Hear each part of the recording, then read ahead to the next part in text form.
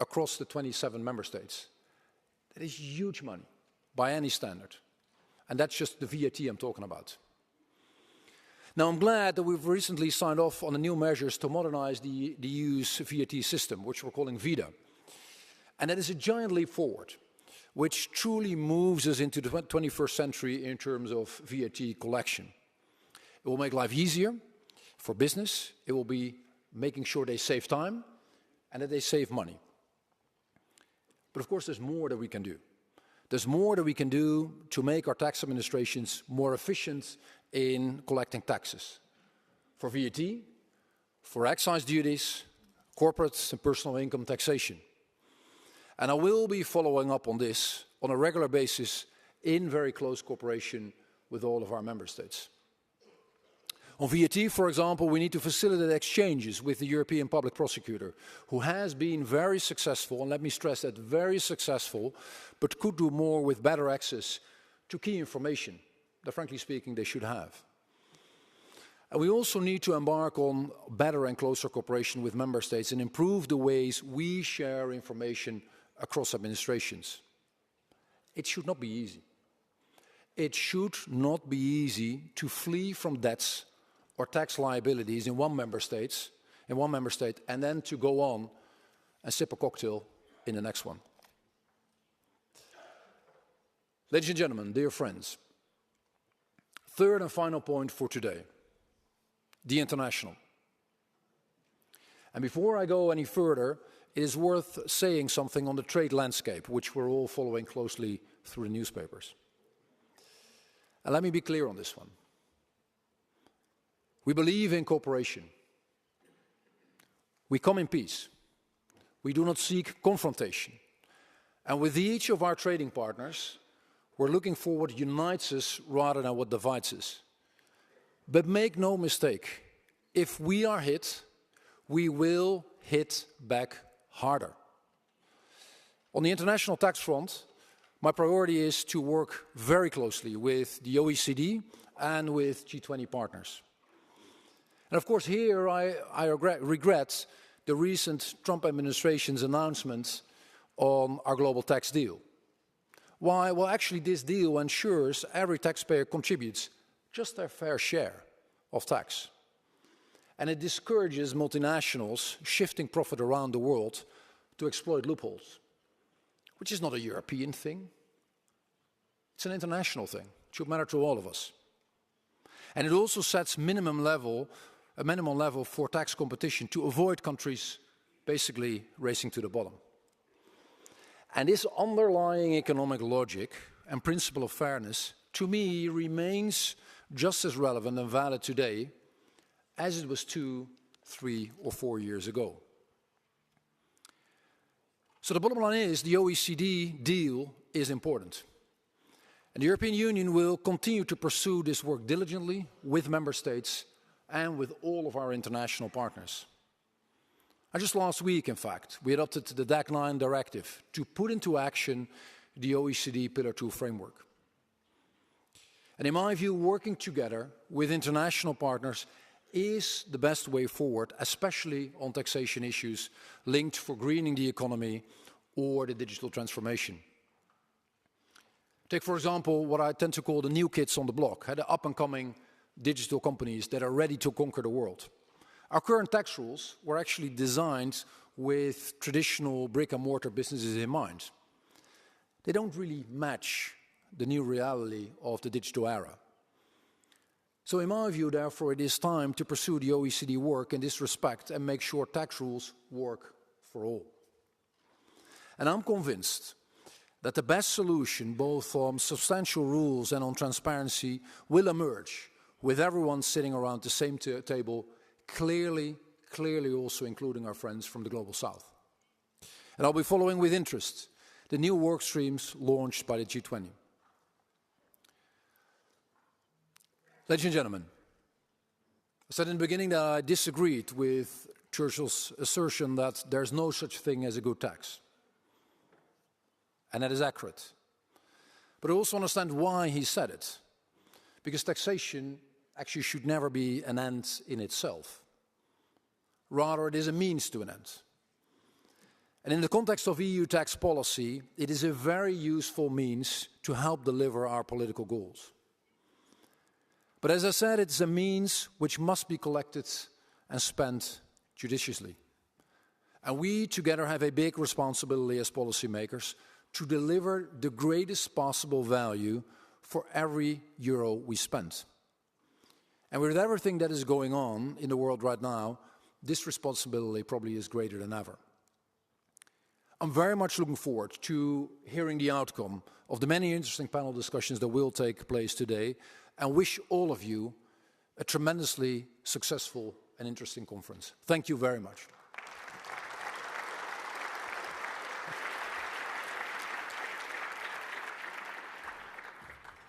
Thank you very much, Commissioner Hoekstra. I would like now to invite you to watch a video message from Minister Andrzej Domanski. He's the Minister of Finance of Poland, currently representing the presidency of the Council of the EU. Ladies and gentlemen, it's really an honor for me to speak at the European Union Tax Symposium, strengthening competitiveness and fairness to build prosperity. I'd like to extend my gratitude to the hosts for the opportunity to deliver speech, even if only through a video message. Unfortunately, due to pressing obligations, I'm not able to participate in person, but I'm very happy to be able to speak at this event. The Polish presidency strongly believes that in order to strengthen the competitiveness of European businesses, decisive action is needed.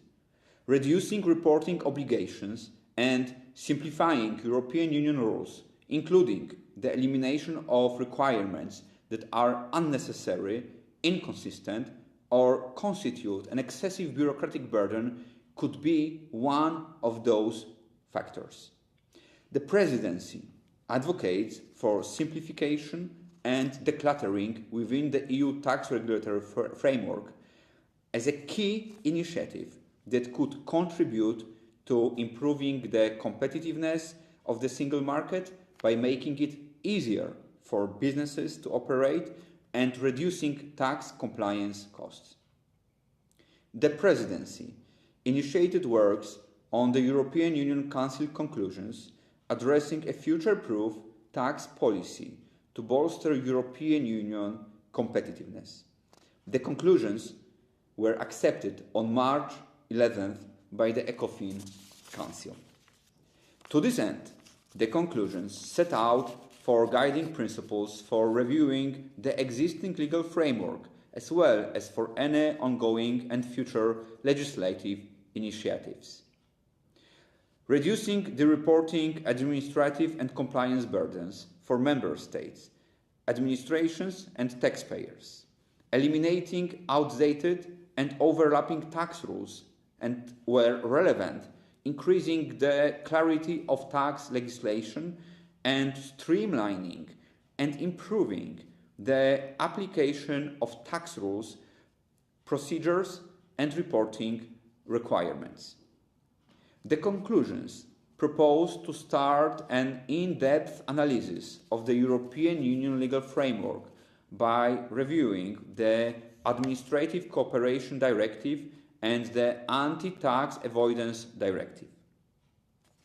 Tax decluttering should extend to a comprehensive review of the entire European Union tax acquis, including indirect taxation.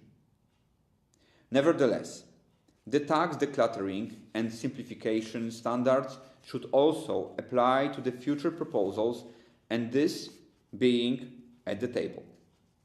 The Presidency also called the European Commission to provide Member States with an initial report, including a roadmap on the tax simplifications and decluttering agenda before the end of the third quarter of this year. I'd like to underline that the conclusions point out the importance of maintaining the level of protection against tax fraud and aggressive tax planning as part of the work on the agenda to streamline and simplify tax rules. The conclusions could be a milestone for future work on tax decluttering and simplification. The Polish presidency hopes that these actions will contribute to increased competitiveness of European Union enterprises. The presidency would like to underline that review and simplification of the member states' domestic tax regulation may also contribute to the competitiveness of the single market. For example, currently, Poland is conducting analytical works regarding simplifications of the domestic tax legal framework. Simplification of regulations for citizens and entrepreneurs is one of the pillars of the domestic plan announced by the Prime Minister Donald Tusk. The government's team for deregulation has been launched to analyze and recommend legislative changes. The team has invited the representatives of the business side to discuss the schedule of activities and the principles of cooperation. I'm convinced that bold action in the area of tax decluttering and simplification will facilitate the functioning of not only the business, but also all European citizens. I wish you very fruitful discussions and look forward to your recommendations. I hope to be able to join in person next time. Thank you.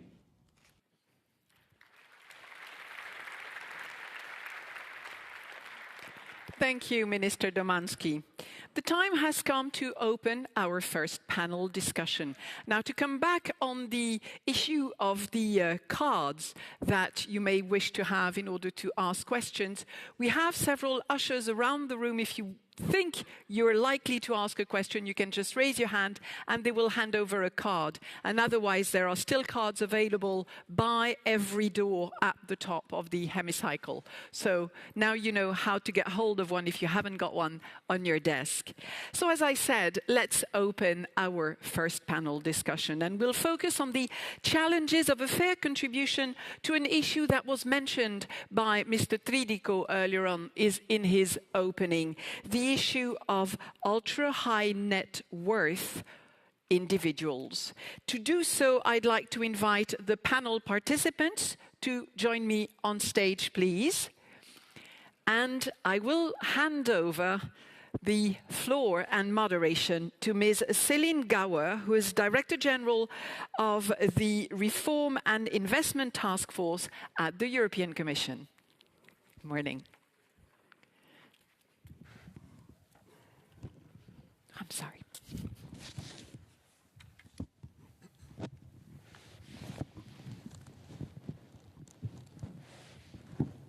So good morning to all here and online. It is a real honor to be here with all of you and with this very distinguished panelist here to discuss an extremely important topic, namely the contribution of ultra net worth individuals to global taxation and to fair taxation. Let me first introduce the panelists that we have the pleasure to have on the stage this morning, starting with Mr. Thierry van Oostenbruggen, Dutch Minister for Taxation and Customs.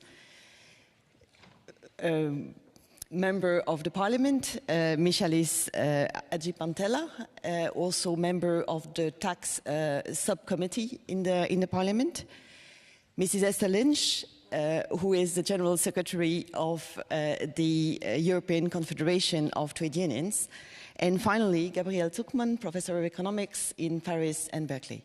Welcome to all of you, and many, many thanks for making the time to be with us this morning.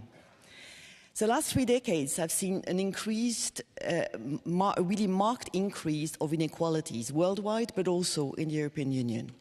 And against that background, more and more debate has emerged on how the ultra-rich, the ultra-high net worth individuals could contribute to a fairer system, and what kind of new taxation could be introduced to ensure a better system and more effective and fairer taxation. In the G20 in Brazil last year, this was on the agenda, and we had a very clear outcome of the leaders agreeing to work together to engage cooperatively to ensure an effective taxation of those ultra-rich individuals. At a time where we see an even greater need for public investment to fight climate change, as was reminded by the Commissioner, but also to ensure social cohesion, and more recently and tragically to increase defense, then the topic is extremely high on the agenda and merits this discussion this morning.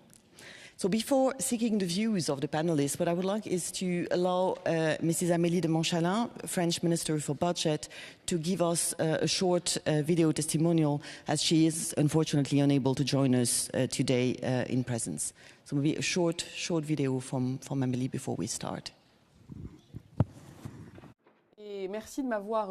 Thank you for having invited me to participate in this symposium on taxation in Europe. Unfortunately, because of other commitments, I have had to stay in Paris, and I'm really sorry not to be with you here today. I want to tell you a few things about French aims and priorities on this subject, that is taxation on the wealthiest, billionaires and ultra-high net worth individuals. On this point, as you know, France has been committed for several years to achieve better international cooperation. And here I would like to thank everybody outside governments, in civil society, who have been advocating and promoting this issue. The French position on the subject draws on our very conclusive and convincing experience of Pillar 2 of the International Tax Agreement, which, as you know, was concluded in November 2021 by 140 countries in the OECD, who have been following for some years now a perfectly appropriate approach. In other words, comparing the finest and most detailed possible data from across the world, and then looking to see if there are abuses, if any jurisdictions are deploying abusive practices, and then negotiating and, if need be, arriving at a minimum level of taxation. This was done on Pillar 2, on the minimum taxation of multinationals, which, as you know, achieved the minimum rate of 15%, and has also drastically limited abusive practices and tax havens. That was for multinationals, and France hopes that the same method can be used in future for the highest net worth individuals and households, so that the same method can be used. That is, to have a complete picture, identify any abusive practices and any jurisdictions using them, and then, if necessary, negotiating. For France, this is a priority in the G20. We are grateful to Brazil for having promoted this together with us, and also Spain and Germany. And it is vital that we arrive at a more unified European approach, so that in the multinational or multilateral or international context, in the G20 and the OECD, we can advance our ideas. Without a broad international framework, there is a risk that these individuals will take flight due to their great mobility, and that we will not be able to tax them. The second point that I wanted to contribute today was the importance of international coordination, European coordination now on a subject which I believe in many countries, certainly in France, is being closely studied, which is the question of holding companies, otherwise known as cash boxes, where in Europe we have very differing policies and practices in terms of the tax base or the tax rates applied or not applied to these cash boxes. So we think that this is another area for cooperation, so that we can have effective, fair taxation in line with our public policy priorities. And so I hope that this subject will also be placed on our collective agenda, so that we can ensure that everybody is treated equally, everybody pays their fair share of tax. So, ladies and gentlemen, members of parliament, academic researchers, European governments meeting here today, that's what I wanted to contribute to your discussion today. I'm so sorry that I can't be with you, but wish you all the best in a successful meeting. Okay, let me now turn to our panelists and start with Mr. Van Oostenbruggen. I think you have been exploring in the Netherlands for quite some years already now how to tax the individuals who have the greatest wealth. So can you share with us your approach to the issue and whether you think that this is a way forward? Well, thank you. Ladies and gentlemen, thank you for having me here, and thank you for having the opportunity to speak on the topic of ultra-high net worth individuals. And yes, we did some thorough analysis in the Netherlands on the topic, as this is crucial for social cohesion and maintaining the integrity of our tax system. Basically, we found that in the Netherlands, a little over 25% of all wealth is owned by only 1% of our population. And having said that, their main income source is income out of capital, rather than for the other 99%, their main income source is out of employment and active entrepreneurship. After having that pursued that investigation, we try to minimize marginal rates, and we are actually on the verge of a total overhaul of our tax system, specifically on the topic of taxation of personal assets, which includes savings, equity, and real estate. And together with that, we are using mapping tax structures and incentives and coordinate internationally to basically try to avoid any future mismatches. It is that international cooperation which is of critical importance. We are very happy to see that the G20 is prioritizing inequality in the upcoming years. We think there's a great responsibility for EU to follow them too. And therefore I see, well, merit in widening the mandate of the EU Conduct Group as to shift their focus from multinational corporations, as they were quite successful over the last 2 decades, into policy design for wealthy individuals too. And that involves transparency first, especially on the topic of transparency, data exchange on real estate and ultimate beneficiary owners, which is critical for mobile wealth that can flow freely around countries. And second, to work together to avoid mismatches. We are very committed in the Netherlands to take on this topic, and well, we are very interested in what we can hear today on this symposium. Thank you. Thank you very much. Mr. Ajipantela, so you're coming from Cyprus and you're a member of the European Parliament, so how would you support such a move? Okay. Good morning, everyone. Thank you, Celine, for the kind introduction. It's a privilege and honor to be here with you to discuss the challenges for a fair contribution of ultra-high net worth individuals. In life, two things, it's for sure, that all of us eventually will die and all of us will have to pay taxes. So this is something that either we want it or not, it will happen for all of us in the future, and we are already doing it. So in respect of this issue, it is a fact that the wealth held by ultra-rich is staggering, but when it comes to taxation, we need to be realistic on what is feasible. The catchphrase "tax the rich" overlooks the complexities of wealth accumulation, investment behavior, and capital mobility. We need a solution, as a lot of the speakers mentioned before, based on fairness, transparency, and flexibility. Transparency is a word that I've heard it a lot of times. Firstly, we have to answer a few questions. Are we focusing on higher income taxes or wealth tax, including unrealized gains? Each has profound implications for revenue, economic incentives, and investments. A key challenge to consider is the question of whether and how unrealized gains from stock holdings should be addressed in the tax system. Ultra-wealthy individuals often accumulate billions in unrealized market gains, raising policy questions of taxation and economic impact. Another thing I would like to state I consider important is planning ahead is key. If poorly designed, such policies could drive wealth and with it investment and innovation out of the economy seeking to tax it. A simplified, transparent tax system with strong mechanism against tax avoidance is essential. Tax efficiency must be front and center. We need to balance fairness and with economic sustainability.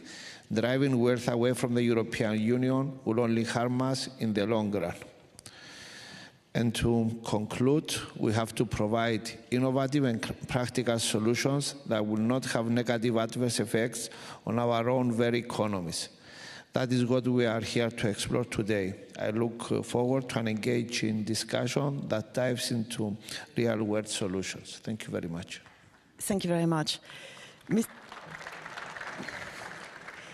Mrs. Lynch, what's the workers' position in all this? Good morning, and I really want to thank everybody for inviting the European trade union movement to be part of this discussion, because workers are really interested in what's going to happen, what's going to come out of this discussion. We watch very carefully every year, and we're very much dying to hear what you're going to say. But the first message we have is that the first form of distribution is through wages. And very often, the reason there's high wealth individuals is because of the concentration of the profits towards the top in a way that wasn't happening in the past. So very important to make sure workers can join a trade union, can bargain for their fair share of the profits, and that first distribution, both in wages, but also in the taxes on wages. The more wages, the more taxes. That's a very important part of the discussion as well. The second point then, and I'm very disappointed that the Commissioner has left, because I want to say please do not give tax breaks to companies or high wealth individuals that do not have a transformation plan agreed with the workforce. Yes, we need the investment, but every euro has to work harder. It's not okay that the company succeeds, the high wealth individuals succeed, and they do so at the cost of redundancies for workers. We don't need to do that. That transformation plans should be negotiated. And then thirdly, there is a problem now for democracy, that high wealth individuals are now using that power to influence at the highest sources decisions that are being made, for example, on tariffs, decisions that are being made that have a real impact on democracy. And that's also the importance of the fairness distribution discussion. We need to make tax equality absolutely essential to the European debate. So thanks for having us here today. Thank you very much. Mr. Zuckman, Mr. Angipantelli told us that there are two certain things. One is that we will die. I think we all agree on that. But the second one, that we will all pay taxes. But in some of your works, you've established that some high net worth individuals do actually have an effective taxation that is extremely close to zero. So what could we do about it? Yeah, thanks a lot. It's such a pleasure and an honor to be here. I'm Gabriel Zuckman, director of the EU Tax Observatory. And since we're here at the European Parliament, I wanted just to start by thanking our two parents, the European Parliament and the European Commission. We were born a bit less than 4 years ago, thanks to a preparatory action of the Parliament, and then thanks to the selection and the nurturing of the Commission, DG TaxUD, and fundamentally thanks to the investment of the European people in science, in facts-based knowledge, and that's what we do, and in democracy. So thank you very much for making this possible. Progressive taxation is a key pillar of democratic societies.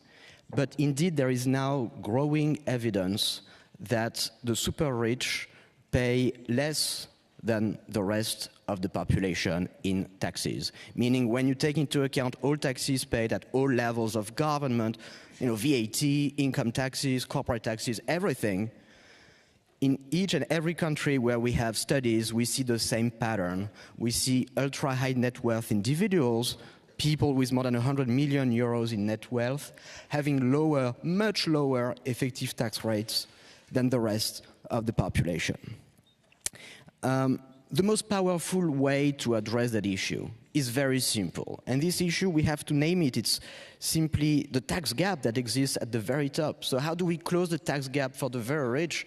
The simplest and most powerful tool is to have a minimum tax expressed as a fraction of wealth. With a minimum tax rate, what do? On the super rich, you target a very, very narrow slice of the population, super rich individuals with very high ability to pay taxes, but not all of them, just some among them who manage to avoid taxation through various mechanisms. So it's the fairest and most targeted measure that you can think of. And let me just conclude by saying that we released yesterday with my colleague this note on resources for a safe and resilient Europe, where we show that a minimum tax of 2% on Europeans with more than 100 million euros in net wealth would generate 67 billion in tax revenues each year. And with a minimum tax rate of 3%, 121 billion euros in revenue. So very important resources to build the future of Europe. Thank you very much. Thank you very much. Mr. Esserbruggen, let me turn back to you now. It looks very straightforward and very, very simple. 2%, well, additional tax, well, not additional tax, but deduction of compensatory tax makes a lot of sense. So how do you see the challenges and why have we not all introduced such a tax? Well, the reason why we've not introduced a tax like that is the mobility of wealth. And ultimately, that is one of the key issues. At the moment in the Netherlands, we are focusing on taxation of the actual income out of capital. And we are introducing a new system where we will tax close to 40% on all actual returns, which basically does the same. But yes, in the Netherlands, we have several parliamentary representatives posed motions to our government to support a global minimum tax. So yes, we are very committed to do that too. Thank you. Mobility of wealth. So what can we do about it? Mr. Zuckman. We can do two things. One is it's important to act at different levels, global, and we've been doing a lot of work to, especially working with Brazil, the Brazilian presidency of the G20 last year, to put this idea at the agenda of the G20. European level, of course, very important, and national level. And I want to stress that at the national level, there's a lot that countries can do to mitigate the risk of tax competition. The simplest thing that a country can do is to say, well, look, we could have our own minimum tax on our billionaires, and someone who's lived in a long time in our country has become a billionaire here and now would move to a lower tax country. That person would have to keep paying the minimum tax after he or she has moved for a number of years, 5, 10 years, we can discuss. But that's very important because it shows that even though it's very important to act at the global and European level, there's a lot that individual countries can do unilaterally to mitigate this risk that you highlight. Thank you. Mr. Agipantelis, what do you think? Okay. We have to... as I mentioned during my speech and from other speakers, a tax system should be simple. The most complicated the tax system is, the easiest way to find loopholes for individuals and abuse the system. The aim is here is, as European Union, is to find ways to increase the income from taxation, and not to do policies that will drive, like my colleague here from Holland said, drive individuals outside the European Union. Because we know that with the mobility nowadays, individuals can move their wealth very easily to other parts of the world. By moving this, what does it mean? We'll have lower VAT taxes, lower employment taxes in the European Union. So whatever we have to do it to be transparent. We have to make it to be simple, and not to increase taxes for the headlines, but at the same time jeopardize the income of the European Union. Thank you. Thank you. Mrs. Lynch, other challenges you would see? Yeah, so what we hear is there's a lot of billionaires who are showing leadership and saying that they want to pay higher taxes. And I think that's the people we need to listen to and focus on and support and encourage. And we need to, it's a question of fairness, that it's not okay that high wealth individuals benefit from the taxes paid by minimum wage workers. They benefit from those taxes in roads, in hospitals, in courts, in clean air, in everything that those taxes pay for. And then billionaires say, well, actually, I'm too rich to be taxed. There's a simmering anger out there among working people. And it's time for everybody to pay their fair share, and that includes the people at the top. They need to pay their fair share, and they need to pay it first. They need to pay it now. Thank you. What we hear sometimes is for those who are not so convinced by such a tax, is that it could have some detrimental impact on growth, on competitiveness, also on the stability of the shares of young companies, of startups. So what do you think of that, Mr. Ostenbruggen? Well, I think it's important to realize that capital is needed for startups. So therefore, you'll see that every country is trying to attract wealthy individuals and foreign direct investments to their country. I think it is of critical importance to create a level playing field where capital is taxed on a similar way in each individual country, ultimately leaving enough capital per country to invest in startups. So that was my take on it. And basically it all starts with fair taxation on both income, capital and active entrepreneurship. There shouldn't be any difference between the type of which income is actually created. Thank you. Mr. Zuckman? What has made Europe a prosperous economy is mass investment in education, in healthcare, in public infrastructure. And this is what will make it in the future a prosperous and competitive economy. That's most important, much more important than allowing a few hundred billionaires to pay zero tax. You know, no country has ever become rich, wealthy, and prosperous in that way. That's not a model that works. And what I want to stress is that the proposal that we are talking about is not about creating a highly progressive tax system. It's a very modest proposal that says essentially billionaires shouldn't be allowed to pay less tax than their secretaries. With a minimum tax rate of 2%, that's what you achieve. You don't make them pay more as a percent of their true income than the middle class or the working class. You just ensure that they don't pay less. Mr. Agipantella, would you be afraid of a negative impact on the competitiveness of companies if we were to have such a tax in the EU? Listen, since I became a member of parliament since July, the word competitiveness I hear the word competitiveness 10, 15 times minimum per day in all the meetings that I'm attending. The thing is, we have to be careful, and whatever policies we decide as European Union first, we have to decide policies that are not affecting the competitiveness of the European Union businesses. At the moment, we are discussing with colleagues that we don't see any new businesses in Europe. We don't have new businesses in Europe. So if we want to improve our competitiveness, an increase in the taxation is a sign for new businesses not to establish their headquarters in Europe and move in the US or in other jurisdictions. So if we want to be competitive, increasing taxation is not something that that we should do. On the other hand, I want to make a comment for Ms. Lynch. We are cooperating together whatever the trade unions they have.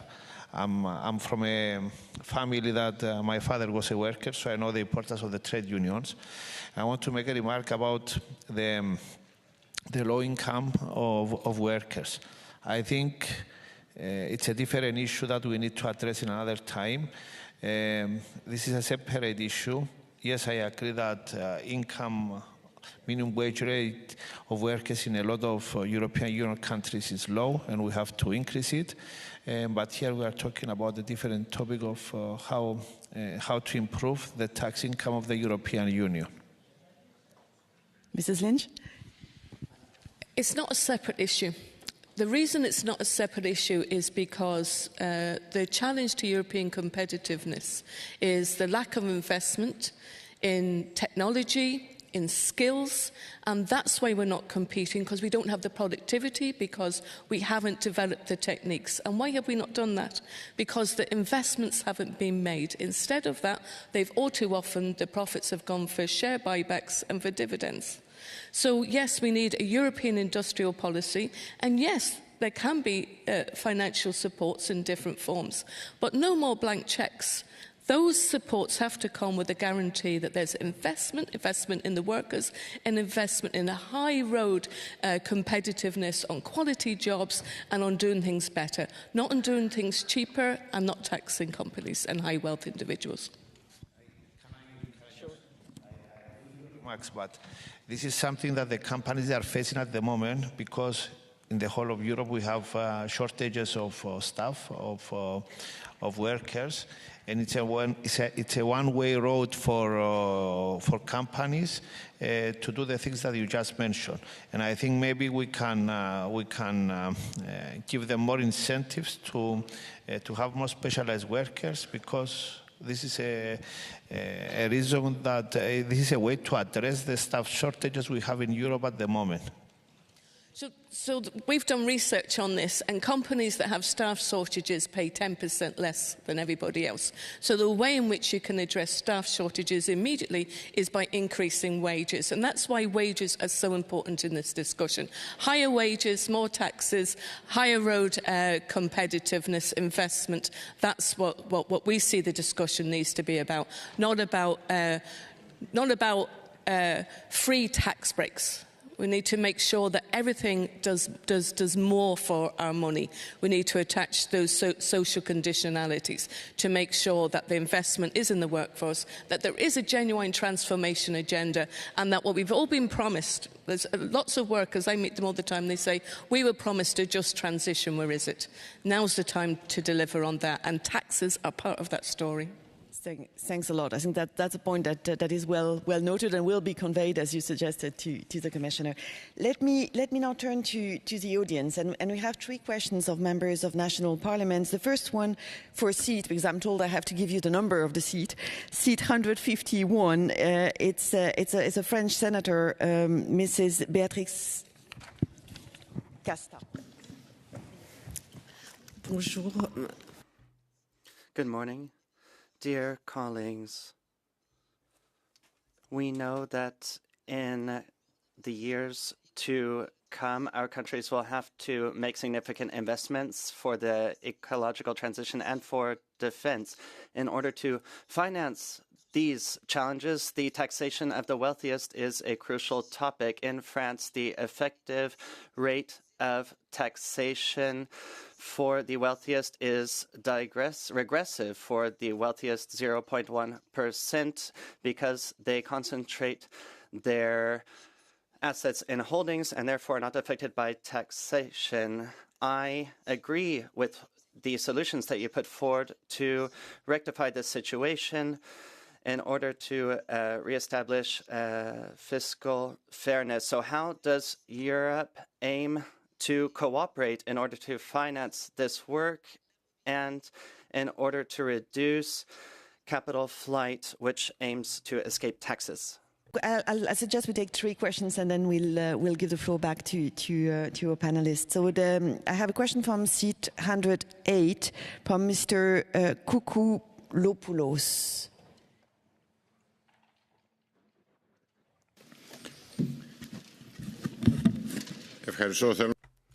Thank you very much. I'd like to say that I welcome the observatory and the whole issue of minimum taxation at 2%. We have the OECD 15%.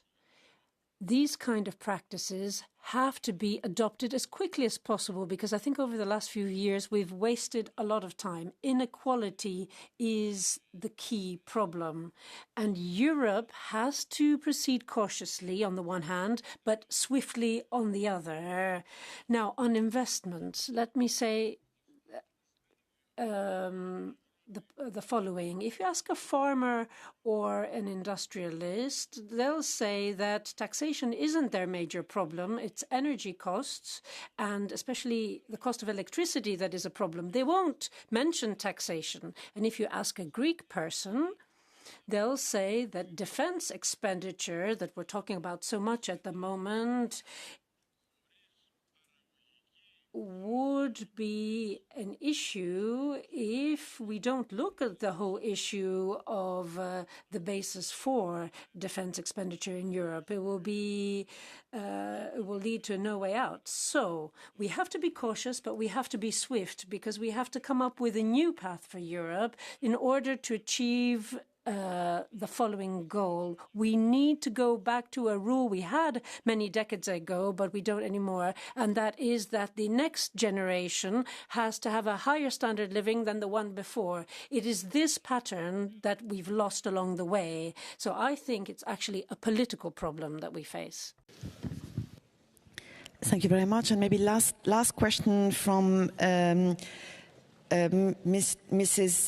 Hirvonen, seat 285. Thank you. I would like to thank the panelists. It's been very interesting to listen to you. And one issue that you also brought up during the discussion was the connection to the threat to democracy. That we see now what is happening in the United States, where the richest man in the world wielding enormous influence, not just in his own country, but also trying to influence elections in European countries very directly. And I would like to hear your reflections on the urgency to also tackle the fact that we have ultra net worth individuals that have not been elected and have not received a democratic mandate, still wielding enormous power within the democratic systems, and what impact we might see in the future. Also, I would like to hear you elaborate a bit on what we as national parliamentarians could do to increase measures within the European Union to tackle this issue. We heard some reflections what we could do in our own national parliaments, but also we need to, of course, cooperate in the European Union. Thank you. Thank you very much for your three questions. Can I start with you, Mr. Zuckman? So what should the EU do? First question. What would be most powerful is to have an EU-wide minimum tax on billionaires and centimillionaires in the European Union. As we showed in the note, the revenue potential from such a measure would be very large, and it would be, again, a very basic fairness measure, preventing, getting rid of the regressivity that we have today in our tax systems.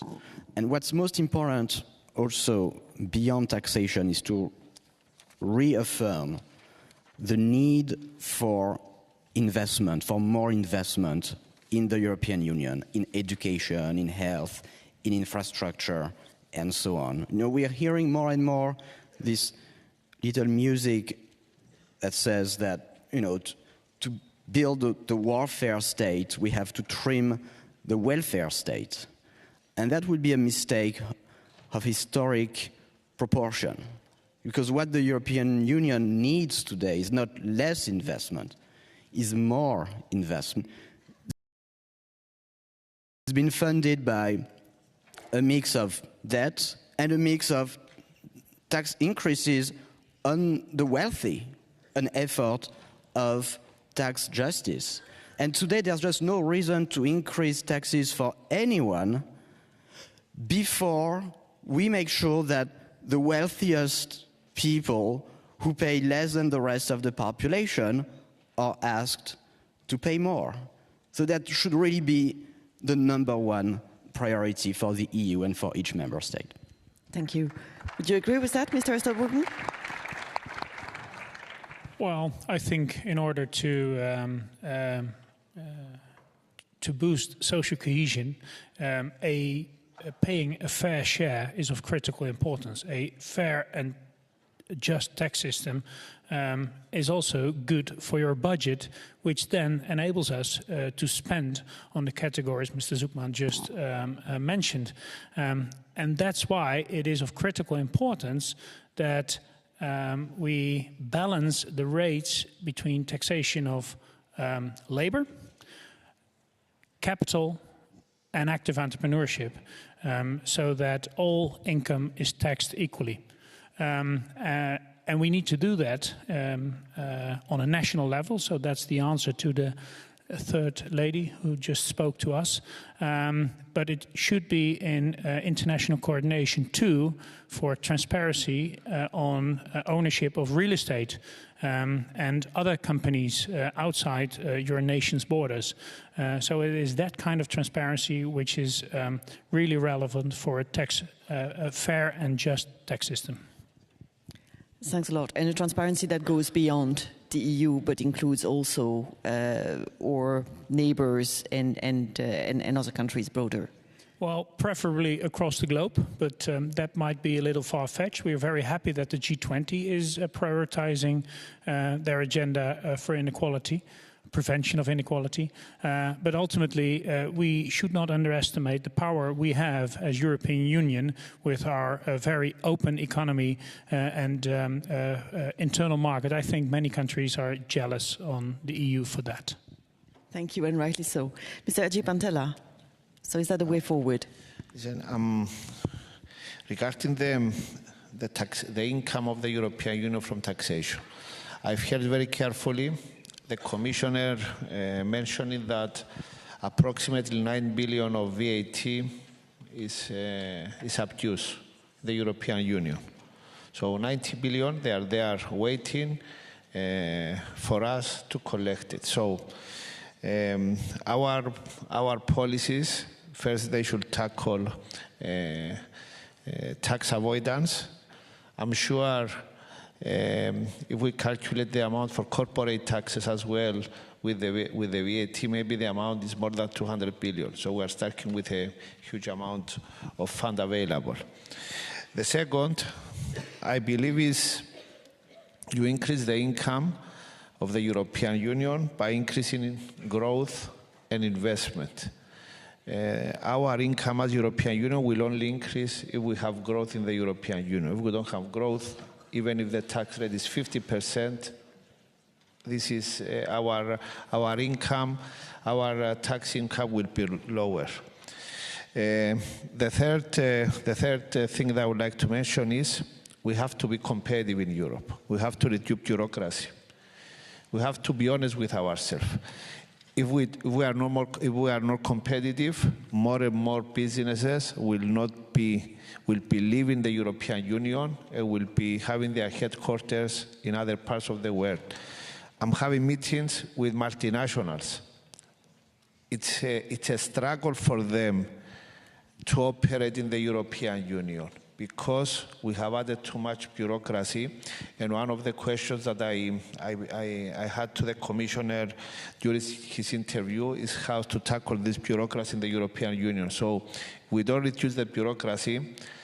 I'm pessimistic. We will not have the available resources that we need. In regards on the question about the energy prices, the European Union should find a solution for lower energy prices. We should act together. In the past, we have noticed that when as European Union act together, collectively, we find solutions to every problem we are facing. So it's something that it should come from the Commission, a strategy to reduce energy prices, because these energy prices, they increase inflation, they increase everything in the European Union, even we are less competitive. And finally, in respect of the question about the high net worth individuals that are affecting democracy in Europe, I think as a European Union, as European Union citizens, we should act together. We should face all these attacks together. You should be united.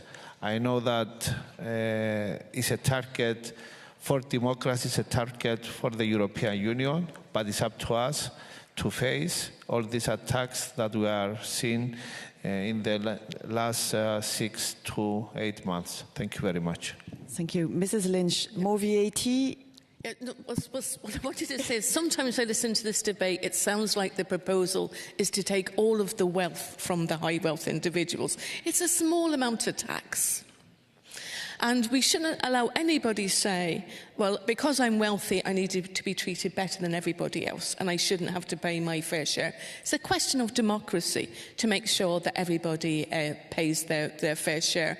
And it's a dangerous, slippery slope for us to go on, which is to say, well, we need this individual so much here that they shouldn't have to pay their fair share, because that's the core of an idea which is very anti-democratic and anti-European, because in Europe we value our social model, we value social partnership, we value doing things together, we value solidarity in member states and between member states. And I think that's what we need to lean into in this moment, is to lean into the solidarity between people. And that means holding billionaires, those people who have an awful lot of money, to pay a small amount of extra tax. But I just want to say, what can you do at national level? Because it's really, really important that workers can join a trade union and to be able to bargain for that wage increases as well. That first distribution to increase wages is also an important part of increasing taxes that are available, because more wages means more taxes. Thanks a lot. Let me turn back then to the audience, and I have a question of a member of the European Parliament, Mrs. Evelyn Regina. I do not have your seat number, but here you go. Thank you. Thank you very much, and thanks to all of you for your inspiring inputs. That gives a lot of motivation for our work as legislators. My question is directed to Mr. van Oostenbruggen, and very practical. Transparency versus data protection. We, as legislators here in the European Parliament, have and had really quite a lot of problems with the jurisdiction of the European Court of Justice concerning data protection of the super rich, when we did public CBCR and also fighting money laundering.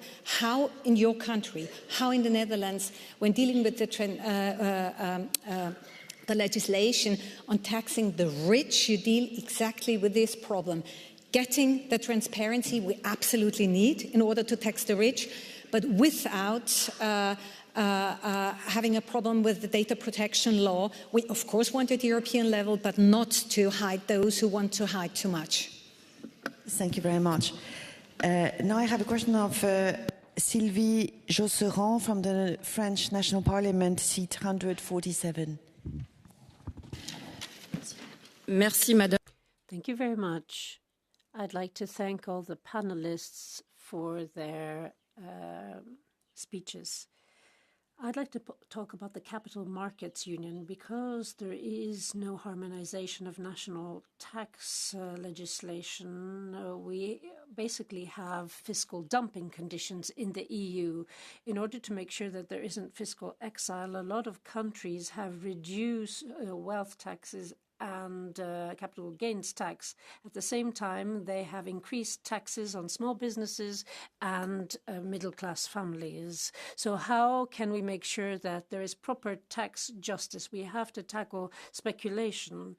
Now, the whole issue of tax harmonization is even more topical if you look at the EU's project for Capital Markets Union.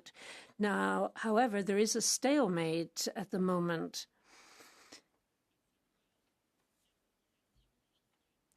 But of course, there is this stumbling block of tax harmonization. Now, what is going to happen with the issue of mobility? How can we not understand that tax evasion and avoidance and inequalities will only increase with a capital markets union? From Natalie Szestovszowski, seat 484. Apologies for pronouncing your name. So I have 484. Sorry, yeah, here. I have a few remarks as a concerned Belgian citizen, which is to the erosion of the wealth state and the middle class as we know it, and worsening living conditions in general. The middle class is artificial. Governments have to choose to maintain it, and instead we're witnessing a decrease in general living conditions as asset prices keep going up and wages that are not keeping up. And not just the population is getting poorer, but governments as well, as they are selling their assets and instead swapping it for debt. So I want to stress that wealth tax is the only way to maintain living conditions for the general population and the only way to have means flow back to the government. Finally, and I have not heard this yet, I want to stress how imperative it is to have enforcement of tax assessments from national tax authorities. And we need a performant justice system. Specifically in Belgium, the judicial system has been chronically underfunded, resulting in unreasonable delays in judgments. So investments do not just need to be made in imposing these taxes, but also in enforcing them. Thank you. Thank you very much. I have a question of Paolo Acciari, seat 184 from the Italian Ministry of Finance. Thank you. Good morning. Let me pose a very technical question to Professor Zuckman. Well, according to economic empirical literature, one of the main issues with top income individuals regard actually capital gains taxation, which is typically on realization basis, and so the connected problem of deferral of tax liability, sometimes indefinitely. However, switching to capital gains taxation on accrual basis might create some problems, such as liquidity issues and risks of investments realization. So my question is on this capital gains taxation that all countries already have, how, in your mind, how to strike a balance on this dilemma on realization and accrual? Thank you very much, Professor. Thank you very much. And then two last questions, seat 62 from Fabio De Mari. So Fabio De Masi, thank you very much for the opportunity. I just wanted to underline what our colleagues from the trade union said. We could observe from the mid-1970s on a rising profit share, which went hand in hand with a decrease in private investment. So lowering taxes for the ultra-rich or for corporations does not automatically lead to more investment because it creates a free lunch. It takes away the incentive to invest and to earn your profits, so to speak. And I would want to bring up one issue. I agree that we need to lower energy prices, that this is really a big shock to the European economy. But could we not use the tax toolbox also to respond to the US tariff threats in a way, because we might be vulnerable in the value chain when it comes to certain access to resources, critical minerals and so on. So we are vulnerable in the tax war, but we are still one of the largest internal markets. Apple wants to sell their iPhone in Germany or France, not on the Bahamas. So could we use the tax toolbox to react to these tariff threats? Maybe to Mr. Zuckman. Thank you very much. And then two last questions, one extra. One from seat 181, Styliani Mutkaki. Hello. Hi, can you hear me? Thank you so much for this wonderful panel. It has been very educating for a younger practitioner like me. I would like us to refocus on the topic, as this is about ultra-high net worths, and we have a lot of sessions to discuss the rest of the topics. I am a practitioner, I am a lawyer, I'm Oxford educated. I am a lawyer in the UK, I'm a lawyer in Greece, and I'm a lawyer in New York. And I work for these ultra-high individuals. So taxing the rich, it's a very catchy statement to get voters. But in reality, it is almost impossible, as some of you said in the panel. They are extremely mobile.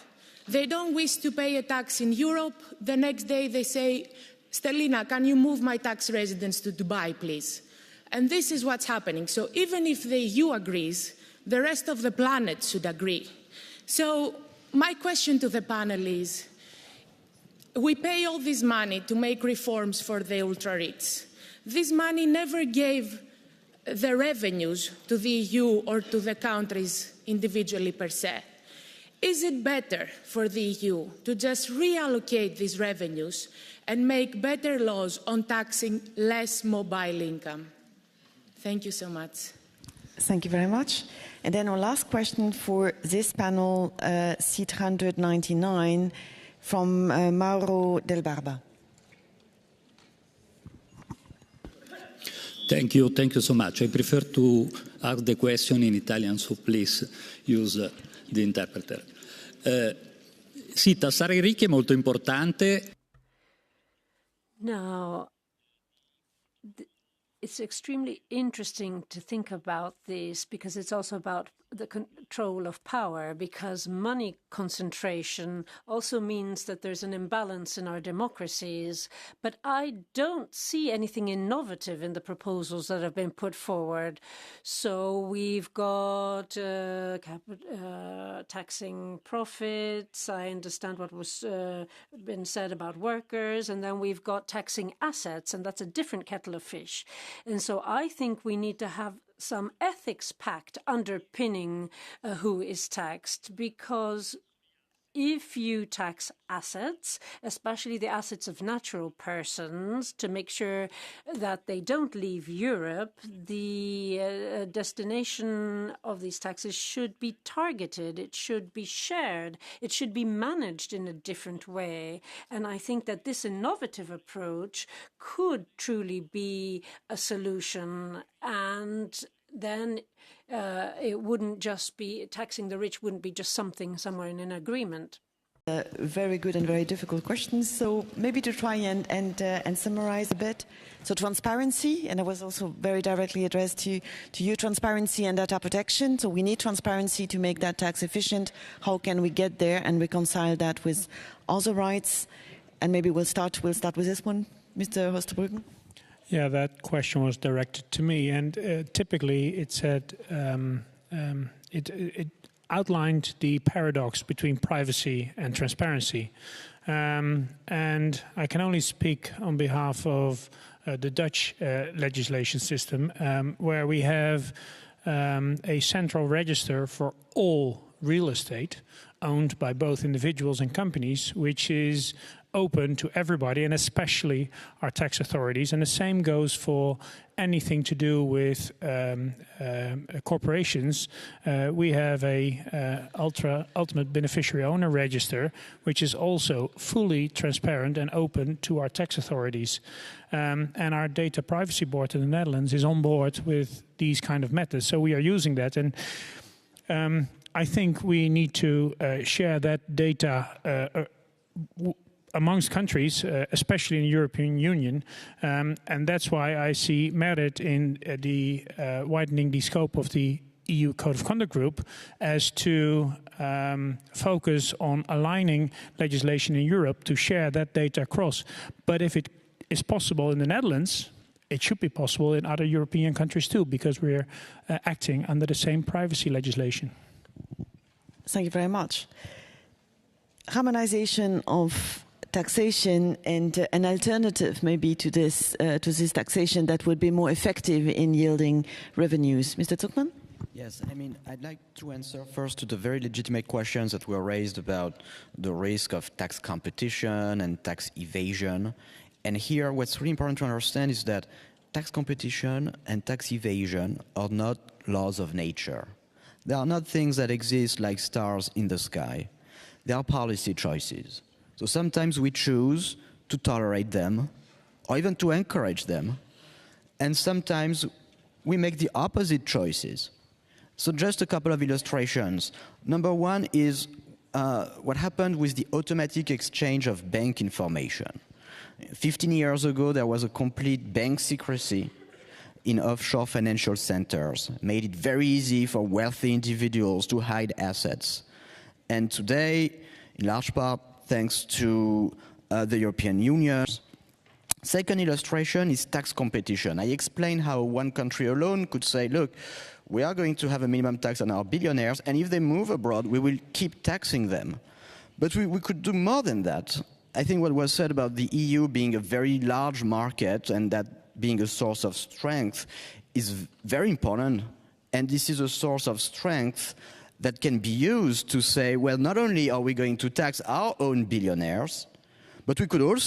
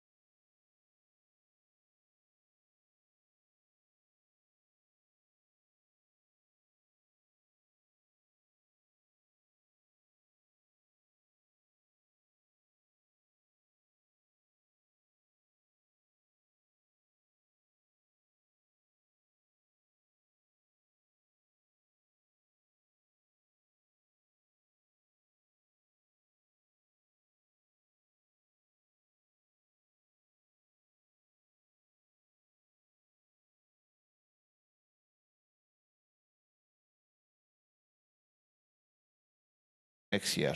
So I think that if you are sick and you have cancer, the best way is to remove the cancer and not to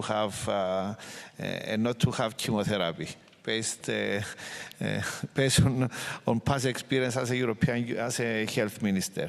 The last comment I want to make is about the taxing the capital gains taxes and realized capital gains taxes. It's extremely difficult what is unrealized to tax it. This is my opinion. I respect the professionals and the experts' opinion, but I believe this is not a simple way to do it. And as I said, our tax system should be transparent and easy in order to have more tax income. Thank you very much. Thanks a lot. Transparency and trust in the system, I think that's something you would describe to. Exactly. So I was just looking at the title, what's the challenges for a fair contribution of ultra-high net worth individuals? And I think one of the biggest challenges we have is believing that we can't do it, or that it's technically hard, or that, that. So we can do it. There's ways to do it. We've lots of great minds working on all of that, and lots of proposals on the table. The second challenge is us thinking that every single billionaire doesn't want to pay their fair share. I don't think that's true. It's certainly not true. There's a group of billionaires who are advocating for fair taxes, and even if it was true, doesn't matter. Everybody has to pay their fair share, and so and if you like, that's why we elect people to come to places like this to make laws to make sure that they do it. Thank you very much. Before we close and let you all go to the coffee break, 1 minute. The recommendation, we're invited to give recommendation to the Commission and the Parliament. So in 1 minute, Mr. Ostenbergen, what would be your recommendation in relation to the taxation of ultra-wealthy? Especially on the topic of the ultra-high net worth individuals, I think we should continue the good work internationally to map tax structures and incentives and come up with new legislation. And I think I see merit in widening the mandate of the EU Group of Conduct as a Code of Conduct group, as this particular group did great work on multinational companies, and I think it's now time to expand that mandate to individuals too. They did a good job, and they can do a good job in the future. Thank you. Very operational. Mr. Ajibantela. Yes, I would like to... my statement to the Commission is they have to reduce bureaucracy. They have to reduce tax avoidance. We know now with information that can be shared amongst the European Union countries, can be very easily achieved.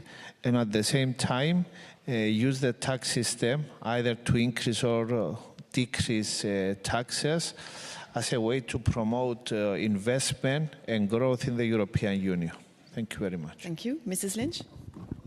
My final call is for investment. The problem of competitiveness in Europe isn't the taxes on high wealth individuals, it's the need for a massive investment programme for the green transition, for the digital transition, and tax policy is obviously going to be part of that. But any tax policy, all of that needs a good, strong tax policy so that we can all succeed. Thank you. And final word to you, Mr. Zuckman. Look, you're not going to be very surprised that we need a common minimum tax of at least 2% on Europeans with more than 100 million euros in net wealth. What I want to say is that we know how to do this. There is a directive in the European Union on a minimum tax of 15%, a common minimum tax of 15% on multinational companies. A very important achievement, one of the perhaps the most important development in global tax policy of the last decades, because it was the first time ever that there was an agreement on putting a floor to how low tax rates can go for those economic actors who have most benefited from globalization and from European economic integration. Now we need to do the same, to follow the same logic and the same approach, to do the same for ultra-high net worth individuals. Thank you very much. Thank you very much for this recommendation. Thank you very much for the inspiring debate. Thank you. Thank you all very much for your contributions. You're very welcome to stay here for the next minute, just so that, we break for coffee. We're now going to break for coffee, ladies and gentlemen. We are going to extend the coffee break until 11:40, but please be back on time. Coffee is served in the 2 antechambers, which are on that side and that side. But please, once you have your coffee, do not stay in the antechamber because they're pretty small. So spread out onto the landing. There's a very nice cafeteria just around the corner.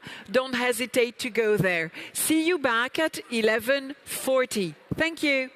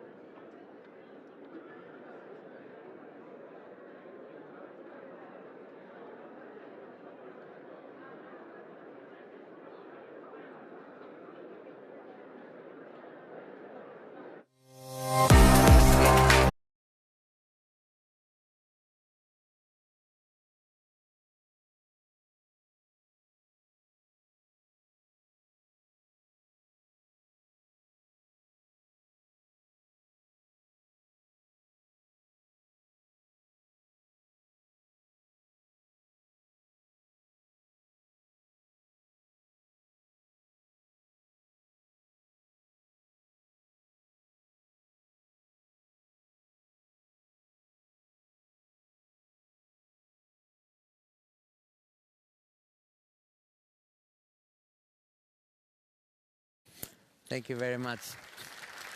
Thank you. Thank you. Good morning to all of you. Thank you very much for joining us here. In presence, many representatives from national parliaments, very important component of the concept of this tax symposium, many members of parliament, many citizens, people from the private sector, from academia, from research. And I welcome to my speakers. You see, our distinguished speakers in our board up there. We are going to focus this panel specifically on issues of competitiveness and fairness, the role of taxation on strengthening competitiveness.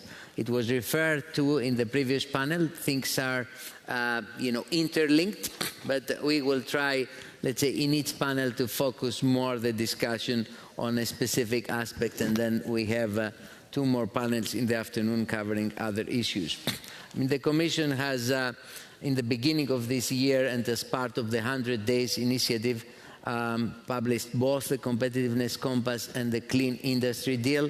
The Clean Industry Deal envisages a specific role on taxation in having tax incentives as a catalyst for investments in cleaner and industrial processes. Also a role of taxation in promoting the uptake of clean products and innovative products.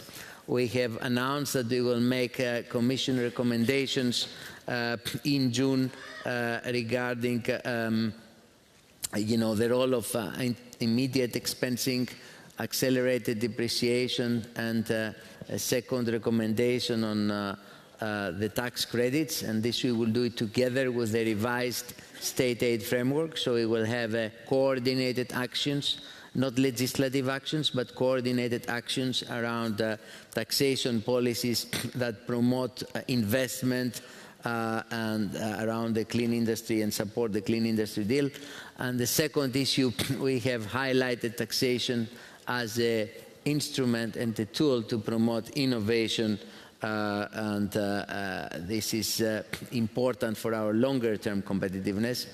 And in fact, referring to the policies in the US, you see we will sure have initiatives to attract here all the, let's say, researchers that they are not anymore funded in the US. So I think we will welcome people in Europe who think innovatively and have a new approach to long-term research.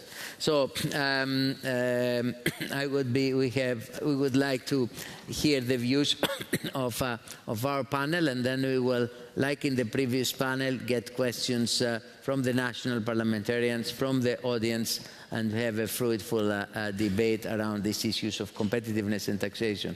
I will start with Bruno, is the member of parliament who is driving this panel.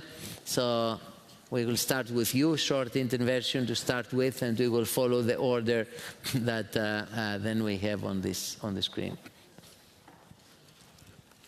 Well, thank you very much. Thank you very much, Gerasimus, and I'm very enthusiastic that I'm sharing the panel. And in the end, it becomes also almost a Latin, Iberian American panel. It's one of the first times probably here in the European Parliament. But I wanted to thank all of you for attending, and surely the FISC Secretariat that has been doing an amazing work for putting up this event. And I wanted to tackle my intervention until yesterday mainly on competitiveness. And I will start by doing that, but then I will leave a short remark that can trigger the debate, or a very important debate for later. And competitiveness, as we know, has been the buzzword for this term. I mean, I don't know if it is the first time, but we all think now that we are less competitive. That has created a fear and anger within the European institutions, within European citizens. So the buzzword is that we should do everything in our possibility to be more competitive. And let's go to the data. The data has shown us that we, in 2008, had a similar GDP in the euro area to the US. And now it is almost 60%. We can, exclude Brexit, but even though we have been growing much less, and then we can tackle, the digital innovation and our other spheres. But that's why it is very important that the Commission is now presenting both the competitiveness compass and the clean industrial deal. And I'm mainly focusing on these two instruments because we need to be sure also when it comes on taxation that tax subsidies are provided in a fair manner, but that they are directed in our priorities. We are speaking about decarbonization, as the Commissioner priorly stated, but also into artificial intelligence, where we are lagging behind our partners. And this is one of the reasons why from the S&D group we have been a strong advocate for more European decision-making. This does not mean that we don't want less sovereignty for the states. It means that we want to simplify. It also means that we want to harmonize. We should be thinking as one if we want to be perceived as one. It's useless to compare our GDP with the US GDP if in the end we have 27 states and they have one federal state. And in fact, in tax policy, I think that harmonization is the best path towards simplification. It's very easy to see. Let's put it from the business world or from the perspective of the consumer. If you have 27 different rules that you apply to an individual or to a company, the best that you can think to simplify the rules is not to speak about simplification, it's not to speak about cutting red tape, is actually to harmonize. That's the best way to simplify. And I think that also comes with improving the level playing field. And I do not want to go without mentioning, and this is probably my last part of the intervention, without mentioning the social dimension of taxation. One of the things that we are very proud of Europeans is of our social welfare. In Europe, a citizen is not reliable or fully reliable on a private insurance if he needs to get medical assistance, and that is something that we should be proud of. But we are living in a very pivotal moment. I was doing an exercise yesterday. If you go to the 16th century and you go to the 30 Years' War, if you go to then the 18th century and to the Napoleonic Wars, if you go to the First, Second World War, if you go to the Cold War, and if you go to any of the wars that we have had in European soil for the last centuries, there is something that you can relate with taxation, is that every time that states or actors increase their spending with defense, there is a raise on taxation, or at least a reform on taxation. In the post-Cold War, we have had, for the first time in recent decades, less spending on defense, even though we were within NATO. And that meant that we had more to spare, more to redistribute. We are coming now to the point where we need to invest again in defense. And the European Commission has just announced the package of 800 billion for defense to be sure that we are both autonomous and independent as European actors. Well, I don't want to be the one bringing the bad news, but that will come whether we like it or not, with a reform in the tax systems that will come, whether we like it or not, with probably an increase on taxes. And then the question should be, who should be paying these taxes in the world that we are currently living? And this is the final answer from my side. In a world that we live now that is more unequal than the feudal world, I think it is not inappropriate, I think it's not anti-capitalist, and I don't think it is unfair to speak about taxation, fair taxation to ultra-high net worth individuals, as we have spoken before. This, coupled with collecting the taxes that are due to the European Union, couldn't be enough to pay not only for defense, but also, for example, for the housing crisis that we have. In the end, it's not a matter of discussing if taxes are good or bad. It is about being realistic, it is about being pragmatic, and it is about solving people's problems. Thank you. Thank you, Bruno. Well, security costs. When I was in the Deputy Director General of Energy and then Minister of Energy, I was saying energy security costs. But let's see if it means it's the only way is to have more taxes. Eduardo, you want to comment on this? Thank you. Thank you, Gerasimos. Thank you for the invitation and the opportunity to talk here. I'm very happy to be with all of you. So I think this panel is a very interesting panel in the sense that it allows, perhaps from different angles, but to discuss about a key economic policy priority at a national, but also from a European Union level, which is productivity / competitiveness, sometimes the world's both words get used in the same manner. They are slightly different, but we're talking about productivity and competitiveness. Now, from my background, I'm an economist, and my career experience, I'm not a tax expert, as many of you in the audience probably are. But I wanted to address in this first intervention how I see or how I understand the link between financing, productivity, innovation, competitiveness, and then how I think taxation may fit in this approach. And I want to finish very shortly with also a very specific example of an initiative that I think it illustrates how we can move forward in the direction that I would argue right now. So allow me to zoom out for a minute just to put a little bit of context on what we talk when we talk about competitiveness in the EU, and Gerasimos was talking about the competitiveness compass for the EU, which it outlays very nicely the main working priorities in terms of economic policy for the next 5 years, right? So to me, to put it in a nutshell, I mean, there are two main takeaways that are relevant for today's panel. The first one is that, there is overwhelming consensus, I would say, that investment in the EU, and in particular in innovation and in frontier sectors, has been lagging for quite some years now, especially if you compare with the US, right? And there is a huge investment gap in the EU, so we are saving a lot more than we will invest. So why is this important? I mean, this is important because there is a clear link between a connection over the long time between investment, productivity, GDP per capita, and welfare gains, right? And that's how we finance our welfare state, right? So that's what we care about these, right? The second element of consensus is that we as Europeans acknowledge that there are some investment priorities that we want to put forward, right? And then we need capital reallocate to those priorities, whether it's clean energy or because we understand that our future prosperity also relies on our ability as an economy to to produce goods and services of the future that will bring us money and welfare, as I was saying.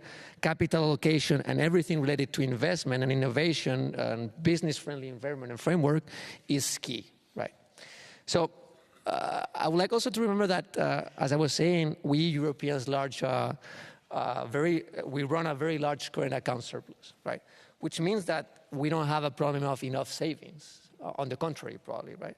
So every year there are billions of euros that fly out of the EU to finance investment elsewhere, looking for more profitable returns on that capital. And don't get me wrong, I think we reap the benefits from that too. But that's something, I mean, it's a good point to illustrate that it's not a problem that we don't have the capital to finance what we want to finance. So the question comes to really have a good assessment on if it's a matter of financial intermediation and vehicles to finance those investments, of a matter of profitability or business-friendly environment, or what are we talking about here, right? So this is where I think we have a first big milestone in 2025, which is the Strategy on Saving and Investment Union, which will be presented pretty soon by the Commission, where I expect to have a fully fledged comprehensive strategy with also proposals on how to address both from the supply and the demand side what I was talking about, the financing, and then also what to make more attractive our investment projects, right? So it will go probably from, for example, understand better how our institutional financial framework works in terms of like pension funds, what role do they play to finance those investment projects, to probably other more broad issue from the demand side, which will be probably the single, how we do deep in the single market, and then or how do we do not only on following the tax approach, but also going beyond that to see how we can improve our regulatory environment, how we enhance cooperation, how we reduce information barriers to make financing and investment more attractive, right? And here I wanted to conclude this first intervention with a specific initiative that I think illustrates how we can move forward and bring the puzzle, all the pieces of the puzzle together, right? So I don't know if you know, but Spain have been one of the main promoters of a new governance tool inside the European Council. which is the European Competitiveness Lab or Task Force, which enables some member states from 3 on, to address new projects within within a control environment and also coordination with the Commission to make sure we can make some progress in key projects. And one of them, which I think is very timely for the conversation that we're having today, is one of the projects is to create a European level for investment, right? So this, of course, would exactly make sure that the idea is to create a label based on a very simple criteria. For example, if there is investment in European assets or specific European infrastructure, then that financing vehicle will have that label, and then you can encourage new products for retail participation in capital markets, mainly equity, because that's where we have the main problem, and towards European investment, right? And of course, this level, one would ask, why is this, how can we make this attractive for investors? And here, maybe we have to talk about how to make them more attractive from the tax treatment perspective to make sure they are treated more favorably than other instruments that we're having right now to channel this capital. So I'll finish here my first intervention with that. I think this is a good example of how we can, with coordination within the framework of the Council and also with the help of the Commission, countries can move forward towards deepening our capital markets and make sure we put everything to incentivize reallocation of capital towards our main priority and European investment. Thank you, Eduardo. So we heard from Bruno that harmonization is the best path to simplification. Here we hear from Eduardo that the role of coordination that can play in tax policy coordination and other competitiveness policy coordination can play in the road to strengthening competitiveness. Maria. Okay. Well, thank you. I'm really honored to be here and trying to not to repeat what others have said before. I think that I would like to start with a reference that thinking about competitiveness, it's not new for the European Union. If you look at Article 2 of the Lisbon Treaty, it's there. It talks about highly competitive social economy. And that's what we all want to keep. And for this, I agree that there is a certain sense of urgency, that we need to move, and probably we need to be not just thinking about retaliation measures, but taking a more proactive approach. And for this, I think that probably is of essence that we start opening debates about, for example, if we need to keep this unanimity rule for all and every single tax matter, or if there are room for certain improvements there. Also, I fully agree that in this sense of being more proactive, tax incentives are a good alternative to pure direct subsidies, depending on the circumstances. It's a good combination of both. Probably is the right response in terms of immediacy, in terms of reducing administrative burdens, and also in terms of their capacity to get a higher reach in terms of beneficiaries. But at the same time, if we really want to create competitive economy, it has to be a business-friendly economy also in terms of taxation. And don't get me wrong, it does not mean necessarily to reduce taxes, or not always means to reduce taxes. It can also mean to reduce indirect costs linked to taxation that can balance this increase or maintenance of taxes in other areas.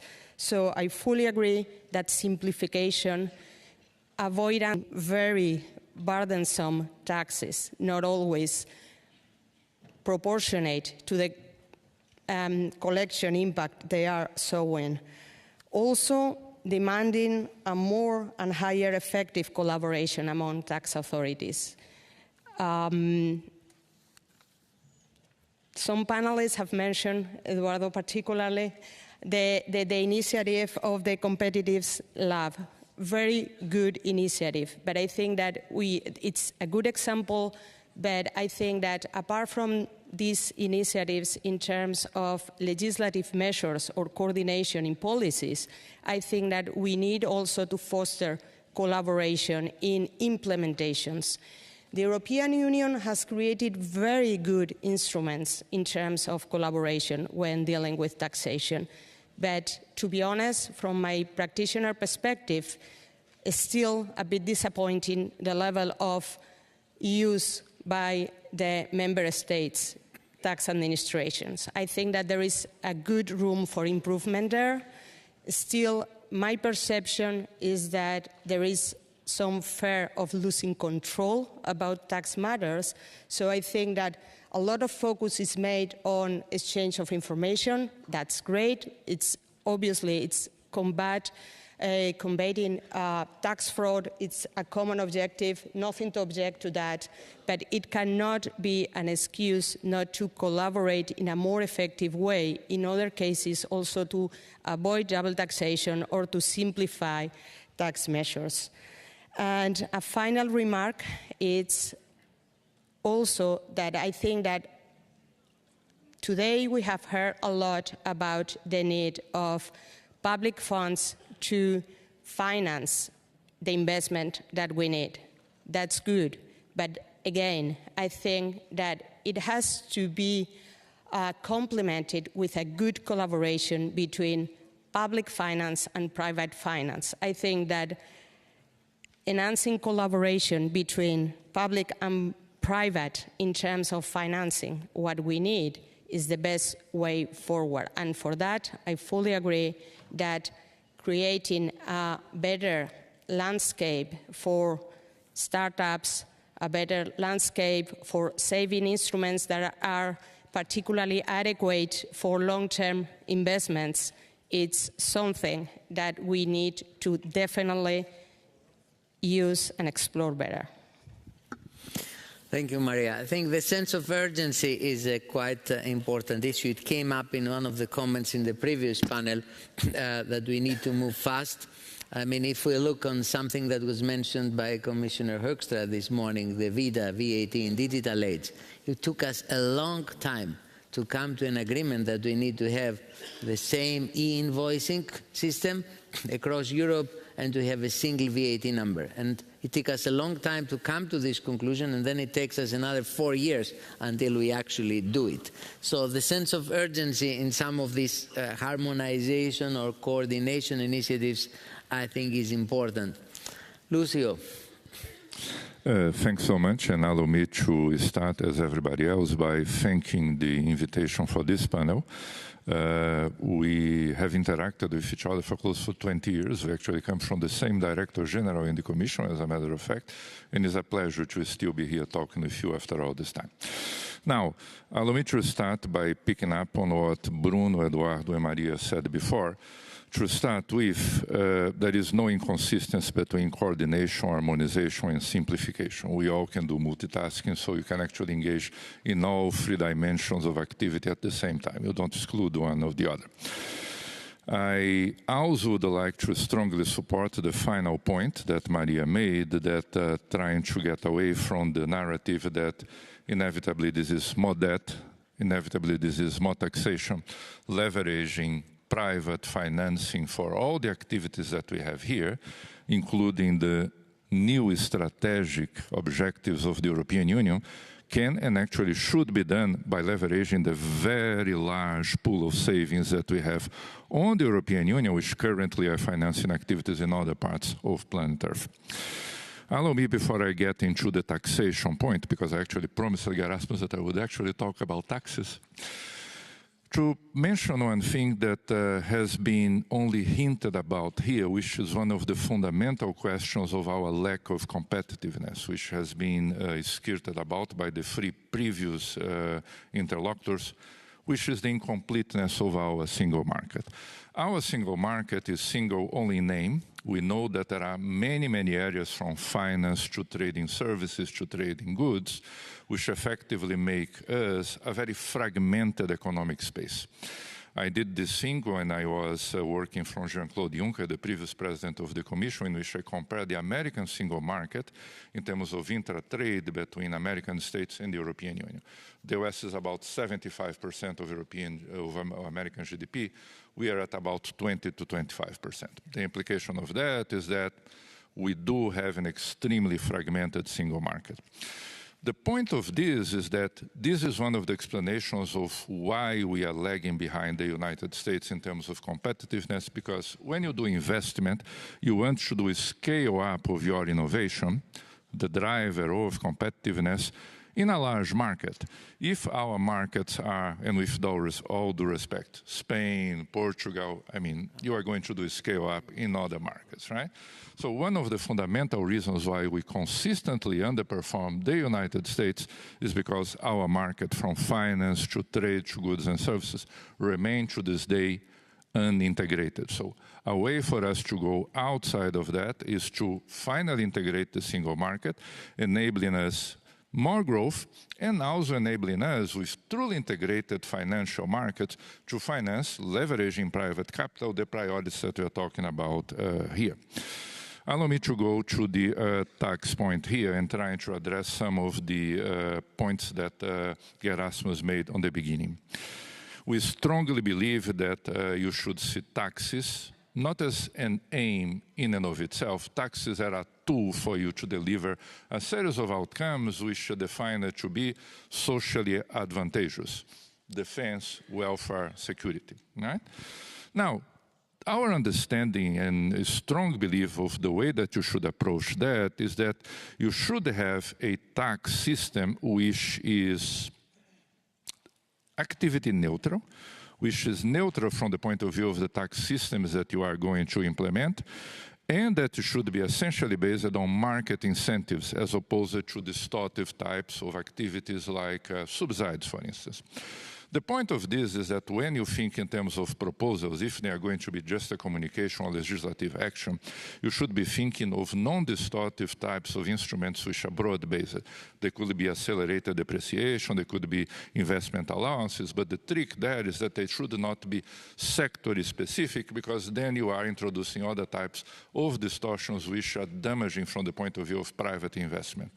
Private investment depends on investment climate, depends on business climate, and that's one of the key questions here.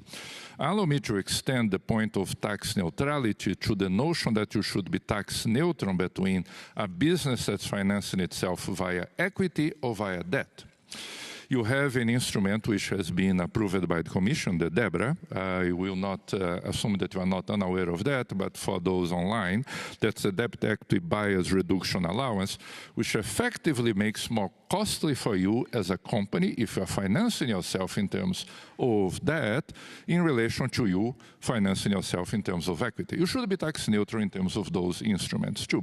So when you think about what you are going to be doing in terms of taxes, there should be a tax neutral framework based on market incentives, not introducing further distortions and avoiding as much as possible to put European businesses at a disadvantage, even in international terms. And that implies a discussion also about the external environment in which we are facing ourselves now. So look forward to the rest of the discussion. Thank you very much. Thank you for your introductory comments. I think we have a number of questions first. I will start with a number of comments from the national parliaments to animate our discussion. Then I will come back to the panel. Then we will go back to the audience. So I would like to ask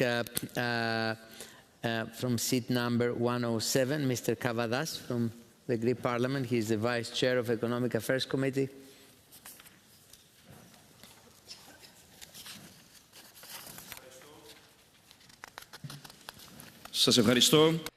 Thank you very much for giving me the opportunity to take part in this discussion.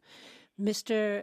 Thomas Gerasime, I am particularly proud that someone from my country, someone comes from the Ionian Islands specifically. You come from Kefalonia, I come from Lefkada. So let us say to everyone here, these are the islands on the western coast of Greece, near Italy, and we're very so proud that you hold the post that you do as the Director General for the subject that you're responsible for. It's fantastic that you have co-organized this symposium. Now, the whole issue of the tax policy mix plays a very important role in shaping the economic environment, not only on a national level, but on a global scale. Having an effective tax scheme promotes innovation, competitiveness, investment, and creates new jobs as well. However, it is necessary to make sure that the tax tool we use is also fair for the whole set of taxpayers. If we focus on competitiveness by reducing the corporate tax rate, could lead to a tax system that puts more of a burden on low-income individuals, or it might also lead to a situation where you don't have enough money for public infrastructure. On the other hand, tax systems that put too much emphasis on justice, such that lead to high corporate tax rates or high net worth individuals, could harm economic growth and reduce competitiveness of a country. So in other words, we need a balanced system, a balanced tax system that will promote competitiveness and investment, but at the same time make sure that we have social equality. Do you think it is possible to combine tax systems that take into account economic and social goals at the same time? And do you think that these tax systems can dovetail, cooperate within the EU, and lead to a sustainable, dynamic, and fair economy? Thank you very much.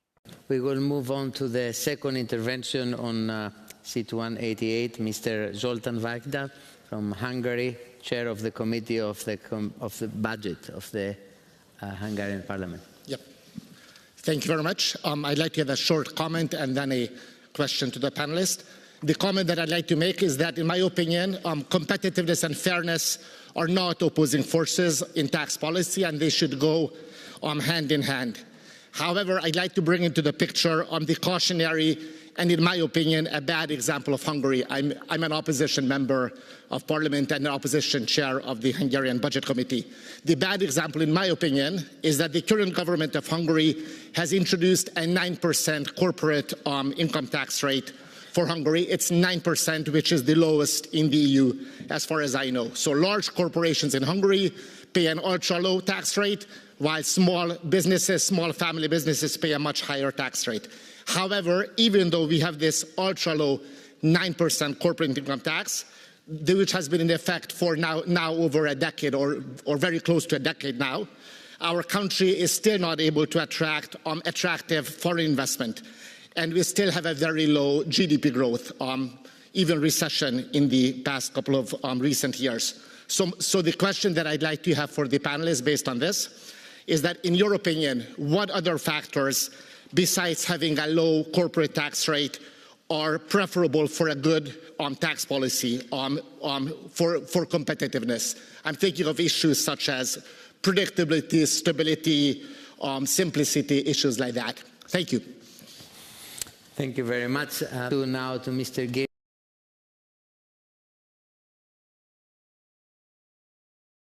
Good morning to everyone. I'd like to thank the organizers for choosing the title of this panel. It is truly an important and topical, as well as an interesting topic. I listened very carefully to what you all had to say. There were a lot of interesting leads and ideas to take up. Now, the whole issue of recovery and boosting competitiveness has finally, and I underscore the word finally in the EU's policy, and the Italian government has been clamoring for this. The Italian government has adopted a pragmatic approach in order to combine decarbonization and competitiveness. We have taken an approach that is technologically neutral. In order to boost the EU's competitiveness, I believe that, as you said very clearly, we have to harness all the tools at our disposal, and taxation is one of those tools, and it can play a strategic role. Now, how can that be the case? Now, given that I don't have much time at my disposal, I'd like to touch upon some key issues that could maybe lead to questions.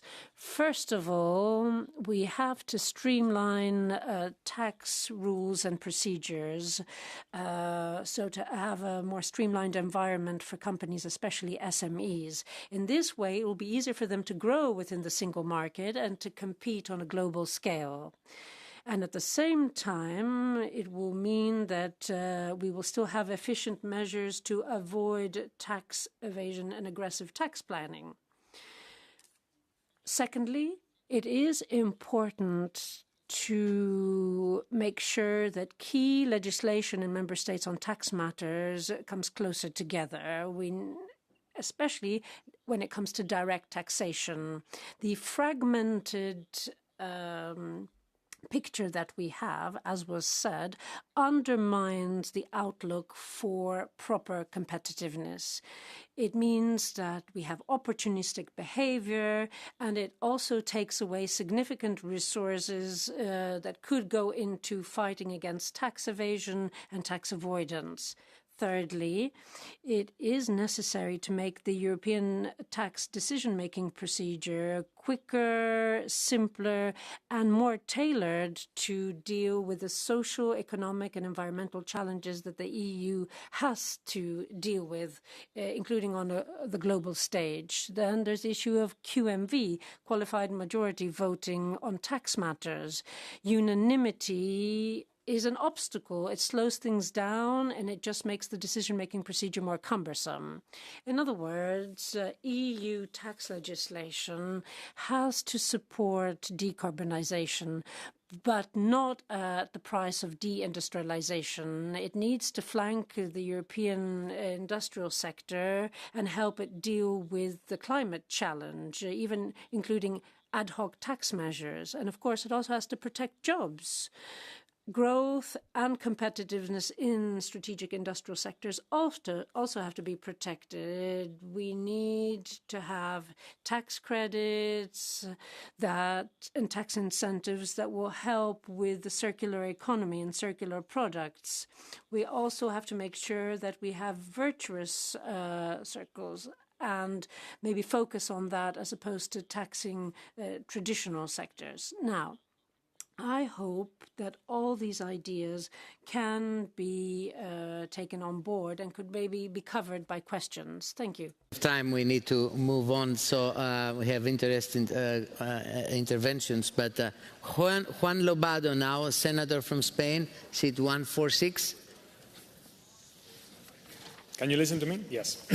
Thank you so much for all your ideas. Listen to you, it's like we're at the point that we have to decide if we want to be much more competitive as a region, or we want to be much more competitive, every country as a little one between each other, because we have different tools. We have the trade, and we just listen to the commissioner. We are sure about that, we're fighting back, and we are a one, okay. But we also have the tax system. And in the tax system, we have the VAT, and we are working together there for different reasons, historically. Okay, that's right. But what's going on with the wealth and the income tax? That's the point. And we have to decide if we want to be much more competitive as a region, or not. And I think that's the point we have to decide. Thank you. Thank you. Thank you. And one more intervention from Greece. I think there is a bias because of the composition of the panel. So we have Mr. Koukoulopoulos from seat 108. Thank you very much, Mr. Thomas.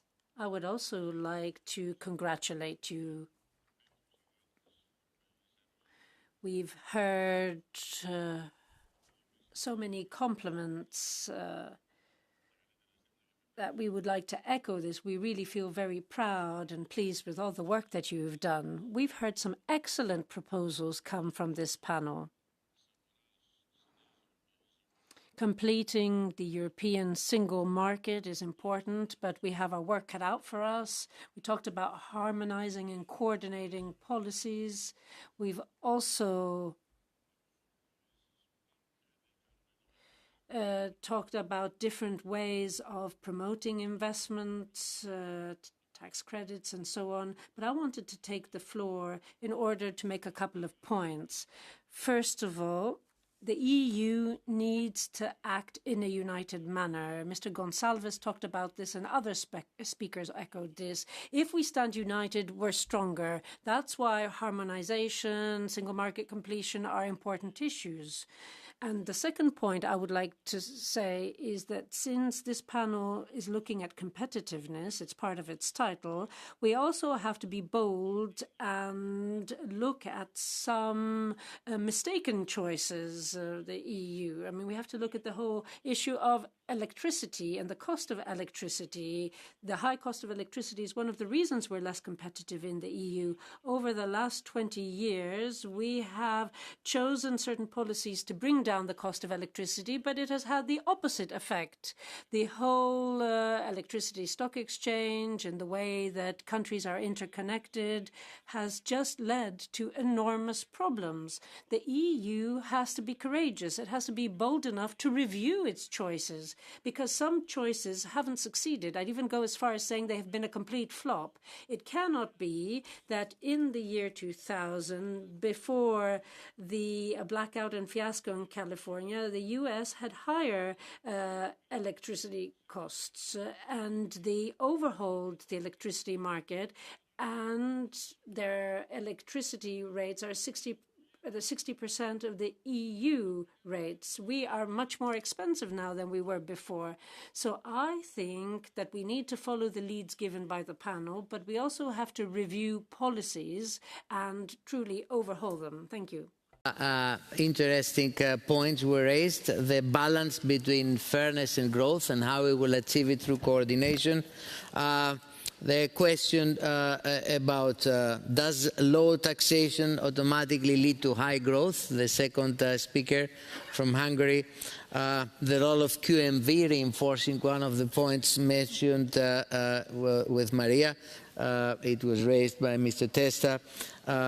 The need to action on wealth taxation and issues, very important issues related to energy taxation, on which we have at the moment, let's say, proposals at the table of the Council in the form of the Energy Taxation Directive, where we try to actually change the structure of taxation by asking to have 1 to 10 difference between we charge much less electricity and much more fossil fuels.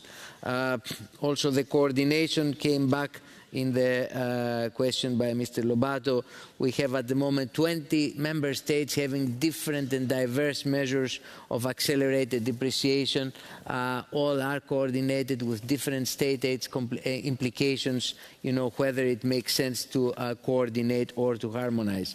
So I will ask first, I will go in this way to this panel. So Maria, you want to comment on these issues, and then I will go to Bruno, Eduardo, and Lucio. Well, okay, some of the issues I already commented in my, so I think I will start with the last remark in terms of energy taxation. I fully agree that this is a key factor. I know that there has been some initiatives, but I think that two messages there. One is that we need to move faster, again. Secondly, I think I agree, the initiatives should be aligned with this, the clean deal, decarbonization, et cetera, but at the same time, I think that we cannot avoid another two problems that we have there. One is, as I mentioned before, a huge proliferation of taxes dealing with energy taxation. We need to simplify the system. And secondly, I think I hear a lot about minimum taxes to disincentivize the use of fuel, but I don't hear so much about putting maximum rates. I think that the cost of energy, it's highly impacted by taxation, and we need to rethink about that. It's a basic input for our industry, and talking about minimum taxes is fine in terms of align with objectives, but maybe it's also the time to think about maximum taxation that can impact certain energies. Thank you, Maria. Bruno. Well, from the beginning. First, I'm not Greek, but I would also like to congratulate you. So you have a non-Greek speaker doing this to you and your team. And I hope that next time you can join us in Portuguese or Spanish. And then just on a first remark for Lucio, this is because I was particularly hit on this idea that Spanish or Portuguese economies are not great. Indeed, we do not seek to be great again. That's part of our past. But I hope that the business sector join us in this very important moment, also asking to stop the veto power that we have on taxation. It is indeed one of the problems that we have when speaking of harmonization. Sometimes we do not harmonize more, we do not simplify more, because some states are not eager to do the path that we have all agreed at this point that should be the common one. On the 4 questions, and I took some very good notes. Then this comes from my background, so for the chair of the Hungarian Budget Committee. I mean, some of my liberal friends would disagree with your perspective, because usually when you have lower rates, then everything will be like heaven for investment. It is not always like this. Obviously, that taxation plays a role, but if you do not have, a good economic environment, then good luck with convincing anyone to invest in your country or in your region. But then the other questions that I'm very eager to answer. First, I fully agree with this idea that we need to scale up, and we need to scale up not only for SMEs, but also for large companies. We have a big problem in Europe. We do not have large companies being created over the last decade. They are all out of Europe, but they are producing outside of Europe.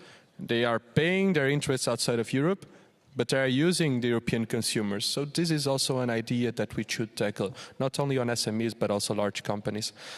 Then on the first question, that is, if it is possible or not, that we should be afraid, or if I understood it correctly, we should at least reflect on the consequences of taxing ultra-high net worth individuals and on the consequences of harmonizing corporate tax rates. Well, I know one thing that has not worked for the average people and average person. It was the balance that we have had over the last decade. Having people in cities like Lisbon now leaving their homes to work at 8, getting home at 8 p.m., and by the end of the month, even though they are working more than 10 hours a day, that they cannot pay the rent, something is not working well for them. And social welfare is not working well for them.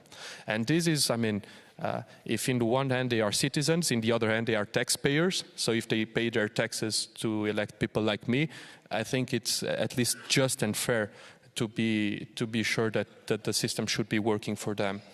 And then the last one that is very important on energy, and I really want to tackle this. Let's not be wrong about the strategy. And I really get the point, and I really get your point. I agree with it. But the problem is not the direction. Let's say the problem is not the source. The problem is the consequence. Let me put it very simply on electricity prices.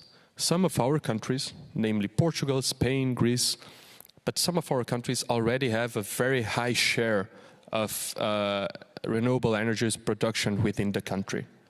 And renewables, contrary to what has been said in the 2000s, 2005, 2009, are now cheaper in terms of production than oil. It means that we actually achieved what we have meant to be a strategic autonomy. What is the problem? Electricity prices are not coupled to the production, they are coupled to the gas prices.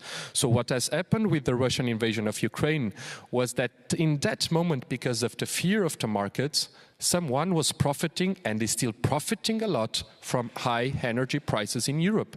And sometimes they are not even the European energy companies. There are foreign actors acting on the interest of energy. It means that speculation, that our people, that European consumers are paying speculation. They are paying finance rather than energy. So instead of blaming everything on taxation, I know the Commission has proposed, and I think it's very good. I mean, if we want to do it fast, we can lower taxation. We will have another problem, because then some of the finance ministers here or outside of this room will think, okay, but how am I going to finance my health system, because money still needs to flow in. If we need to tackle it very quickly, that's an option. But there is a quicker, fundamental option that we need and that we can do now, is to decouple the prices of electricity from gas. For the first time, the Commission has said if the states want to design a solution, they can do it. For my country, for Spain, for a lot of countries in Europe, this would be a non-taxation measure that would be good both for governments and for the ordinary citizens. Probably it would be bad for someone, but then again, if we want to be perceived as a great region, then we should be starting thinking of ourselves rather than external actors. Thank you.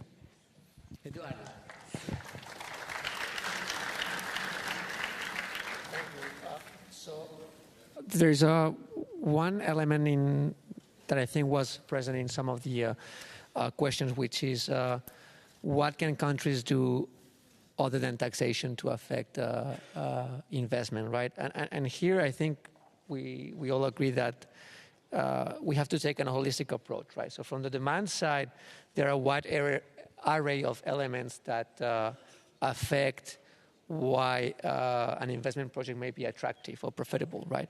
And this is the question. So we want to make, at the end of the day, we want to make investment projects in the European Union profitable and attractive. And the toolkit here is big and it varies from taxation. I think it's, Bruno said it has to be part of the toolkit sometimes because, you know, when we want to invest in more risk assets or we want to invest in future sector growth oriented that we don't know exactly how that is going to evolve, that these are more risky investment. They have different ways. You have different ways to operationalize how to reduce that uncertainty and the risk. So it has to be part. But then I think we all agree that you have the scale up of the single market, and then you have other types of elements that needs to be present too. How to make it more friendly to innovation and investment. This means maybe reducing information barriers in the EU. Streamlining some of the regulatory process. I mean, we have to acknowledge that navigating EU rules and the landscape is sometimes very complex, even from countries inside the European Union. So imagine from an investor abroad and needs to make investment decisions, right? So my point here is that the toolkit is big. We don't need to think only about reducing corporate tax income. Sometimes it may end up in that or not. I mean, we have to strike the right balance, but there is a lot to do outside taxation also to make investment projects more attractive and profitable for companies. And at the end of the day, that's what we want to do. Lucio, we need to have another round of questions, so give the opportunity to other people. I will try to be brief on my attempts to make Portugal great again. Obviously, my point was the size of the economy, and I actually don't recall saying great. I think I used large if you are going to expand, you are going to do this on a $30 trillion market or on a market the size, let's say, of the whole Iberian Peninsula put together from the point of view of a company is obviously what you do. Now, allow me to start on the question of energy. This is across the board problem that we all face. The companies put this as one of their main concerns in terms of the cost gap that we face in relation to other markets. And I should point out not only the United States, but also the People's Republic of China. We have energy costs here, electricity for industrial uses, which are 300% higher than what we have either in the United States or in the People's Republic of China. This obviously is a problem for our productive structure. It is also clear that there is a regulatory component in relation to why this happened. If you plot the energy prices, the moment in which you have the Great Trump is actually not the invasion of Ukraine by the Russian Federation. It was not this brutal illegal act. It was actually the beginning of the implementation of the Green Deal. Is when you actually have the jump in terms of the cost time series. Now, there are ways for you to address that, and one should be mindful that when you do rebalancing of energy taxes from one particular type of energy to the other, does not necessarily translate into an overall reduction of the tax load related to that. Depends on how you implement that. So tax is a component of it, but you should be careful how you approach that. Fully concur on the notion that when a business approaches a particular location, is not only the tax rate, is the business environment in and of itself, which incorporates several different dimensions. Rule of the law, the swiftness of procedures in relation to all sorts of acts. So tax is a part of it, but a business will look at the package of what is on the table for its own access to a particular market. If you allow me one small point, which is something that I would like to have commented on what Maria said, which is what I call the implementation gap at the level of the European Union member states. We do have a series of laws and regulations and directives at the level of the EU. We actually do not necessarily call for less regulation, but we do call for a smarter implementation of that. You do have situations in which the sheer inconsistency of implementation of EU-level legislation at the level of the member states is in and of itself a major impediment to this. And this is not something that is necessarily solved by the introduction of a 28 regime, answering to one of your additional questions. If what ends up happening is that from the point of view of economic operator, if you still have to abide by all the 27 types of legislations and you have the 28 on the top, you are not making life easier for companies and you are not reducing costs. You are actually increasing them. So now it depends on how you implement this. Yeah. Thank you, Lucio. In fact, in the simplification, as it was said also by the Commissioner, the thing is not only to simplify at federal level, but all the way down to the national level. We have another about 8 questions to go through. At 12:45, interpretation will stop, but we can continue for a few more minutes. So I will go very quickly. Please be brief, so to give to everybody the opportunity to make a question. I have in seat 784, Femke Griffiths on X-Tax project. Femke? You're there? Thank you. Yep. Thank you very much. Thanks for the observations in the panel. My question is about the circular economy, as the circular economy is the key EU strategy for competitiveness and strategic autonomy the coming years. But our tax mix is still fully aligned with the linear economy, with the take, make, waste economy.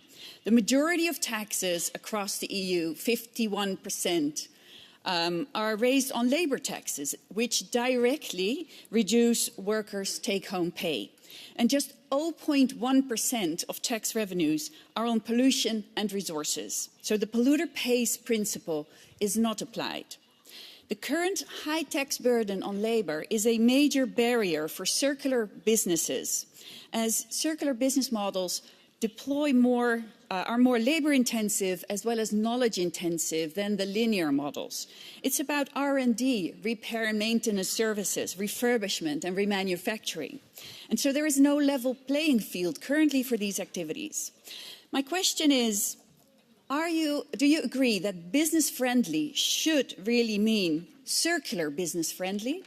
And are the panelists, and especially Mr. Gonçalves and the Subcommittee on Tax Matters, willing to look into the role of tax in the circular economy and learn from research and business leaders about the tax shift approach of shifting the tax burden from labour to resource use and pollution, as recommended by many commissions in the decades behind us, as well as Mr. Draghi? And are you willing to help make sure that member states collaborate on future-proofing our tax mix? Thank you. Thank you, Femke, on the circularity, important. I have in the seat 626, Tanya Solnier from MEDEF, the Mouvement des Entreprises de France, hopefully focusing us on tax matters. Yes, please. Thank you very much. Thank you very much. I'm Tanya Solnier from MEDEF, the French Business Association. Thank you very much for this very interesting panel discussion. First of all, to start on a positive note, I would like to say that we are very impressed by the recent results in the VAT field. The fiscal revenues are very impressive. They are not always on the headlines, so I think it's worth mentioning.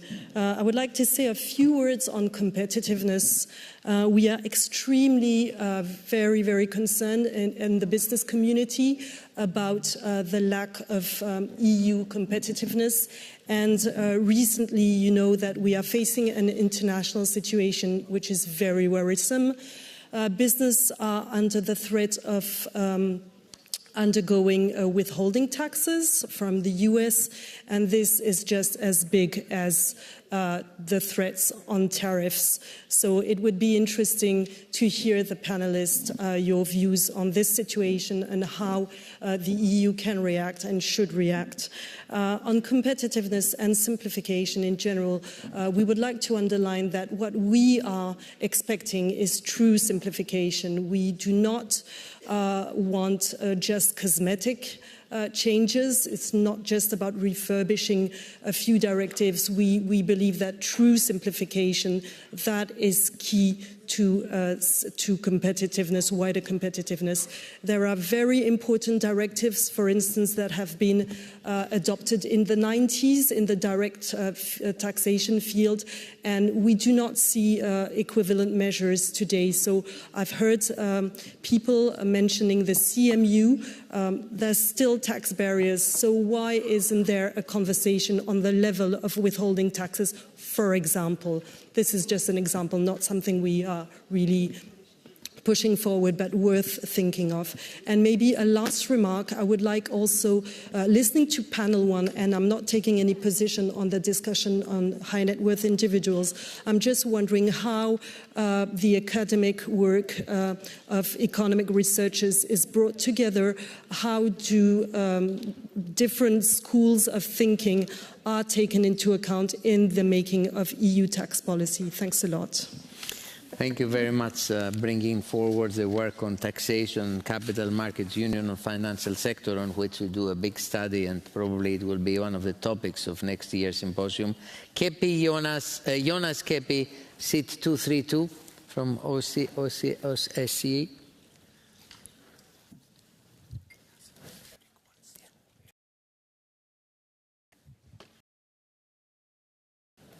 Is there? 231, Jonas Kepi? No? Okay. We move to member of the National Parliament, seat 232, Graham Bencini from Malta. Yes, thank you.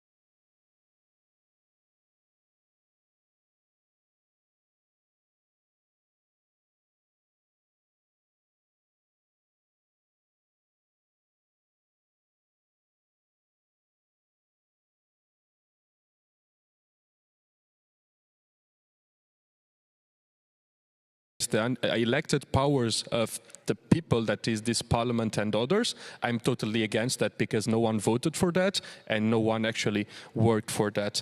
Third, CMUs and its potential.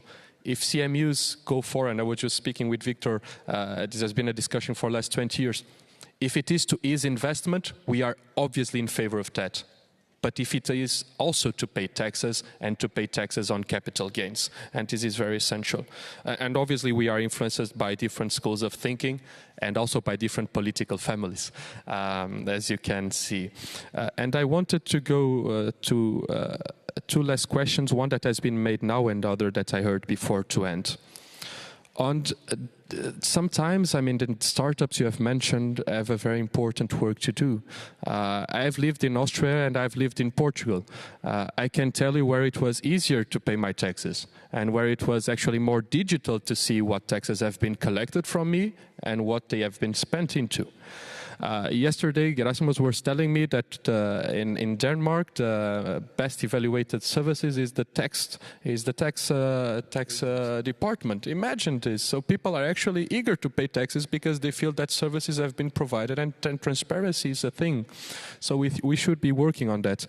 But my last answer, or my last statement, is to a question that was not made to this debate but to the prior one. And there was a question if the EU and the EU institutions should or not, or shouldn't be applying energy and resources into tackling the non-mobility capital instead of trying to tax ultra-rich individuals that have mobility and then can to Dubai. And my answer is no, for a simple reason. The poor and middle classes already pay too much. And this is simply the reason why we are in this debate. And it is not because it is hard that we should avoid the debate. We are living in the most unequal world since the feudal ages. Capitalism has brought so many good things to all of us, not only consumers, but also citizens' welfare. It should be time also to rethink on where we want to go.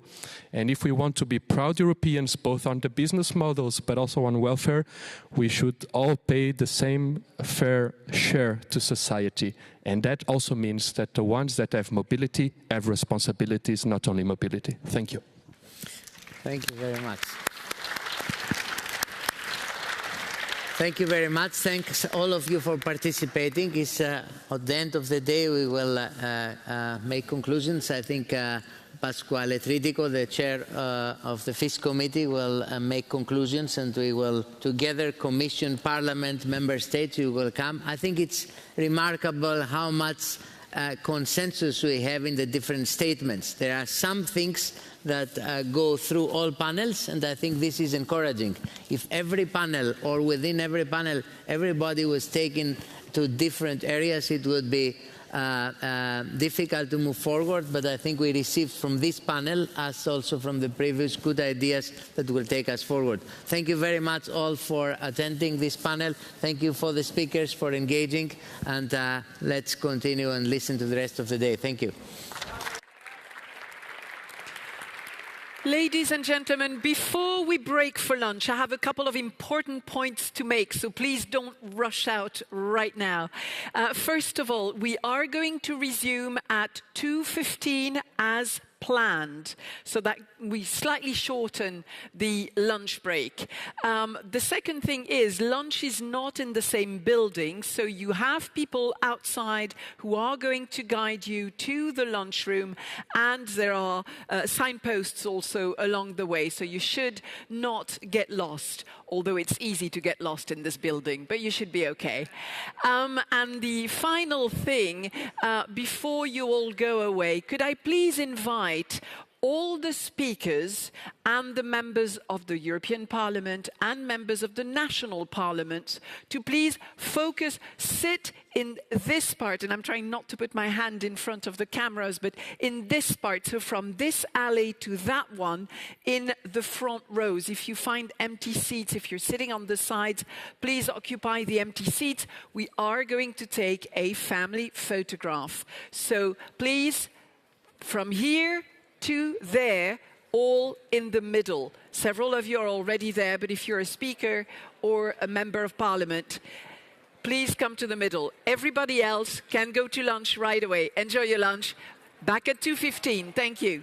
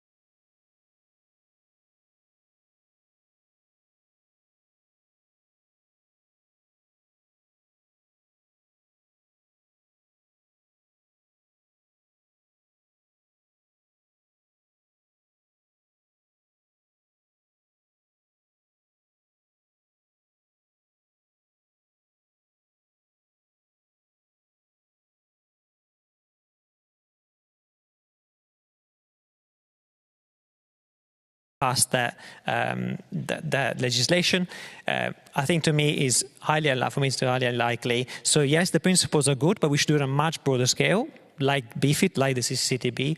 But the chances of Pillar 1 ever coming into force are, in my view, close to zero. So close, but still not there. Roberta. Briefly, Susanna.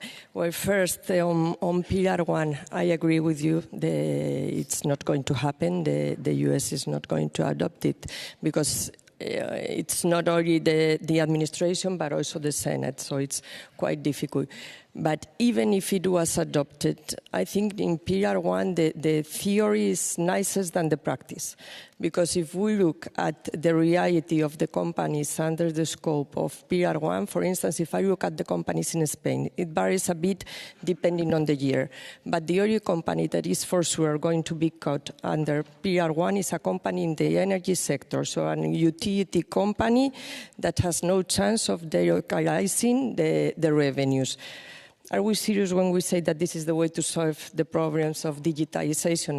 I really think that that's not the solution. It was at the beginning, we started distinguishing different sectors, but now it's not the case. And if it is adopted, it will be another layer of complexity and an additional burden.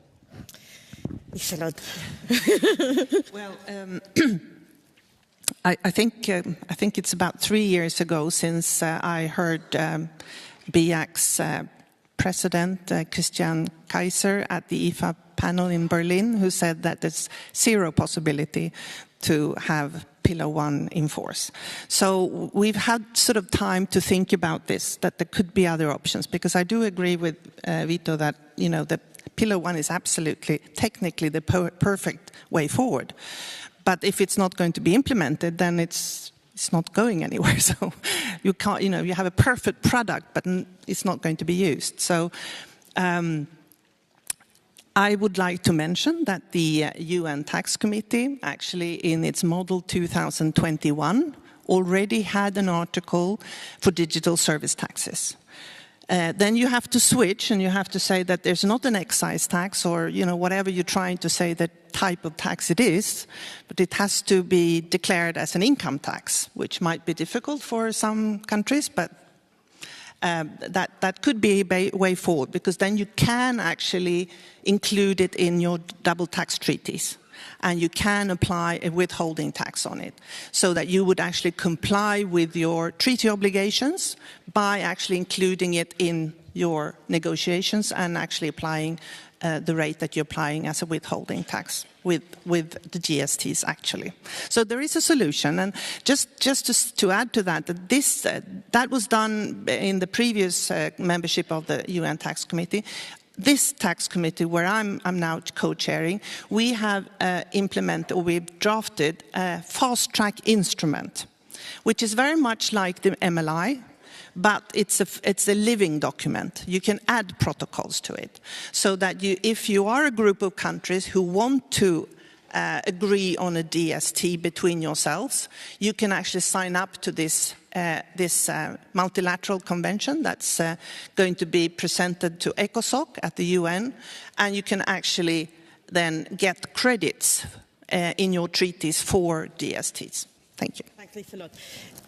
Victor, Roberta was talking about how the corporate taxation is experiencing this fragmentation and the need to simplify, but at the IMF, your department, the Fiscal Affairs Department, is even calling for a rethinking of the corporate taxation, even talking about the need to address excess profit taxes, which in fact was building also from a reflection on the Pillar 1 also. With a mic it's better. Without a mic, this is not going to work well. I want to emphasize that at this point in time, by far, my first priority is to make the current machinery of international cooperation work. And there, the most impressive achievement that has been happening in the last years is the success with the international corporate tax agreement under the OECD inclusive framework. But Gerasimos' vision for this conference is that we don't focus only on the first priority for the immediate future. We think freely about what might happen in a longer time frame. So I'm not making this comment for today. I'm not making this comment for the next couple of years, but there are issues which are worth thinking about. One of those has to do with the fact that the corporate income tax, even with recent changes in Europe, still has a number of important distortions associated with this. So it's not only about tax rates, it's not only about how broad the tax base is how you design it. And among the distortions that one could list, one has the possibility of the corporate tax rate under the current rules raising the cost of capital. That was a topic that was covered quite exhaustively this morning. But then there is also the important issue of the current system distorting the mix of assets between, say, tangible and intangible capital. And then distortions of investment across sectors according to the characteristics of those sectors. Something that we emphasize very much, and my friend and co-author Ruud de Moy has work on that, is the bias in the financing mix that favors debt over equity, with far-reaching consequences for the functioning and stability of the financial system. And last but not least, and also very much covered this morning, the tax structure does influence the way businesses are organized and run. Now, these distortions reduce economic efficiency and come at the expense of equity and economic growth. That means that rethinking corporate taxation could be a priority for the reform of taxation in the EU going forward. Now, in order to make it neutral, the tax system, a possible candidate would be a cash flow tax. If one would have a destination-based cash flow tax, one would inherit a number of the neutrality properties of the value-added tax, together with some of the robust properties of the value-added tax in an international setup.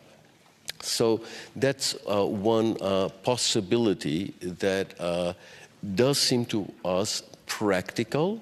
It's not only a theoretical possibility, it seems to us practicable, and it's probably a best way to serve the purpose that you formulated in your question, compared with just the ambition of taxing economic rents. The cash flow tax does it, but does it in an eminently practical way, and in that case, there would be less concern with the level of taxation, since this tax is intrinsically neutral by design.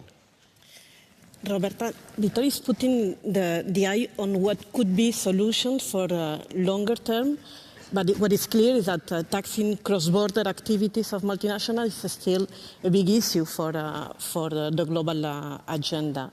So what would be your views and what should be your recommendations for the EU, considering the current context? Thank you, Susanna.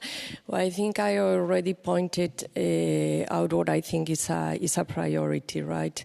Try to focus on the EU agenda and try to focus on simplification, decarbonization. It was very clearly mentioned by the Commissioner. We have this in front of us. So what should we do? I said that PR2 is a strong limit. It is. It is a limit now for tax incentives, for government's ability to give tax incentives, because only those incentives that are monetized, that are cash back, that are paid back to the taxpayer, have a better treatment. It doesn't matter if the incentive is for innovation, decarbonization, or whatever. The only thing that matters if it is paid back. And now countries, we have also listened to this the whole day. We have strong financial needs. We have need to finance defense, security, and many other things, and don't have money to pay the incentives back. The Clean Industrial Deal recommends incentives and focuses on accelerated depreciation. Probably it's because this one is not that much penalized by PR2, but accelerated depreciation is an incentive, but we can be more ambitious, because accelerated depreciation is just a postponement of the taxes to be paid in the future. Also, the substance-based carve-out is not favorable for innovative business that we want to promote, because it focuses only on salaries and assets. And within the EU, we have the whole simplification agenda that was mentioned before by the Director General, by Gerasimus. So some of the rules are not necessary now with Pillar 2. BFIT could be a good idea, but as it is designed, it's another layer of complexity, because it departs from Pillar 2. So if we want to have BFIT as a simplification, should be fully aligned with Pillar 2. And then, of course, it's this about fragmentation. Here, probably the problem is that not all the things to be done, we have the legal basis to do it. In the EU, it's not only the question about the unanimity, but also the legal basis. But there are things that can be done through recommendations. Of course, member states can do whatever, but the EU can take the lead recommending. Or even we have had code of conducts that have worked quite well, and this is an instrument that could work. And if I have one more minute, also, I think there's some frustration now on this international cooperation. For sure, the Global South, we have seen that, the work at the United Nations, because they think they haven't been heard at the work of the inclusive framework, even when they were there. But I think also at the EU, because at the end, out of the 140 countries that committed to the pillars, only 40, 2 years later, have implemented the rules. But the EU is practically the only geographical area that has implemented the whole set of rules. We plus 4 more are the only ones that have adopted the UTPR. And the UTPR is really challenging if we are supposed to apply the UTPR to US or Chinese or whatever multinationals. It's very, very challenging from an economic and legal point of view. And I know it's 40 countries, but it remains to be seen how many of those 40 countries are going to keep the rules if they are not implemented globally. So we have to be realistic. We have to be pragmatic. It makes sense to have this limit to tax competition between countries, but at the same time we have to recognize the situation and be realistic and modify, go through qualification of regimes, go to white list, modify the tax benefits, so introduce some kind of modification so we can keep the rules. Tommaso. All the discussion about taxing multinationals in a very digitalized economy, on Pillar 2, this discussion of the substance carve-out and UTPR, should we be realistic or should we be more ambitious because it's not delivering enough? So I agree with Roberto that we should, as much as possible, make life easy for businesses in terms of compliance with Pillar 2.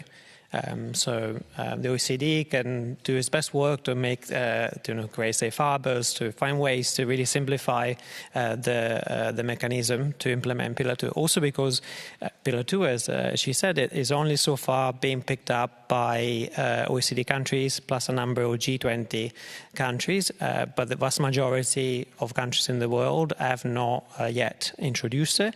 And they might struggle with capacity in terms of actually administer the rules.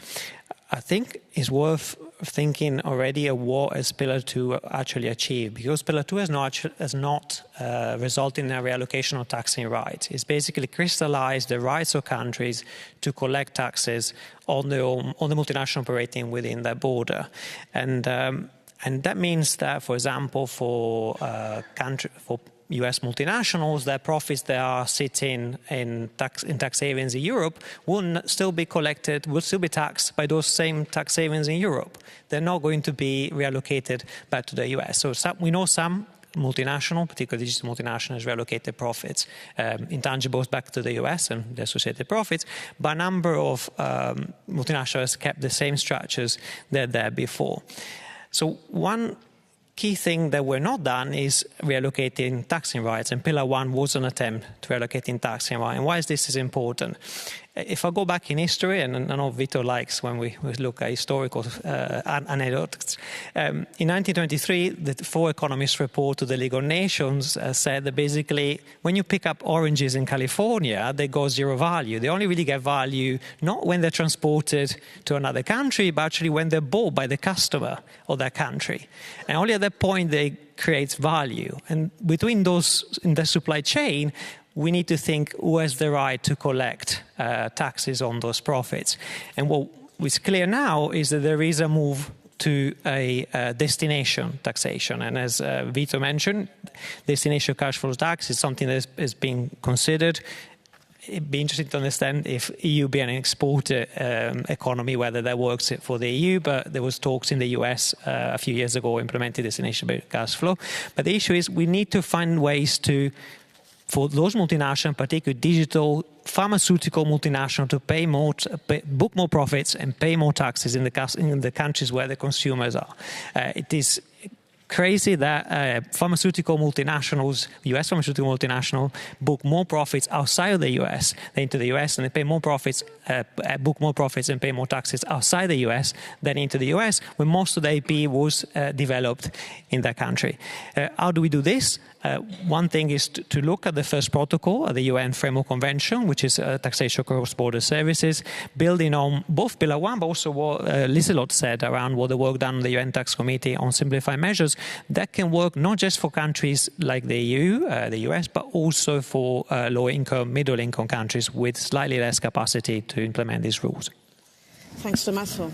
And again, the view from the global south and interconnection also with the different approaches, especially at the UN.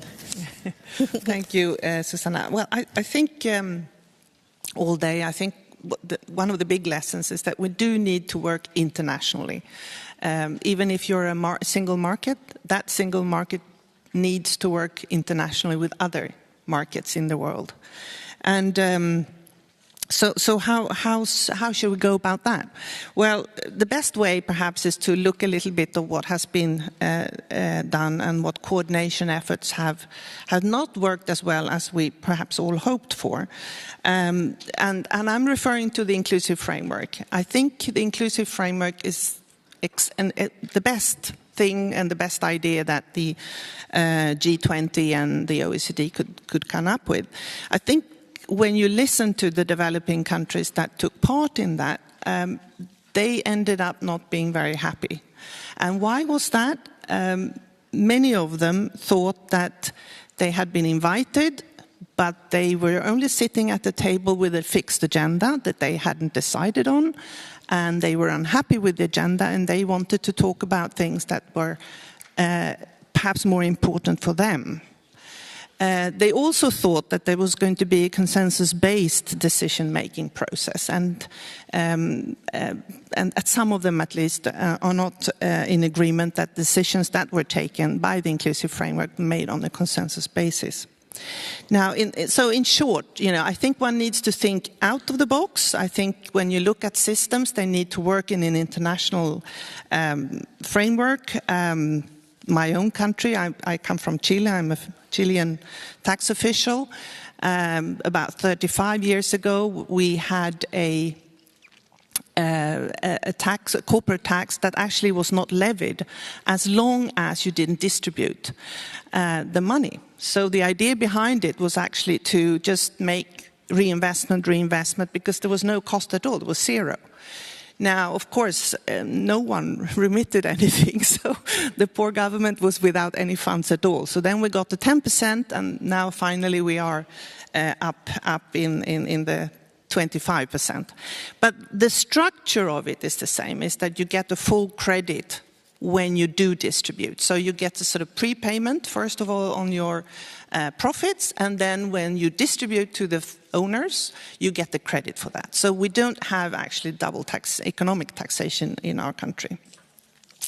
Now, in short, so coming back to what is the international corporations, I think one needs to be open to set the agenda together. An inclusive dialogue, ensuring that transitions between different economies, small, large, and this I think is really important, because I've been listening as well yesterday on the dinosaurs, etc. There's small dinosaurs, there are big dinosaurs, there are aggressive dinosaurs, and enough of that. The thing is, even within the EU, the economies are different. And the world is different. The South, my part of the world, South America, GRULAC, which is our area within the UN, we are Caribbean and Latin American. And, there's a big difference between Brazil and Barbados. And so, within the grouping even, the differences are huge. And we need to, take care of that, because everyone needs to be on board. No country needs to feel marginalized. So one needs to strive for consensus-based solutions, but if it's not achievable, I think you have to be honest as well that it might not be possible with all these type of economies. So if you don't find a consensus, you will have to find within the negotiation like-minded countries, and then, hopefully this like-minded group is as large as possible so that you actually get something useful internationally. Within the UN, to talk a bit about the decision-making process, the UN, the General Assembly rules are simple majority.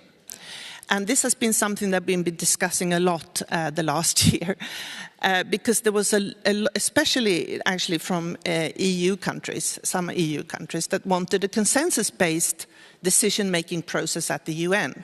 And of course, that is what you should strive for, but I think it's impossible. And I think I heard someone at this panel earlier as well talking about, you even within the EU might want to rethink about the consensus decision-making process. Now, of course, this cooperation, what I'm saying is that it could take part anywhere. It could be the UN, the FTA, the Foreign Tax Administration, under the auspices of the OECD. My country is a member of the OECD, and we're very happy members. We do a lot of work with the OECD, but we also take part as a small economy in the United Nations work, and I think that is something that for us is very important. We take part in any international cooperation that we could take part in to make a better, prosperous world. Thank you. Thanks, Liz, a lot. How difficult it is to take care of the difference, to deliver a real and transformative agenda, and building on that, how difficult it is to get consensus. With that, we're going to move to some questions from the audience. I have first seat number 247. It's Rui Afonso. Oh, thank you. Just in conscious of time, you can make short 1 minute contribution so we can have time to discuss and to respond. First of all, I would like to congratulate the entire panel for the excellent debate on such an important topic for the future of the European Union. If the US withdraw the international agreement on a minimum corporate income tax rate of 15% to be paid by multinational companies, many questions will arise about how the European Union will respond. So I ask you, what countermeasures the EU can implement to prevent the European companies from being harmed in terms of trade, since the US tax could make US multinationals more attractive? The European Union could seek stricter enforcement by applying a global minimum corporate tax, or even by adjusting its own tax rates to avoid distortions. And what are the consequences of this choice for the international business market and internal tax policy in the EU? The measure could put greater pressure on EU countries to reform their own tax policies, as well as aggravate international negotiations on taxation. This is my question. Thank you. Thank you very much for being sharp. I have now a question from seat 108 from Paris Kokopolopoulos. No, well, sorry for your destroying your name. Thank you very much, Madam Chair. If you ask citizens in any part of the world, they will say that Pillar 1 is the very best. And yet, we've heard some strong arguments from the panel explaining how difficult it is to actually implement Pillar 1. So what is the European Union doing? We cannot impose Pillar 1 on our own, but I believe that we have to find a way to speed up the process, because we recently heard the President of the European Commission make a statement and talk about the need for defense expenditure and talk about the well-known problem of the 800 billion euro that we need. And there is a very serious worry that cohesion funds are going to be reallocated to defense. These aren't straightforward decisions. So we need additional resources on a sound basis that will be used for this. So I really think we need to speed up what we're doing. Thank you. And now I have a question from seat 291 from Ville Vähämäki.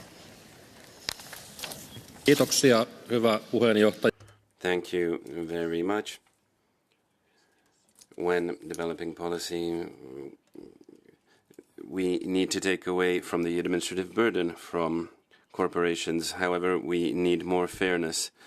Are these two objectives opposite to each other? I believe not. I believe that the European Union needs to be active with the OECD.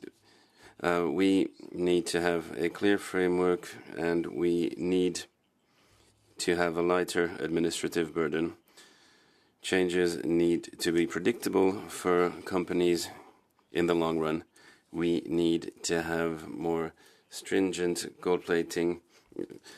We can't have gold plating, as this is uncompetitive. We need to respect local decision making and sovereignty. We need to have common rules that are made in an intelligent manner. I would like to ask, how is it possible to have a smaller administrative burden, and through this, more intelligent rules in the European Union? Thank you.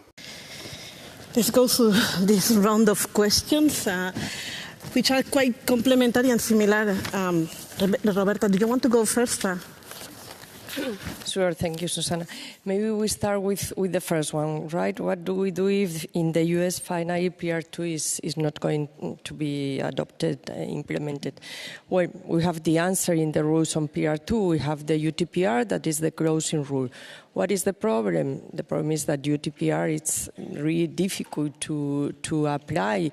Imagine we have an American group with only one subsidiary in the EU, American or Chinese or whatever.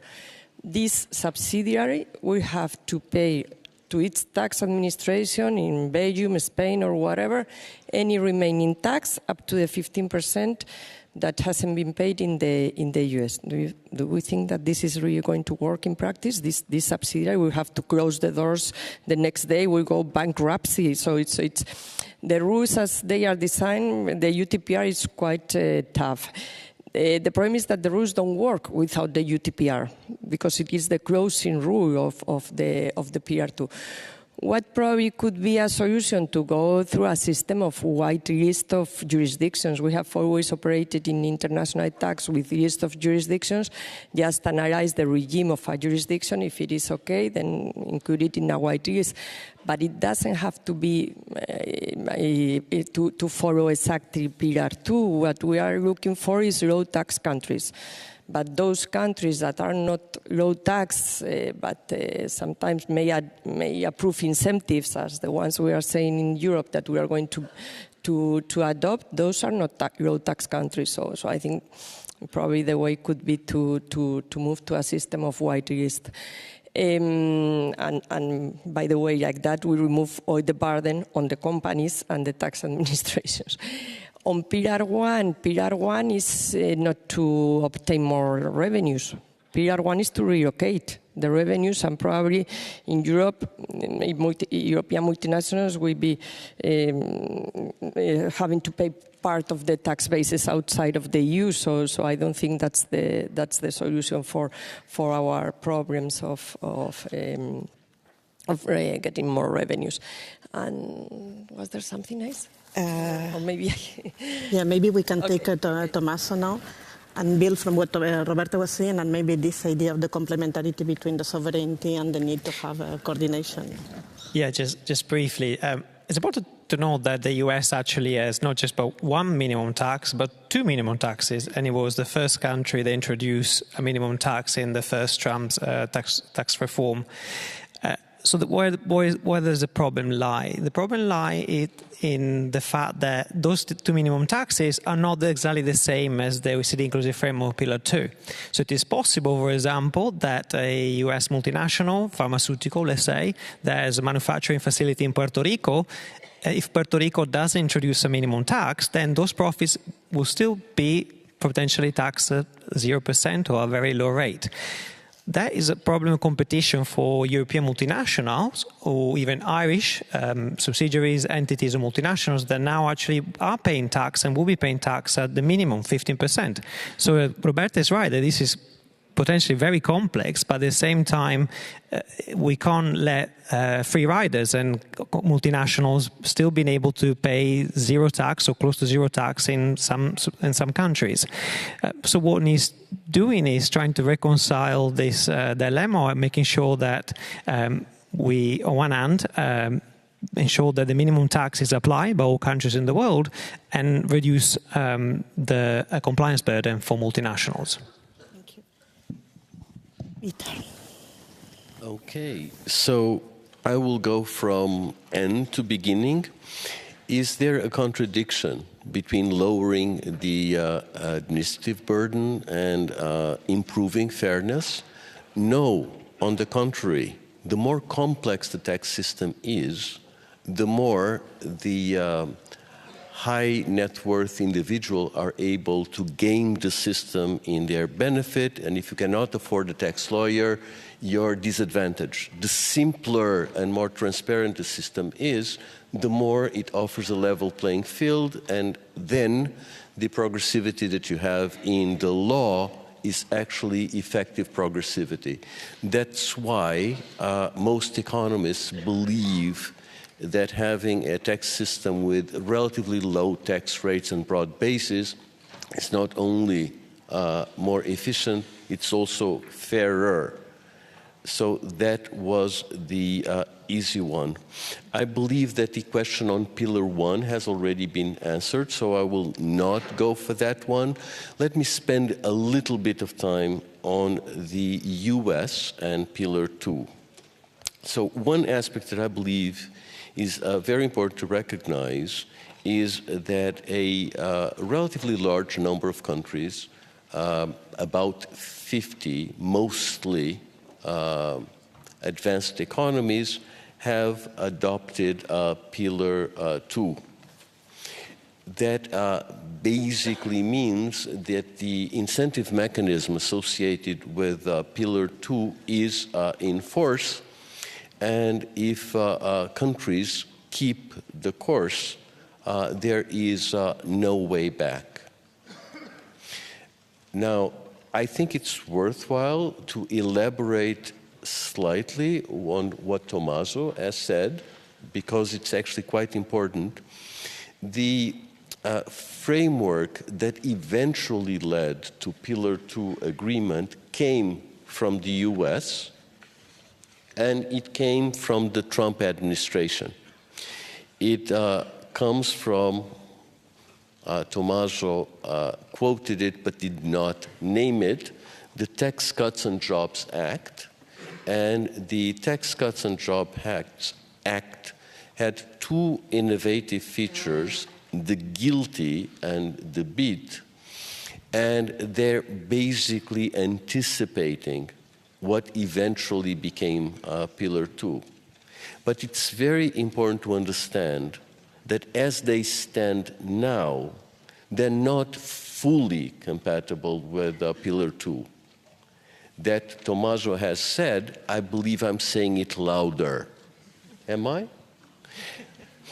Now, one aspect which is also important to understand is that formally the US had not adopted Pillar 2 yet, and so the OECD framework had been agreed but had not been adopted in the US, and the opposition to Pillar 2 had been a traditional Republican stand in Congress for quite a while. So the presidential executive order as such has not, in fact, changed the US position much. It sounds fundamentally different, but the legal consequences stay more or less unchanged. Thanks. The US is the elephant in the room. Please allow. I don't think I have very much to add, actually. No, I think, you know, it's of course, as people perhaps know, the US left the UN Framework Convention negotiation and stated that they were not going to take part. And one of the questions there was, is this, you know, what does that mean? Well, a personal point is that I always think that you have a good solution if you have different views on how to reach a solution. So therefore, it's, you know, it would have been very good to have the US in the negotiating table, because they could have had, you know, a different view. They haven't supported the view that the UN tax should be a tax framework. So having a sort of negative voice in the negotiation would have been good, I think. However, there are others who says, look, you know, they were never going to be on board anyway. So, you know, let's work with the rest of the world and try to reach something that could be useful. And then, you know, not everyone has to be on board always. So let's see how it goes. Yes, don't give up.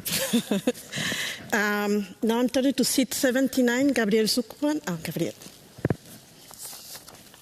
Thank you very much. I'm going to ask again what is probably the most important question, and let me try to ask it in a more forceful manner. Pillar 2 is the most important international economic agreement of the last decades. The crown jewel is the UTPR.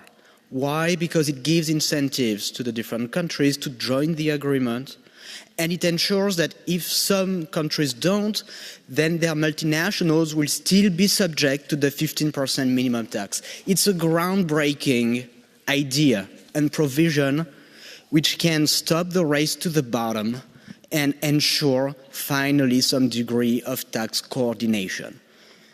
It is under attack by the Trump administration. My question for the panel is, are you willing to fight to defend it? Thank you. Well, I think we need another 2 hours to respond to that. Seat 282.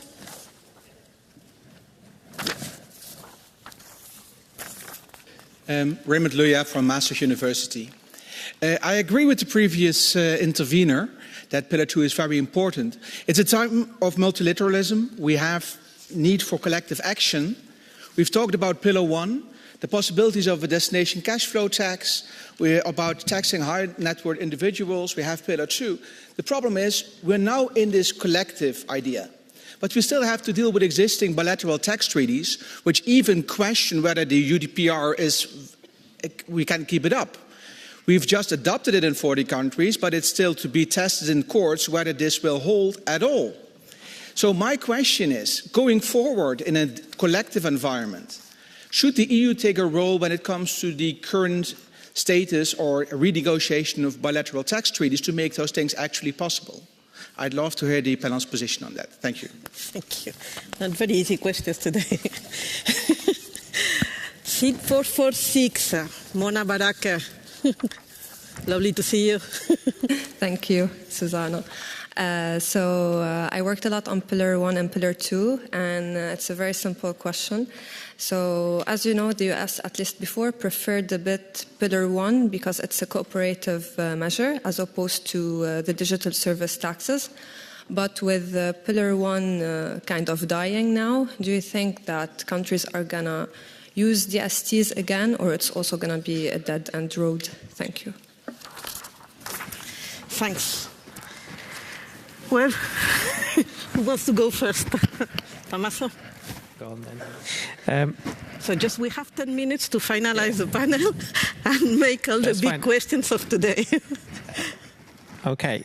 I think it's important. We talk about some of the threats that Trump made through the executive orders and memorandum in early January, February.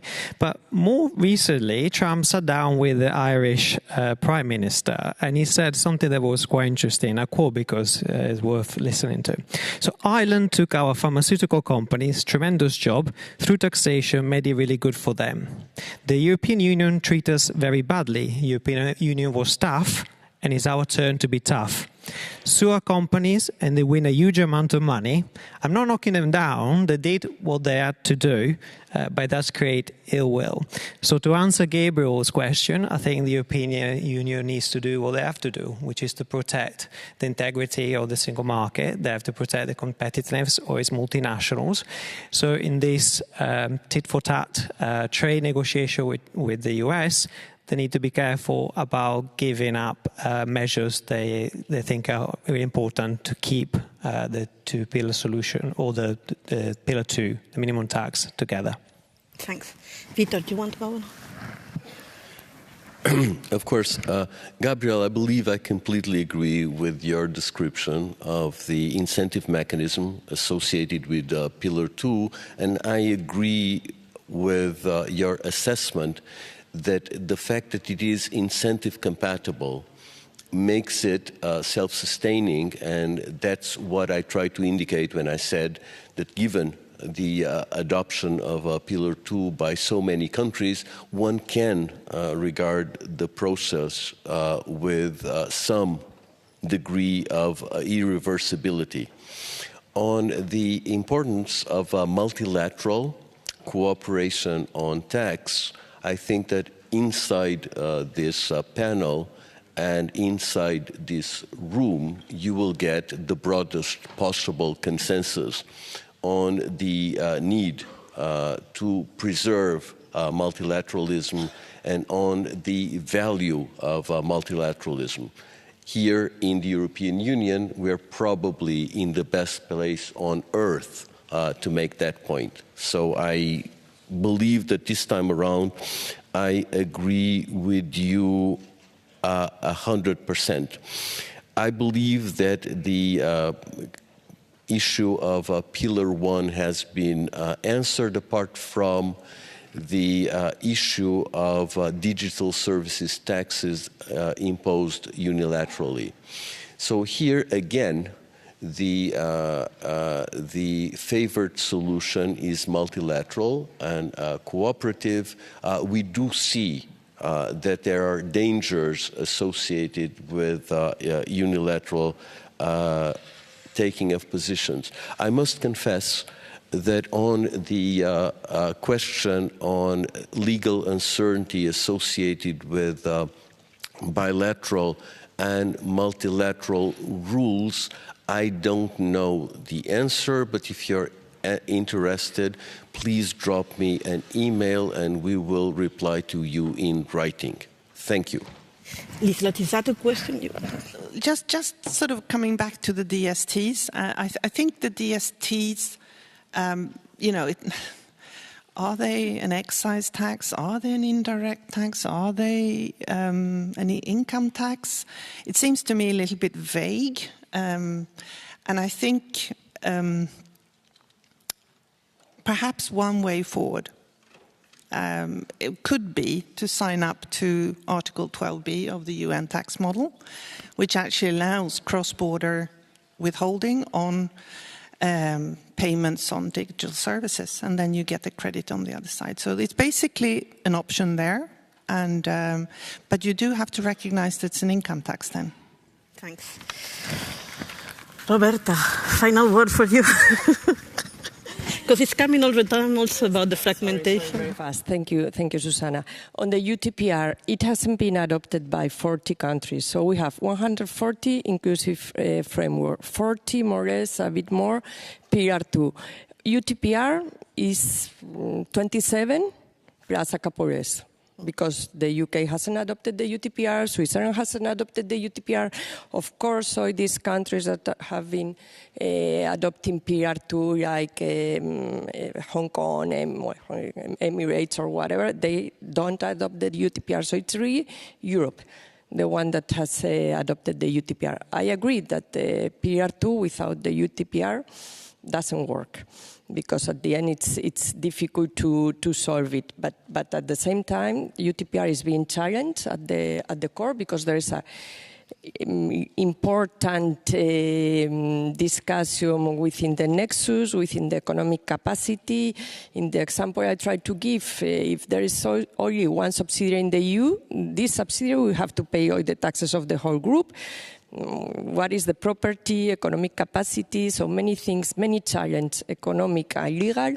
So we have to work on this, because it's a problem only for Europe with retaliatory measures. But apart from that, because I think we have to maintain the rules if we believe strongly in the rules, is that they are very, very complex and very challenging, the UTPR, legally and economically. Thanks, Roberta. So without the UTPR, the Pillar 2, the minimum tax, was supposed to be the big step forward. It's not working. With is complicated. And especially for the European Union, who's more than any other region in the radar of the US, with those retaliation measures that have been announced by President Trump on his first day in the White House. So I think there was one simple principle that was important on corporate taxation, is that it really needs global and multilateral solutions. But even that principle is at risk at this moment.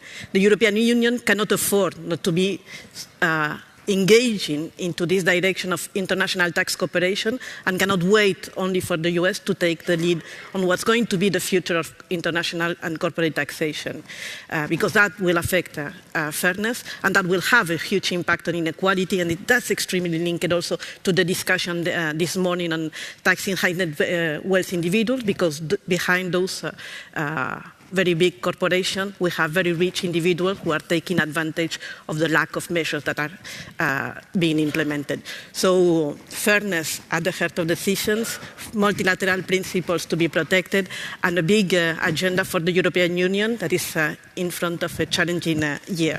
So with that, big round of applause to this panel that has been responding to tough questions today.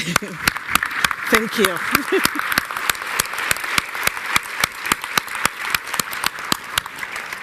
Thank you all very much for sharing all these points and giving us more food for thought. So we're now going to break for coffee, and you can stretch your legs.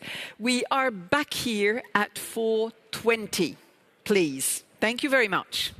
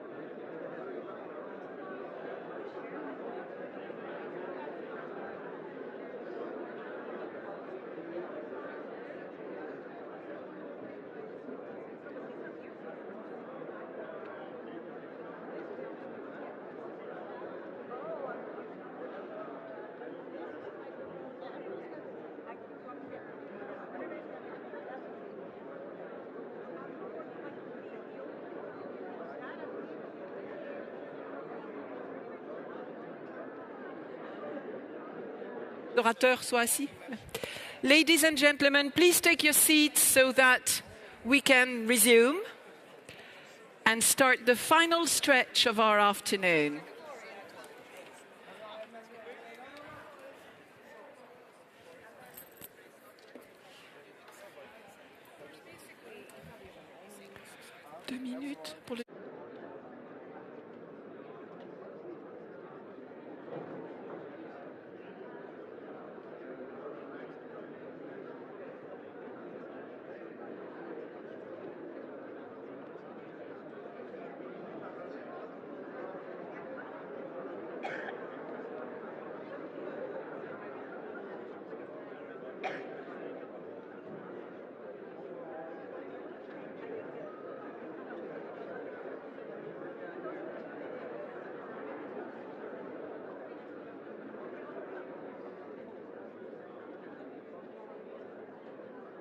Okay.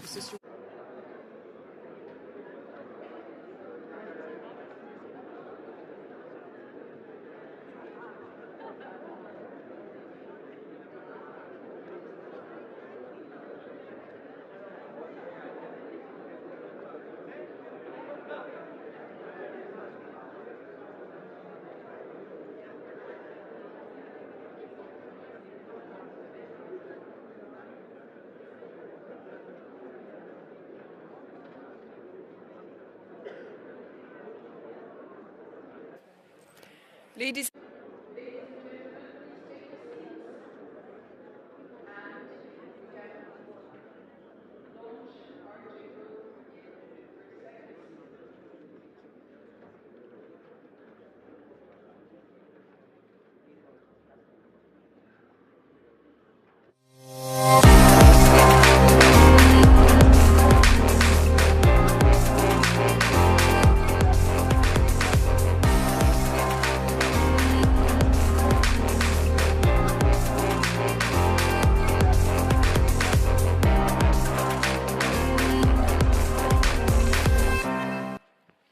So welcome back. And as I said, this is now the final stretch of the day, but by no means the least, because we're going to maybe not tackle, but at least open discussion on another extremely topical aspect, AI, and AI in the context of tax systems. What kind of challenges are we facing? What kind of opportunities are ahead of us? And what kind of risks are, of course, attached to those opportunities? Because one doesn't go without the other. So to open and lead that discussion, it's my pleasure to hand over to Rebecca Christie-Bruegel, Senior Fellow. Hello, everyone. Thank you very much for sticking around for this afternoon panel. We are going to talk about artificial intelligence and how the computers can enter into our tax domain. There are two main ways this can happen. One is by aiding and assisting existing tax folks with their compliance, with stamping out tax evasion and looking for ways to get more people into the system doing what they're supposed to do. And of course, the other way that AI usually comes up in is where can it stand in for human beings? Where can it replace people? Should it be subject to digital services taxes or robot taxation, taxation for machines that replace labor? How does it fit into the grand scheme? So these are the two different directions from which we'll be approaching. We'll be covering this and all sorts of other ground, and we'll very much welcome your comments and questions. We have a super panel today. We have, who will be starting off in a moment, Ferenc Vagüye, who is the Commissioner for the Hungarian Tax and Customs Administration. Chloe Fox from PwC, Vikram Chand from the University of Lausanne, Daniel Waldenström, who is a professor of industrial economics at the Economics Research Institute, and Gemma Galdon-Clavel from Ethicas Consulting. So we have a wide range of expertise up here, and without further ado, I'm going to let them start talking about what parts of AI and taxes are important from where they sit, and then we'll put it all together. Ferenc. Thank you very much. The first question when we want to deal with AI is what are the preliminaries? The first preliminary is that we need data, first of all. I'm talking about the law enforcement part of AI because of my job. But what do I mean by data? These are not aggregated tax returns. They are more or less useless. They can be used for statistical analysis, but not for behavior analysis, not for fraud detection. So the first one is the data, transaction level data, like invoices, online cash register receipts, customs data, or payroll records, and so on. And the second is that we need AI methods that can be set up in machine learning models to tackle tax fraud. What can we do if we have both? The problem is that we can do nothing with our old-style tax audit procedures. Let's look at an AI analysis when you got 10 fraudulent companies. It's not a problem. But what if there are 100,000 fraudulent companies, possibly, because these are probable methods, possible fraudulent companies, you cannot release 100,000 tax audit letters. So we need tailored administrative procedures to use the result of our AI machine learning outputs. In Hungary, we initiated, from the 1st of January, the so-called data reconciliation procedure, which means that without a human touch, if we see any deviancy, data integrity failure in the data of the taxpayer, then the computer generates a letter. It is uploaded to the storage, official storage of the taxpayer, and they have to reconcile the data. We don't know what 99% does it. 99%. We don't know what we would do if only 50% would do it. So I think when we are talking about AI, we are not allowed to focus just on the mathematical background, on the legal background, but the administrative procedures as well. And the second one is that we have to manage on some way the data protection issues. The EU has a great data protection regulation for natural persons, the GDPR.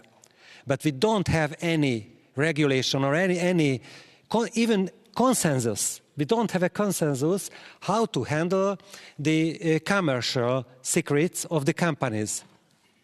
The tax secrets or custom secrets is more or less covered, but the tax secrets. So we should initiate an agreement on it, because if we don't do it, and the VIDA will take into force in 2030, and for domestic invoices in 2035, we should agree on bilateral basis data protection rules.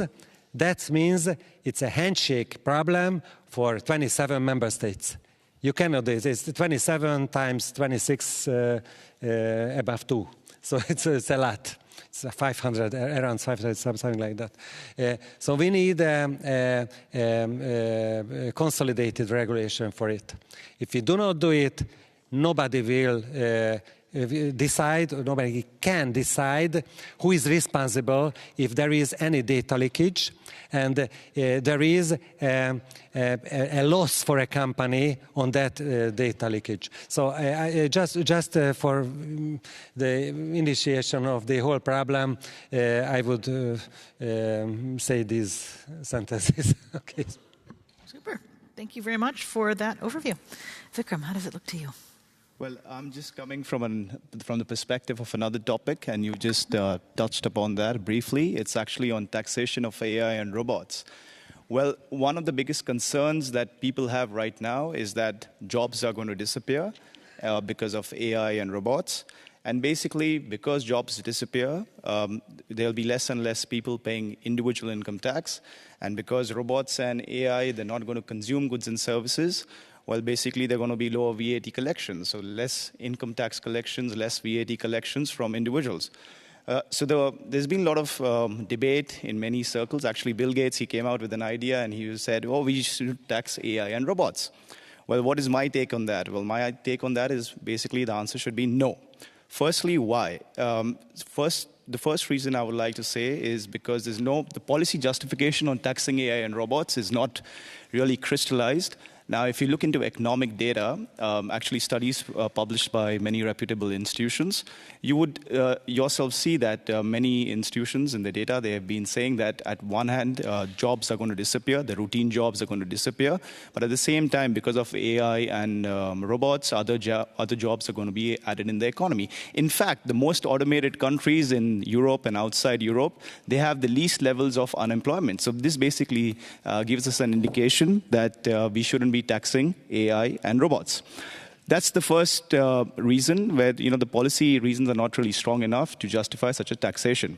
The second is basically a tax on AI and robots conflicts with the existing policies that the European Union itself is trying to promote. For example, we heard from many speakers today that EU wants to promote research and development, innovation.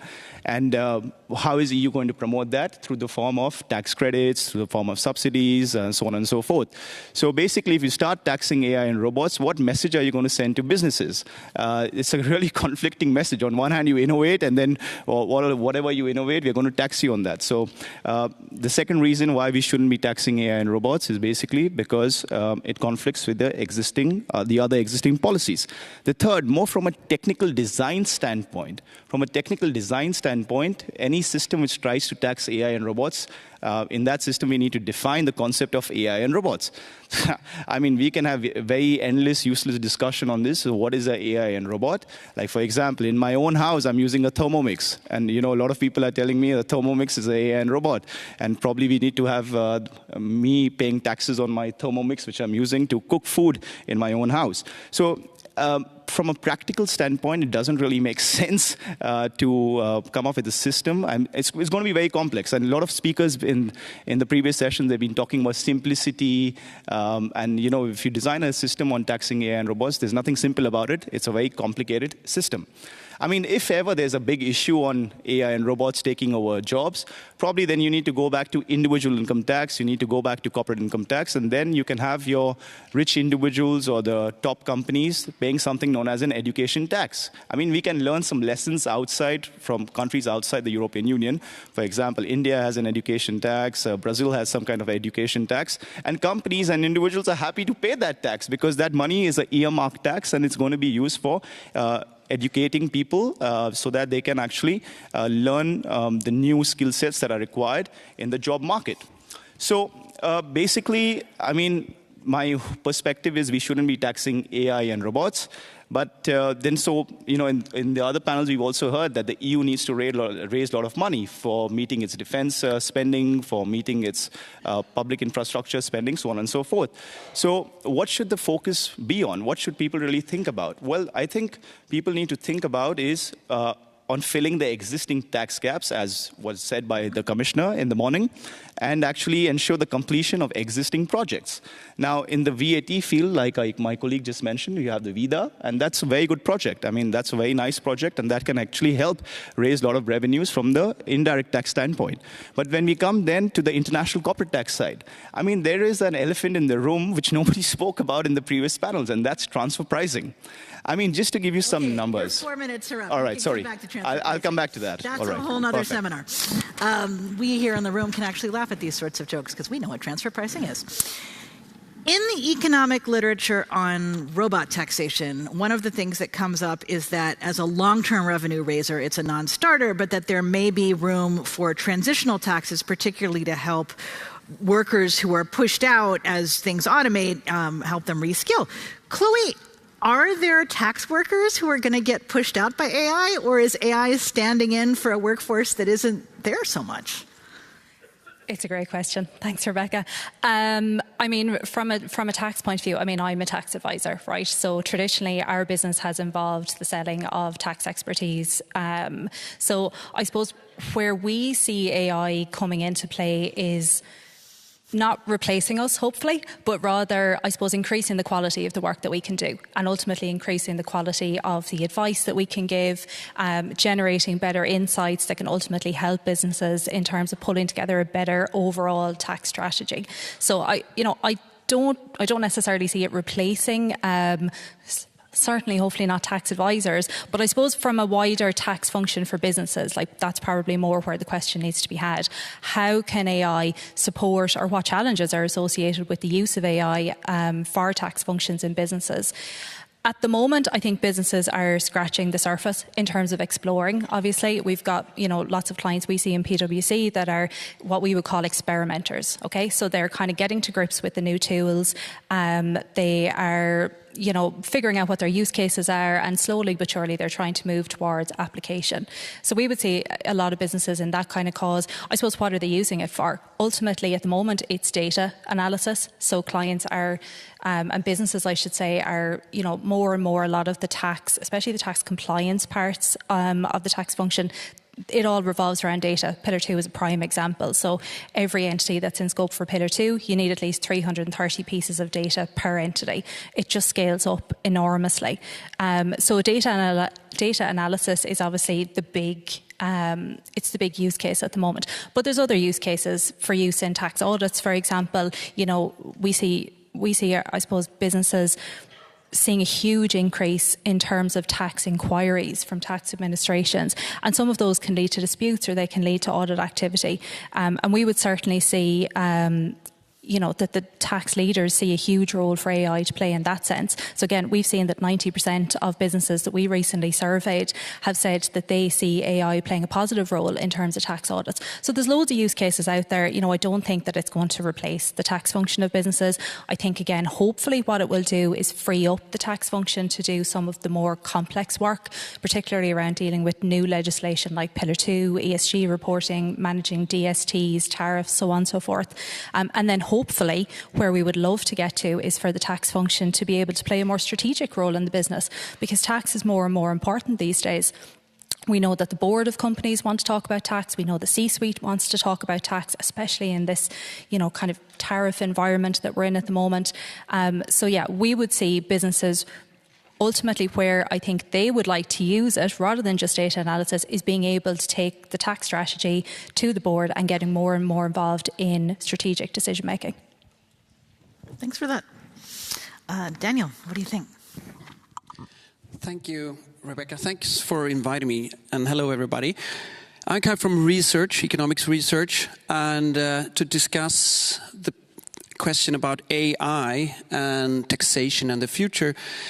It's associated with uncertainty. What is it? What is it going to be? And what do we think about economists making forecasts? Unfortunately, they're not very good at it. So maybe also looking at past experiences of technological changes, maybe at the same level as the AI transformation. In fact, we've gone through several of them.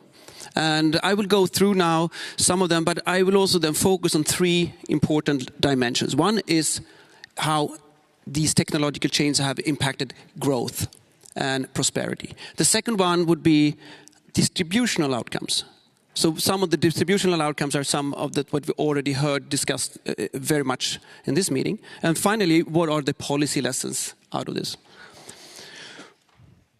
So technical change and growth. Is there a combination? Is there a link? Well, I think we can just look around in this room. We see that it's obviously a link. We've never been as wealthy and prosperous as we are today, thanks to technological change and development. So what this has brought up with us is an insight of, if anything, to adopt new technologies, to think that this is something that can lift all of society. I think that's a key lesson. I think also that's going to be very important to think about when we talk about taxation. So instead of just talking about fraud, avoidance, cheating, and so on, we should think about investment, innovation, and finding opportunities. So when it comes to the not the economic size of the pie, but the division of the pie, namely the distributional outcomes, I think there are three dimensions that people typically talk about. First, is this the end of labor? I think this is something that people have staggering in their mind all along. Will we be useless as workers? In fact, the fears of technological unemployment are not new. John Maynard Keynes talked about this vividly, but also people from the 19th century and even 18th century were very frightened about this replacement of labor for machines. And I think we can look at unemployment levels today and compare them with 40 years ago or 100 years ago. They're roughly the same. We don't see any secular increase in technological unemployment in our economies.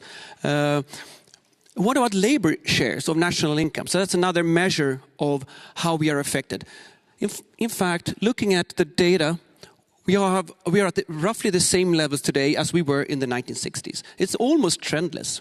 So, and this is particularly true for the cases when we have, when we take into account the depreciation of capital, so the technological aging of capital, and that has actually doubled in size over the past 40 years. And this is something that hits capital owners, but not so much laborers. So even there, so I think that in consensus, I think this is not the end of labor when it comes to many of these technological breakthroughs, not even over the last 3 decades where we have had quite strong automation trends in many Western economies. So market concentration is another distributional outcome that people talk about. Should we be afraid of that? Well, of course, we should always look into this. Interestingly, technical change episodes are typically associated with dynamism. Replacement of old technologies, old firms by newcomers, providing new products and new sources, new innovations. So, and this not to say the perspectives of the global South, which can be a huge dynamic force.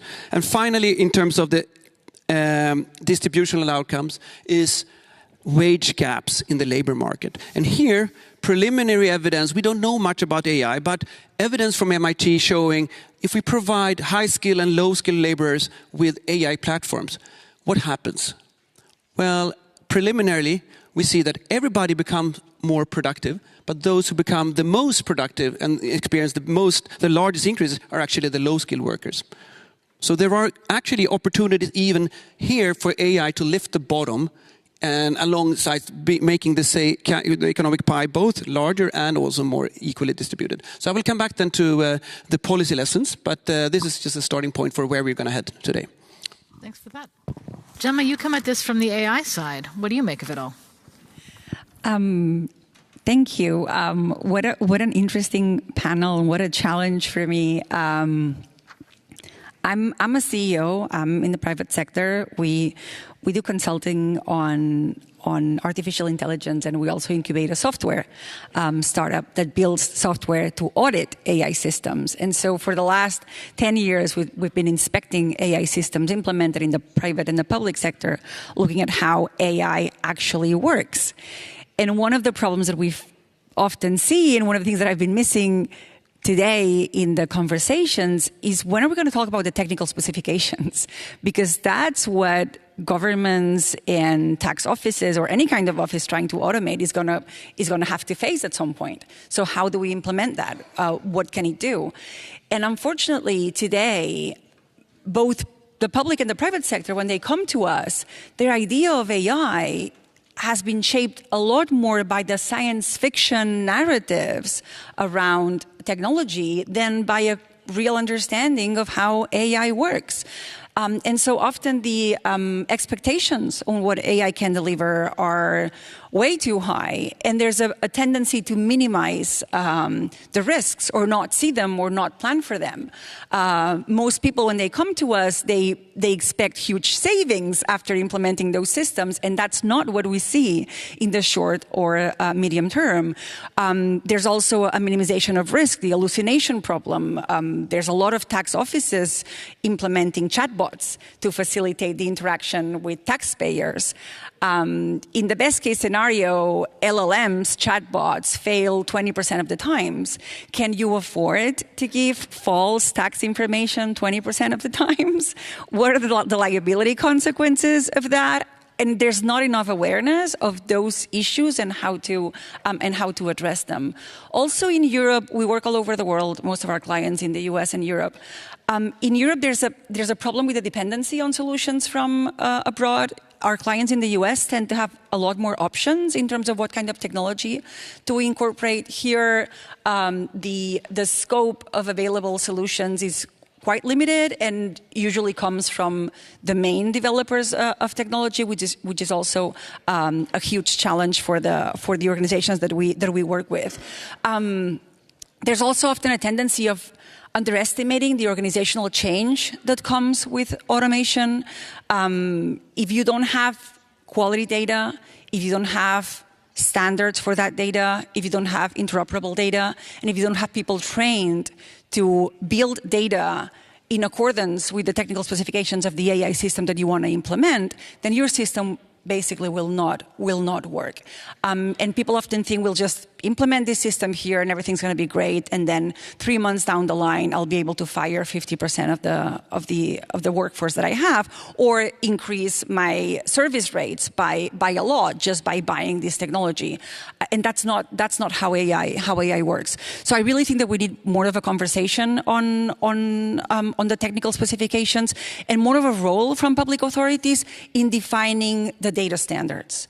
I think that in Europe we have a lot of common regulation. There's been a lot of steps that have been taken to define a common data space, but there's still a lot missing as to what are the data standards that any EU entity developing AI needs to abide by. What are the interoperability requirements between systems, so that when we want to do European tax policy, we can tap into those systems, we can tap into that data, and we can make sure that we can maximize the data that we already have. Right now, what we have is thousands of mini data lakes that cannot talk to one another, that cannot be plugged into any other systems. And that's just like having a lot of people speaking different languages without anyone thinking at some point we need to speak the same language. And that's a space for policymaking that is often not given the importance that it requires. That is what central entities like the European Union, Parliament, Commission can do. Tell member states, these are the data standards that at least your systems need to abide by, so that we can actually do EU policy regarding taxation or anything else. And I have a lot more examples and things to share, but we have plenty of time to talk about them. But for the second round, I want to ask you about something you said early on. You said you build software to audit AI systems. So where is the human in the loop? Or are you building AI to audit AI? So that's I could talk about this for a long time. Where's the human in the loop? You know, Europe has put so much emphasis on the human in the loop, like this idea that if only we have a human being, then the decision's going to be fine. Like, we can automate 90%, but then let's have a human in the 5%, and the human's going to be this like super trustworthy, trained individual who's going to make the best decision. That's not what we find. When we audit AI systems, we audit both the technical and the human side, and we often find really problematic AI systems where the humans in the loop make the problem worse. So we have audited systems where we've been able to debias, for instance, an AI system, and then when the human in the loop intervenes, they reintroduce their own bias into the data sets. So just having a human is not a guarantee unless you train them, unless they have an understanding of how the system works, and unless they have incentives and liability in making that decision. We have audited systems where humans just feel, my job is to press enter. That's just, you know, the system just told me this is the outcome. This person has committed tax evasion. Well, if the system says so, that must be right. As humans, we have one thing called automation bias. Right now, I think that's going to change over time. But today, we trust AI systems more than we trust humans. So if an AI system says someone's a fraudster, we're more likely to believe it and then just press enter. Yes, of course, the system cannot be wrong. So again, there's a lot of problems with the human in the loop in practice. That's why we need to move from the principles. So we want a human in the loop because we want these systems to work well, to what are the practices? How do we make sure that the human in the loop actually plays an accountable, robust role in making those systems better? Because today, that's not what's happening. Thanks for that. And that's a great lead into my follow-up for Daniel, which is you were talking about economic forecasting. And we see that when AI is asked to make economic forecasts, they look beautiful and plausible because they are in fact scrambled forecasts of things that have already happened rather than truly forward-looking dynamic forecasting. So how do we get to the future? So we don't know yet. We can just experiment, and I think in terms of the policy lessons from this discussion, I think we should use the taxes not to impede too much this experimentation, this learning of what has worked and what does not work. And I think in general, should we raise or cut taxes? Well, theory doesn't really tell us explicitly, but we can just see that Europe today is in the global top of taxation, both in general levels, but also in marginal tax rates. So in terms of trying to incentivize people to experiment, to improve on AI, I think the lesson is that we should go, if anything, towards lower taxes and to also embrace other kinds of tax mixes to really provide better learning processes and so on. I think this is the kind of how to think about what kinds of taxes. So we should, for example, think about capital taxation. We talked about this, but I think we should then focus on capital taxes that actually are based on actual incomes. Those who own the robots and the bots and so on, they don't have so much profits. Many of them are new companies, maybe highly valued, and then would be liable to a wealth tax that has been discussed previously today. But there are no profits, no incomes. So we will have liquidity problems, and not just mentioning the valuation problems. So Europe needs to pick up on better taxation, better tax procedures to incentivize and to promote AI investments and AI experimentation. I think this would be the top priority and the top lesson from linking or discussing AI and taxation from the economics perspective.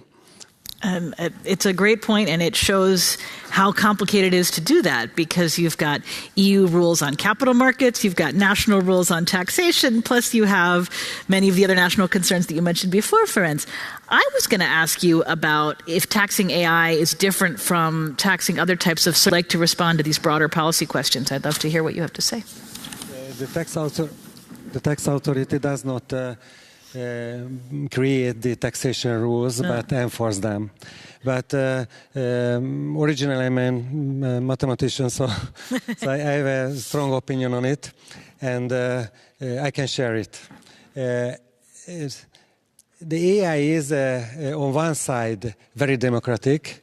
You can use the AI services from anywhere in the world, or nearly anywhere in the world.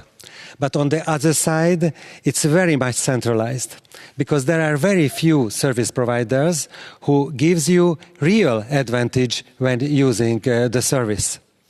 And it's a huge problem. For example, if I want to judge my own system using AI, and I refer back to the audit of AI systems, the problem is that I will reveal my developments for Microsoft or DeepSeek, the Chinese companies, and I cannot do it.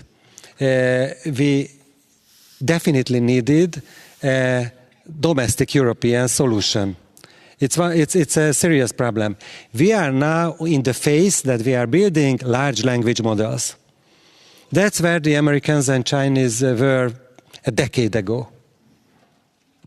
And if you use any other kind of IT services that is belonging to any kind of cloud, and now you can only buy services when there is a cloud solution behind. You are going out of Europe. Maybe physically not, but logically there will be a data center that is not under European control. You can be sure of that. And back to taxation. When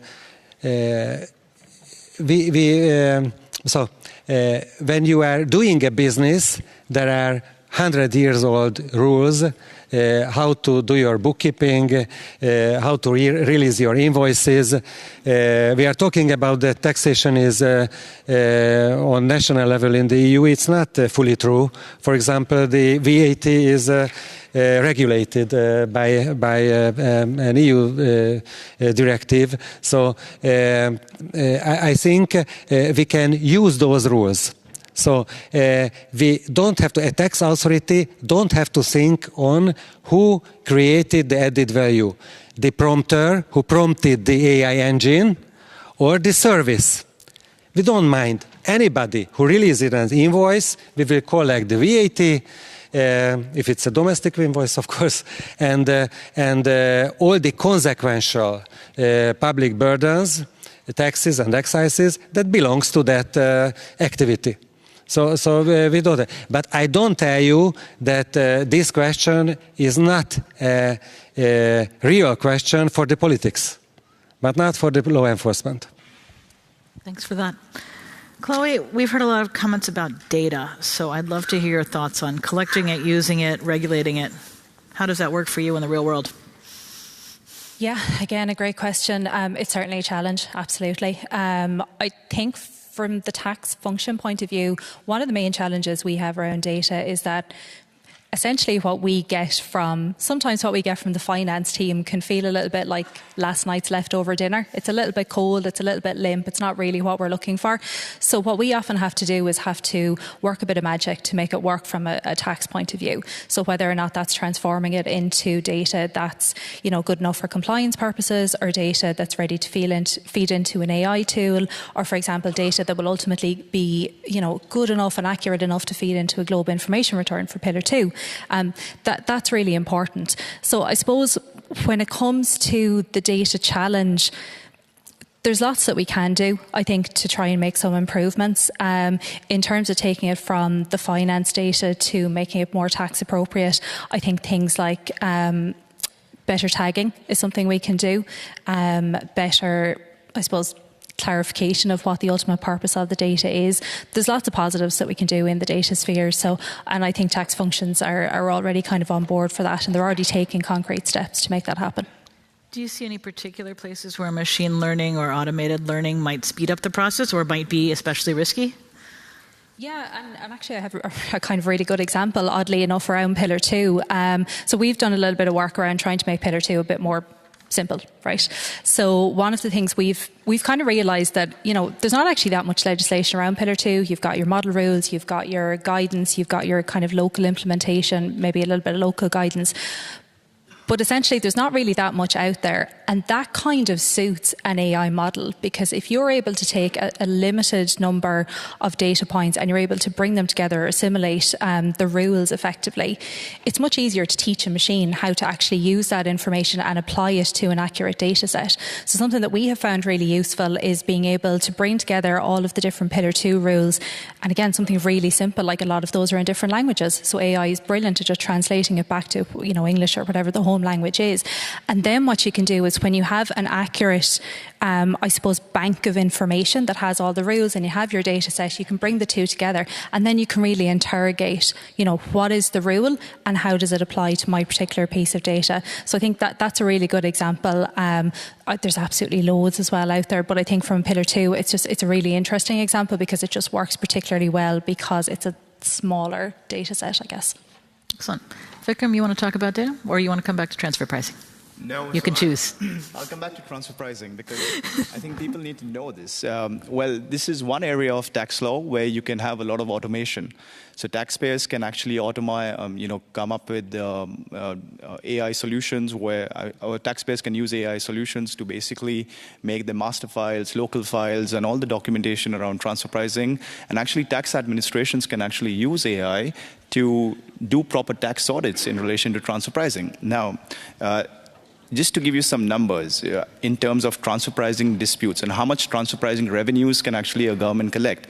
Right now, Microsoft, it's publicly available. This information, what I'm going to tell you, they're going through an audit in the US. I think it's a transfer pricing issue in relation to the intangible property. The amount at stake is $27 billion. Coca-Cola just finished a tax audit, or I mean, there's still litigation going on. The amount in dispute is $6 billion. In the EU, there was a very big case, the Apple case, which the Commission won, and I should congratulate them for that. Basically, there also the amount at stake was 13 billion, and at the core, there was an issue on transfer pricing. So, I mean, one area where governments can really collect a lot of money from multinational taxpayers is by doing proper transfer pricing, principle-based audits. And I think a lot of governments need to invest in that area. There's a lot of training which already a lot of tax administrations undergo, but we need to up the game in the area of transfer pricing because that's a very subjective area. And actually AI can actually help governments to raise a lot of revenue in that space. Thank you for that. If we have questions from the floor, maybe start bringing them up. And while those are being collected, if there are any, I have a question for the whole panel, which is, what would you see is the risk of an arms race between AI tax enforcement and AI tax cheating? Daniel, yes. I can just say that I think, when hearing discussions earlier today as well, I think the European perspective has a problem. I think we have been too much focused on cheating, the problems. We talk about cryptocurrency as something threatening, blockchain technology, we don't know what it is. Looking at the data, Europe is far behind these new technologies. And this is something which is going to, hurt us because AI has fantastic productivity gains and prospects. I think we should switch the mindset. And for example, when it comes to talks about tax collaboration or cooperation, if I want to throw in some crackers in the fire, I think most of the time we talk about competition as something good. So we tend to like competition, but not for taxation between countries. We can have tax competition between municipalities. There are data or research on that showing that it improves service provision in municipalities when they compete on the tax bills. But why shouldn't countries also be able to compete and we can generate gains from that? So basically, taxation is just one aspect. You have to provide also a rule of law and a stable environment and so on, and educated labor force. Imagine doing that for a cheaper tax bill. So that's an incentive for a country to actually tax less and still be forced to provide the same public good. So in that sense, I think tax competition could actually be something that we should not at all just rule out unreflectedly. And it has a kind of link to how we want to also promote AI, much more open-ended and promote the growth prospect, because that will also lift the bottom, all those who get the jobs and also are financed by the tax money coming out of the profits and incomes that is produced. Excellent. Anyone else? Yes, just on, because we are talking about AI and robots, a lot of multinationals, they actually make a lot of profits from actually selling AI solutions and robotic solutions, so on and so forth. Okay. And right now, there's no way a lot of market countries can tax all these remote sales made by these multinationals, and that's why the Pillar 1 Amount A project is a really important project. And currently, that's actually the best solution out there. We've analyzed all the solutions from an academic standpoint, and the best solution is this Pillar 1 Amount A solution. Where I think the solution can be made a bit better is just dropping down the threshold from 20 billion turnover, so the in-scope companies are reduced from the big ones, and you just have the same Pillar 2 threshold, which also applies for Pillar 1 purposes. I think that could be a good idea. And the second is we just need to get one large country on board on this project. We've already heard that's not possible. But what we can do is we can learn from the Pillar 1 Amount A project, and actually we can come up with some new concepts on digital peace, significant economic presence. Actually, within the EU Commission, they had launched a directive on significant economic presence, significant digital presence. So basically, these ideas need to come back, and the profit allocation mechanisms with respect to, ensuring the more profits are collected or more profits are taxed in the EU, that can be done through a deemed formula, and we can, leverage on the formula which has been built in an Amount A context. Super, thanks. Yes. Could I just maybe remove my CEO hat for a second and intervene on this issue as an EU citizen, I guess. I'm from the EU, but I'm based in the US. Etica's as a software startup is in the US. We've raised rounds of funding in the US. I'm one of those paper millionaires based on the valuation of the company. But I'm European, and I am very surprised in the last few months at seeing how little value Europeans give to European values. There's been like a tendency to just say everything's wrong here. We're behind in innovation. We're behind in adapting to the new times. And I think that a lot of us that are abroad are immensely proud of the fact that Europe has managed to continue to wave the flag of values, of taxation, of fairness, equality. There's so much to be proud of. And I'm a bit scared that in this kind of race to the bottom, Europe will fall into many of the traps that the U.S. society specifically is falling into right now, and that make us all really, really scared, the ones of us who live there, and have to see every single day how things that were unthinkable not long ago today are realities. So I would really call on European representatives to be proud of what we have achieved, what Europe means to the world, and to continue to build in that direction. Yeah. Taxation is a good thing. Values are a good thing. Fairness is a good thing. So it's a really interesting point. I'm sorry, I'm going to... I've just been hearing this all day, and I'm like, oh my God, I thought I was coming back to the place that still values those things. And I'm not seeing that. I think that many of the issues, the problems that we have to compete is precisely because the EU tends to just copy the US model in terms of instead of building value on its own. We don't need European LLMs. LLMs are like the raw material. Let the Americans do that. Let them spend all the money on all those data centers. Build a top layer of value. Raw materials, raw LLMs fail a lot. They need to be adapted to specific use cases. Why not build an EU market that specializes on building the manufacturer on top of the raw materials? I think there's a lack of imagination sometimes and more pride in what has been achieved. Okay, Ferenc. I fully agree. I fully agree with your approach, and it was very good to hear. But what is the message of the politics to the European people, the European politics and also national politics as well, to the people? If they hear the word data, then the first thing they connect to is data protection. If you hear anything about AI, then how we protect ourselves with AI. Think about the AI Act. I don't want to criticize the GDPR because I will protect it. I think it's a very good European regulation. But think about the AI Act. To be honest, AI Act is very good with the tax authorities. So it does not affect us very much. But, and the customs as well.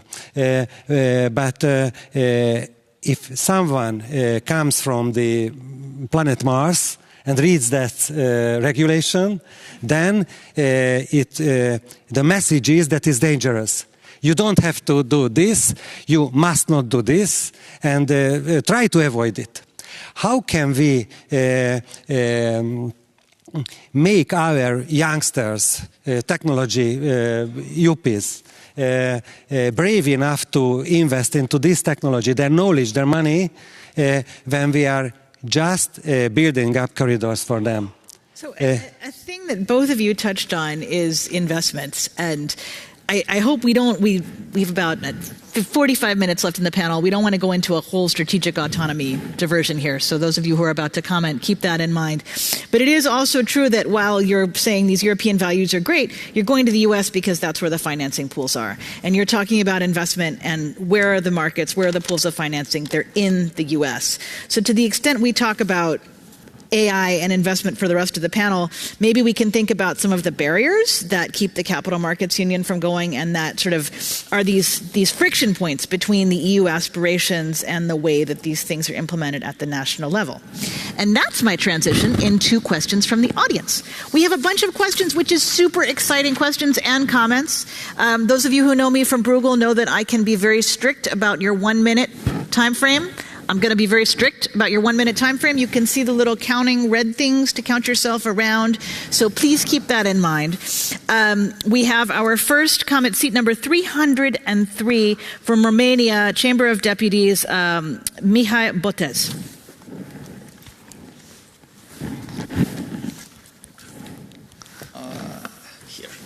I think it's okay now.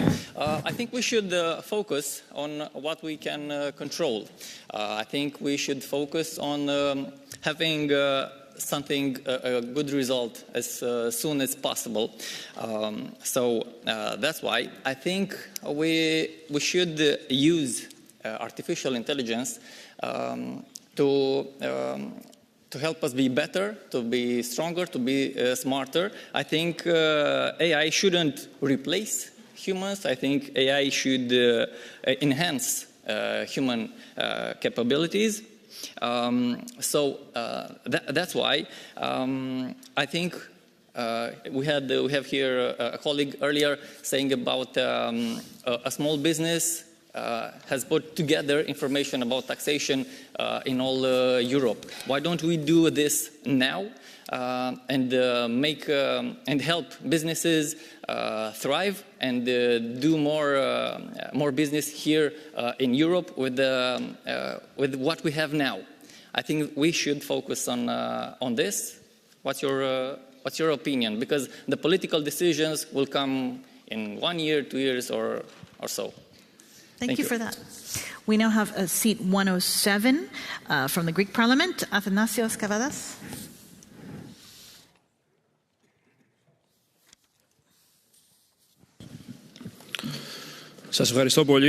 Thank you very much. First of all, I'd like to congratulate the panel for this important and topical issue that we're discussing today, especially the whole issue of AI and tax systems.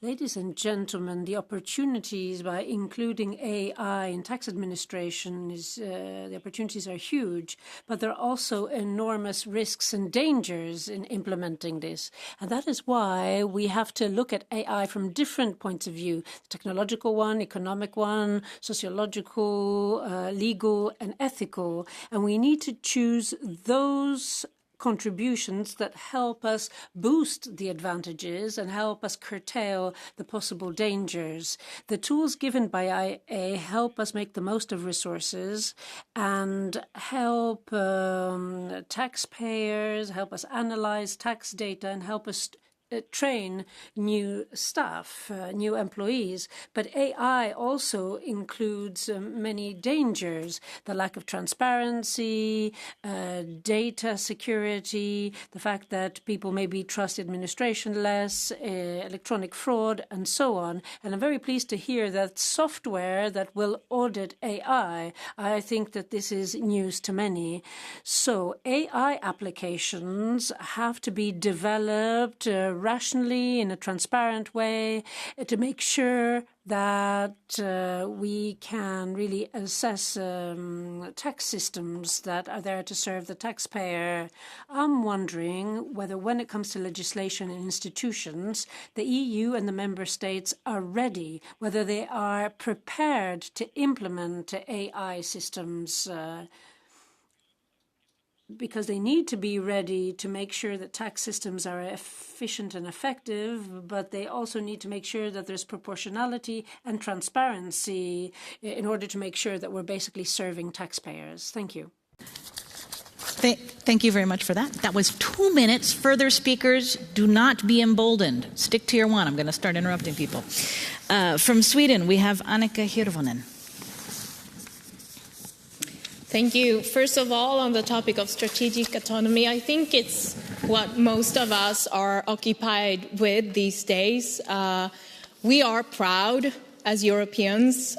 We stand firmly behind our values, and I think the last days we've done so together in a way that really has been important for our citizens, as well as the citizens of Ukraine, not the least.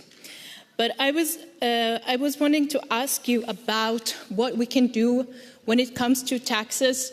You were talking about not to put taxes on robots and on AI.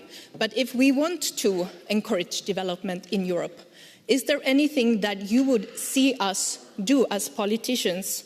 And also a different question on legislation on AI models for detecting fraud that you brought up.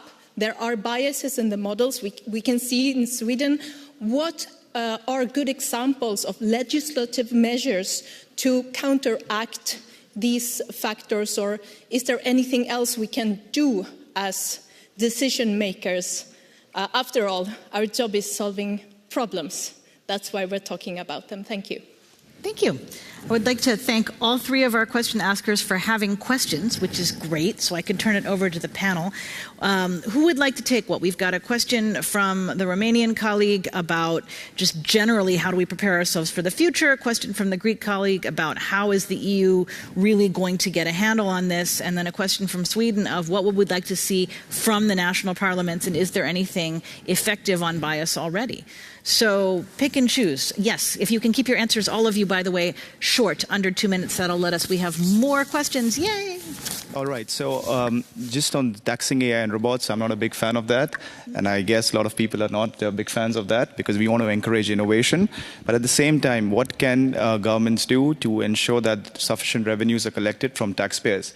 So I completely agree. As individuals, as companies, everyone needs to pay their fair share of taxes. But the debate we need to have is whether or not we have the right policies to ensure that everyone is paying the fair share of taxes. So in the context of international corporate taxation or taxing corporations in general, I think the focus, at least from my point of view, needs to be on transfer pricing, because that's one area which can lead to significant revenues for all European member states. So in the EU, there was a forum, the European Joint Transfer Pricing Forum, that was kind of dismantled. I think a similar forum like that needs to be set up, and where a lot of tax auditors can do a lot of training on transfer pricing to ensure that more profits are being allocated to their own countries and they actually collect taxes. So that's in the area of international corporate taxation. In the context of international individual taxation and taxing individuals, one of the big debates that took place here is having a wealth tax on the super rich. Whether that's a good idea, personal view, no. It's not a great idea, because individuals are just going to go away from one country to another country.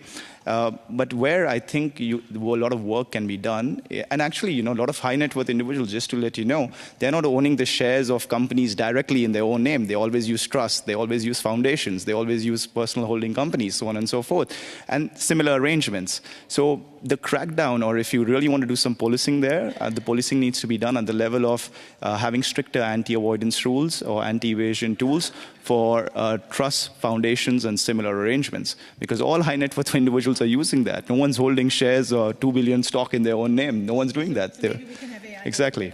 And actually, the AI can help in that. Exactly. Perhaps. We will see. Chloe, what do you think?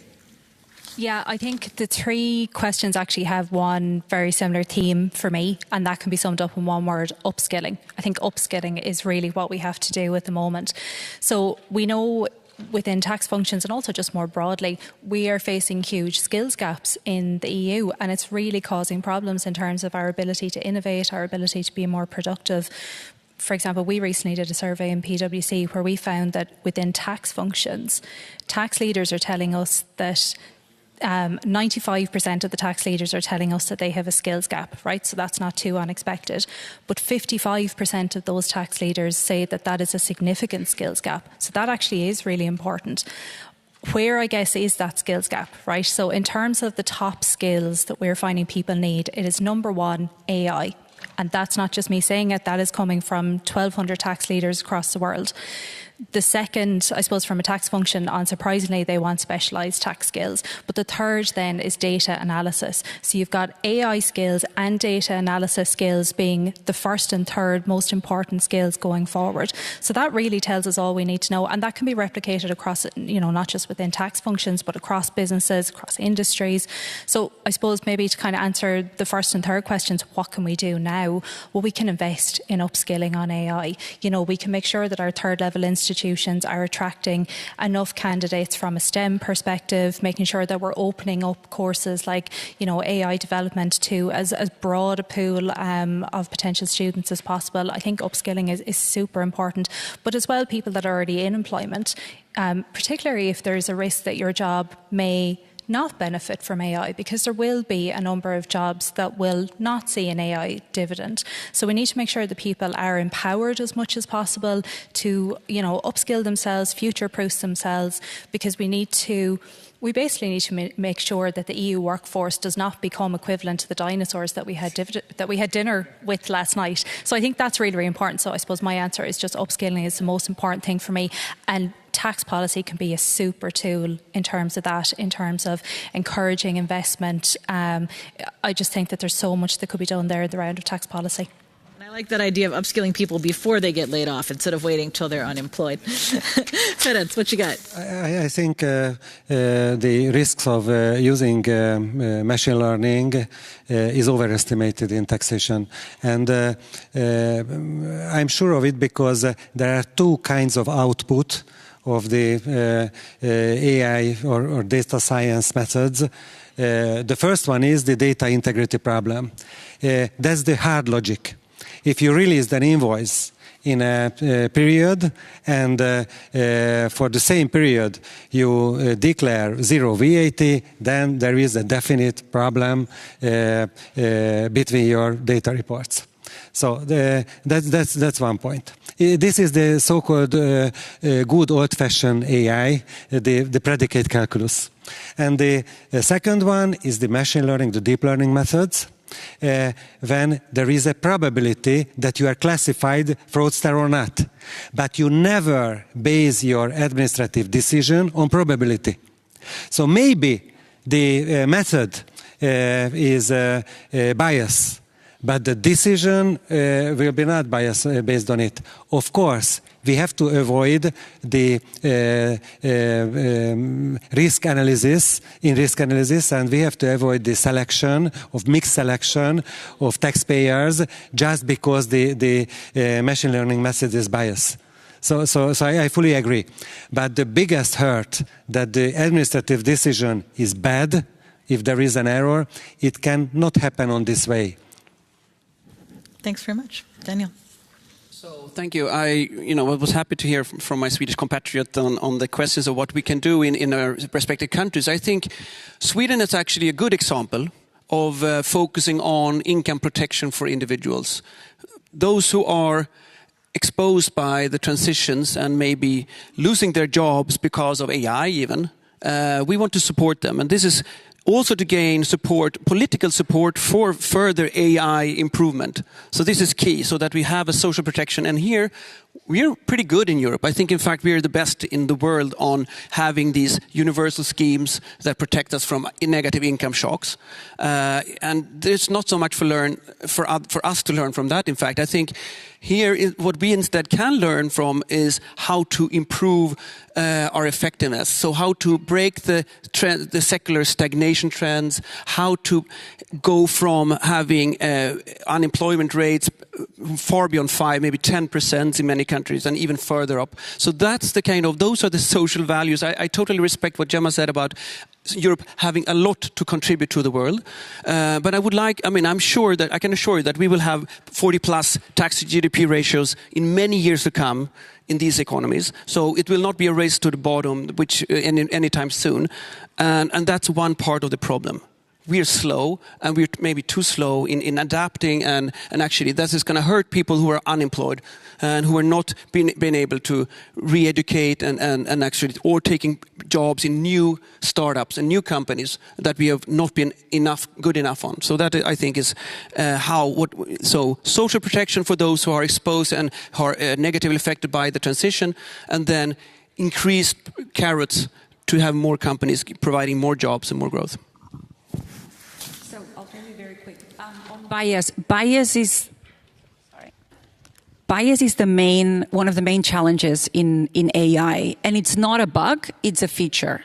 Bias is like the equivalent of speed in cars. Cars are made to go fast. That's what we want them to do. But we realize that there's such thing as too fast, and then we build brakes and red lights. In AI, bias is the same. Bias is a feature. All AI systems are biased because of the pattern dynamic. The way that AI works, it identifies majority patterns at the expense of minority patterns, and so minority patterns in any data set will always suffer. So it's always there, and you always have to control for it. That's what the US doesn't do, and that's what Europe has an opportunity to do, to build the tools, even software tools, that allow us to build systems that minimize bias and build the equivalent of the brakes for a car, or the seat belts for a car, or the red lights for a car. So bias is a huge problem that we face in any single system that we implement everywhere, from cancer screening to fraud identification in tax systems to any kind to allocating students to specific universities. It's a problem that we have throughout. On the issue of what can policymakers do, because I think that that's really important in this forum, I'd say on the one hand, use procurement as a tool to shape the market. And I would encourage you to look to the US, but not to the federal government right now, but to states like California and Colorado that are trying to compensate for what the federal government is doing, and where they're looking at ways of how can we as the public sector ensure that the AI that gets to our citizens and the AI that we use as public administration is responsible AI. And so through procurement, we build rules to ensure that we only buy technology from providers that can guarantee that they will incorporate bias minimization, auditing of those systems, explainability of the decisions, and you can build all that in your procurement and only buy technology from developers that bring you that. And also the second thing that policymakers can do is put their money where their mouth is. And I feel that in Europe, that's what's missing. We did a study on the Horizon Europe program, which is the largest funder for R&D in Europe. The Horizon Europe program mentions responsible AI and ethics and societal issues several times. We used AI to identify how that was valued in the proposal phase and how much of the final money was allocated to the proposals that mentioned these topics. The results were really, really problematic. Ethics, responsibility, and societal issues are in the text of the calls. They're not in what is funded. So my feeling is that Europe is the first one to not believe in its own preaching. We are not investing in the things that we say we care about. When it comes to spending money, we end up investing in Silicon Valley wannabes 20 years later. And I think maybe the problem with the EU, it's more on that and not on our inability to innovate. And just one example. Do you know who monetized GDPR? The law that now everyone criticizes because it's so bad. You know who built a company that is valued at $5 billion today? OneTrust in the US. Not one single company in Europe monetized GDPR. Not one single euro of R&D money from the EU went to helping companies develop solutions for responsible AI or data protection. Maybe that is the gap, and maybe the opportunity is in that and in not in getting rid of data protection or responsible AI as paradigms of the innovation that we want Europe to put forward. We look forward to the coming wave of corporate relocations to take advantage of all this expertise. We have 6 questions. So I will ask the sound folks to please turn my mic back on after a certain period of time to make it easier for me to interrupt you and keep you on task. Because we do want to hear from all of you, give our panelists a chance to respond, and make sure that Gerasimos and Pasquale have some interpreters left when they get up to close the conference. And I'm guessing the interpreters need to get out on time because that's a hard job that has not been automated or turned over to AI. So, first, in seat number 353, we have Thomas Gabory from Algonomia. Hello, everybody. I'm the head of Digital Transformation Services. We currently help tax department using AI to generate tax documents translation and analysis to help them navigate regulations efficiently. We believe that it will increase efficiency and accuracy in this department, but we see now key risks emerging from that. The first one is transparency and trust. If AI models are proprietary or hidden, taxpayer cannot verify or challenge decisions. The second aspect is bias model. AI trained in incomplete data set may generate discrimination in tax enforcement. And the final one is technological gaps. If AI is controlled by few private firms or few governments, smaller businesses and some jurisdictions might fall behind. We believe that open source AI models can be the answer to such challenges. That's why we are pushing our code open source for researchers and policymakers and the public to improve and audit our automation tool. And more question regarding that is, should EU commit to sharing an open source AI tax algorithm? And what about requiring the same from all private AI software providers to ensure fairness and transparency? Thank you. Thank you. Big question. Seat number 556, Eva Cartwright. Thank you very much. I have a question to the whole panel, whether the panel sees an opportunity for AI in actual lawmaking. As much as we are proud of European legislative achievements, we are inundated with law. And the Draghi report points out that in the same period of Commission mandate, the US passed 3,500 legislative acts, while the European Union passed 13,000. And from implementation point of view, they're not particularly good either. So I'm asking whether AI could help us write better legislation, because currently we have the base legislation, we have implementing regulations, then we need a guidance, and then we need an FAQ, because the legislative text is not clear enough. So, in fact, from implementation point of view, we need to read thousands and thousands of pages, and from one company who is dealing, for example, with wine trade, it needs to read the tax legislation, the customs legislation, the excise legislation, and there is no correlation between those. And we see quite a lot of potential in using AI tools. We are using them ourselves as traders, and we are wondering whether the administration would be willing to move towards this, and if there are any challenges in this. Ferenc, do you quickly want to talk about how this will work for you? I think we can expect from an economic entity to manage thousands of pages of legislations if they want to build, for example, a nuclear power plant. But if there is a private person, it's a crime against the society if we create thousands of pages of legislative documents. It simply does not work. Whole economy is thriving on this and robbing out our citizens because we use a very unfamiliar wording and there is no consistency between the legislative units, let's say. Okay, I have to be in a hurry, so I think that's good though, because she's working with actual customs people using the custom systems, and you run a custom system. So I think this is worth the time, and I appreciate both of you for the answers. The EU made a good thing on customs for private persons, because the OSS and the IOSS system takes the burden from the private, the natural person, and takes all the administrative burden on the company, the electronic shop, the web shop, or the importer. Yeah. So it works on this way. I have a huge problems with this system. Gerasimos knows it very well, and I have a proposal how to go on with it. But regarding this question, it's a good system. Thank you very much for that. We now have in seat 178, Christos Melas.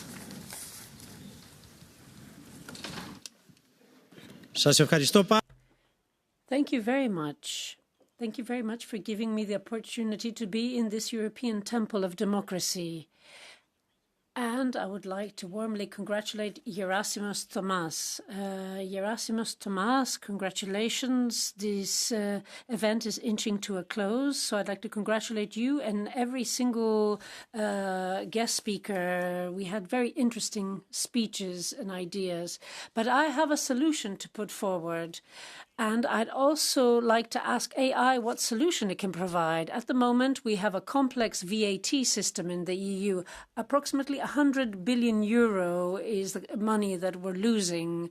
So how about a proposal that makes sure that all VAT is collected and so that we don't have these losses?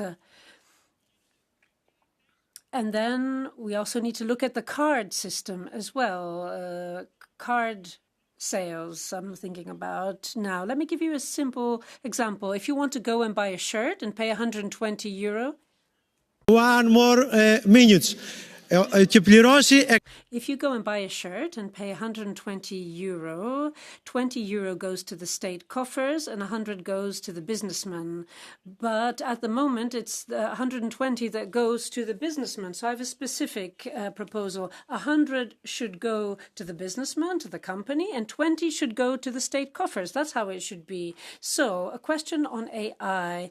What can you do about this? We're talking about, is there something very simple that we can implement? Thank you very much. Thank you for giving me some extra time. 985, Mariano Giralt. Thank you very much, Rebecca. So probably it's a follow-up point after our Greek colleagues. One of the topics that we have discussed across the session today, it has been the tax evasion. Has been named at least from 8 different speakers, the problem and how to tackle tax evasion. And it seems to me that all the challenges that we are facing on tax evasions are about the massive amount of data that we need to collect. It's about the predictions, it's about the patterns, the predictive patterns that we see in the industry for tax evasion. A little bit my observation, I'm keen to hear from the panel, is I know that we are doing some things in Europe. I know that there are other tax authorities, the US, Canada, Australia, the UK. They are quite heavily investing on AI for tax evasion. We are doing a little bit here in Europe. My question is, can we be a little bit more ambitious in doing things on tax evasion and AI? Thank you. Seat number 609, Laura Maxon. Thank you. Artificial intelligence in tax system relies on large-scale data processing, which demands significant energy consumption and has a notable environmental impact. How can the EU address these sustainability challenges without slowing down innovation? What strategies can potentially help optimize AI's energy efficiency in tax administration while maintaining its effectiveness? Thank you. My undying gratitude. Thank you. Our last question from Fiaz Dosam, seat number 737. Hello, everyone. Quick reflection on the, we're talking about the transfer price, Mr. Chant, you mentioned. And my question is more there, then we see on the other side, the WCO, customs valuation is coming. And there is a big conflict. We see that, and how we can harmonize this. Thank you very much. Thank you very much. So we will go back to our panelists. I'm going to do a little bit of divvying up. Gemma and Vikram, I would like you to consider open source. Should we mandate more open source as a way of keeping the technology widely available and leveling the playing field? We had a couple of questions from our Greek colleague and the other colleague about VAT fraud. And Chloe, I would love it if you can particularly talk about ways that perhaps in your business you see closing the tax gap. Ferenc, you know the issues. If there's anything you'd like to add on, what it's like to really do this, that would be great. Daniel, I will give you the floor last because you are so wonderful about some concise, big picture thoughts. So think about it. Be ready. Dealer's choice. And let's see. We'll start with open source because it came in first. All right. What do you think? So let me be a bit provocative here. And my answer would be no. I don't think that we should make open source mandatory for several reasons. First, because a lot of the open source models today are not truly open source. They only open source part of the development, and there's no guarantee that after a system has been open source and the community has worked to improve it, it will not be privatized. And so I don't think it's a solution for many of the problems that we have. But also I think that we need to start thinking about AI systems from the perspective of the impacted communities and the people that have their livelihoods defined or decided by an AI system, and focus a lot less on the top of the stack and a lot more on the end of the pipeline. And so we can have open source models that are really bad for the environment or really bad in terms of how they make decisions. They may not have minimized for bias. So I do not think it's the solution to the issues that we have. I think it's good to encourage open sourcing as a layer of transparency, but open sourcing is not transparency. Open sourcing is not necessarily environmentally efficient. Open sourcing may lead to companies monetizing personal data because they cannot monetize the model. And open source that does not guarantee fairness at the point of impact. So it's a good thing to have, but it doesn't solve all the problems. Thank you for that and for touching on the environmental angle, which I neglected to assign. So Vikram, if that interests you also, the floor is yours. You can pick and choose. Well, on the environmental angle, I'll stick to that. Thank you for your answer. So on the environmental angle, you see, there is, as the Commissioner said in his opening statement, one of the top priorities here is the transition to net zero. How can you achieve transition to net zero? So you have one tool, which is your carbon taxes, where you can just increase carbon taxes on the airline industry, shipping industry, or other industries, and you raise more revenue. But that's not stopping companies from actually polluting. Companies still pollute. There is more pollution. So carbon taxes may not be the right answer to that problem. Where I think a good answer to that problem is more incentivizing companies to move towards the net zero transition. And how can companies be incentivized? Through what the Commissioner already said, through accelerated depreciation tax credits. And in fact, in the US, for enabling companies to move towards this transition to net zero, the US has come up with this Inflation Reduction Act, a lot of tax credits. And actually, Canada has picked up on that. They've come up with 6 tax credits. Australia has picked up on that. They've come out with 2 tax credits, a critical minerals processing credit and a hydrogen production incentive. And France has also picked up on that, and they've come up with tax credits. So I think the mindset needs to be to stop penalizing businesses with more taxes and actually enabling businesses to move towards this transition towards net zero. And just as an example for the airline industry, the airline industries, if they start using sustainable aviation fuel, then there'll be less pollution from the airline industry. But that fuel is very costly right now. It's very expensive, the sustainable aviation fuel. So I think governments need to intervene there and actually kind of provide some incentives to businesses, the producers of sustainable aviation fuel, plus the consumers of sustainable aviation fuel, so that they can enable this transition to net zero. And then, there's more and more renewable energy in the market, and that renewable energy is used to power AI platforms and not coal anymore. Super helpful. Thank you for that. Chloe. Great, thank you. If I can, I'd like to pick up on the end of question 2 and kind of bring it into the question from the great colleague.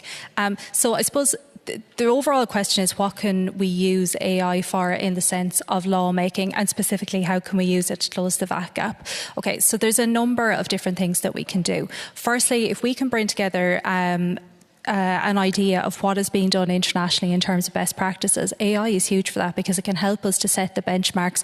How are other countries, for example, dealing with shadow economies, dealing with VAT evasion, that kind of thing? I mean, Egypt is a great example. Like, they introduced a system a few years ago purposely to deal with the shadow economy. So they brought in a system to deal with e-receipts and e-invoicing, and it took out all of the kind of arbitrary, I suppose, decision-making out of the process. They saw a huge improvement in terms of compliance. So I think that's a great use case. I suppose a couple of other examples on the VAT side. Specifically, I think VIDA will help because we'll just get a lot more data, and I think tax administrations will be able to use that to figure out what's baseline behaviour, what is then unusual? So, for example, where may there be instances that might indicate that there are risk or evasion tendencies, I suppose. A couple of other examples, we can do all this a lot more quickly. And I suppose when it comes to an important tax like VAT, which is a fiduciary tax, and it's a huge mechanism for a way we collect a lot of our taxes, speed is of the essence. So if we're filing VAT returns every 2 months, we need to have real time comfort that people are doing the right things around the VAT rules, and if there is some sort of a loophole or there's some sort of way in which people are kind of, I suppose, navigating the rules a little bit funny, we need to be able to figure that out really, really quickly, and AI can certainly help with that. I suppose if I was just to make a closing remark, what I would caution against overall on AI is not to think about it in the sense of how can we regulate AI. So I would think about how can we use it positively for taxpayers, for tax functions, and also for tax administrations. I think that would be my closing remark to the panel. Thank you very much. One sentence about open source. We at the Hungarian tax administration use either open source or not open source softwares. The not open source is, for example, SAS or Oracle. And the open source is like Python libraries like scikit-learn or PyTorch. And believe me, we know the same information about the open source as the not open source, because we don't have the resources. We are not an IT company. We don't have the resources to analyze the open source repository of those softwares. So it means us that if someone finds an error in the source code, then that programmer can be famous for 15 minutes if they publish it, and we can rely on it maybe, but that's all from my side. About VAT fraud.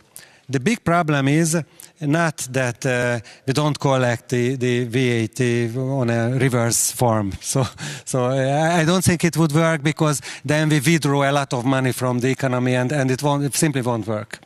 The problem is that we do not collect the data. 3 or 4 member states are collecting invoice level data. In the whole union, Italy, Spain, Hungary, and maybe there are some more initiatives. And we even do not collect invoice level data on intra-community fraud that is free of VAT. So it's crazy. And we let all those fraudster networks 5 more years to thrive until this will be mandatory to collect those data in the VIDA. I'm very happy that we started it. I'm really happy. But it's believe me that this is definitely a problem. And it's another problem on the domestic level as well. We should follow the graphs, the networks of the invoice sequences, and find the positive circles, the rotations, the positive rotations, and we simply cannot do. And I'm very upset because we have a detailed analysis model for it, and we know that there are a lot of leakages. Those member states who don't have that data, they have some more years to sleep well. Thank you very much. Daniel, 2 minutes or less. 2 minutes or less. Thank you, Rebecca. Thanks for these questions. I would like to pick up on 2 of them. One is about data regulation, and the other one is about fighting tax evasion and lessons from that. So on data regulation and ownership of data, biometrical data, other kinds of data, this is an area when it comes to understanding AI where perhaps tax policy is not the prime target. If we think about Occam's razor, so using policy as most directly as possible, I think instead other kinds of regulatory measures to secure private ownership on certain assets can be used. And here I also think that, for example, when it comes to dominance in certain markets, instead of trying to break up profitable, successful companies that have become excessively big, making excess profits or whatever that is, thinking about data regulation and entry regulation, increasing competitive pressure and newcomers so that we get more dynamism rather than breaking up successful companies that make profits and make value. The other one on tax evasion, the other question, here I want to talk a little bit about Sweden. Whenever I am in Sweden, I'm very critical about the system and criticizing everything. But whenever I go abroad, I become the biggest system lover and Sweden lover. What we have is a system of identifying numbers for individuals and also for firms. This is what Ferenc would talk about not as data, not AI, but simply raw data, allowing us to combine information about wage income, transfers, maybe if you are sick or have other kinds of, and then that allows us to at least make sure that we do not make too much of wrong payments of transfers and so on, and people know about this, and I think that's a nice threshold for them before they're thinking even about becoming tax evaders. And I think this is simply data and in its purest form and about individual information numbers and so on. So that is working in Sweden at least. Thank you. And what a great way to bring it back to data and the real human beings behind that data, who we all are and walk among. Thank you to our interpreters. Thank you to our terrific panel and to you for your questions. And now I hand it over to Gerasimos and Pasquale. Thanks, guys.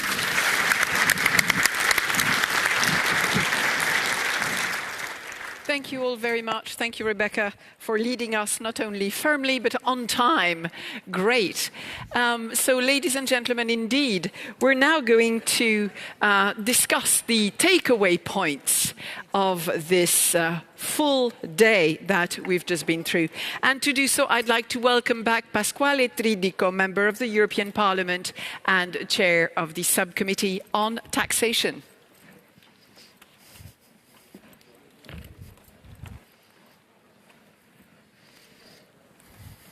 Thank you to everybody. Thank you to the resistance of this very long day. It was very nice to have all of you here.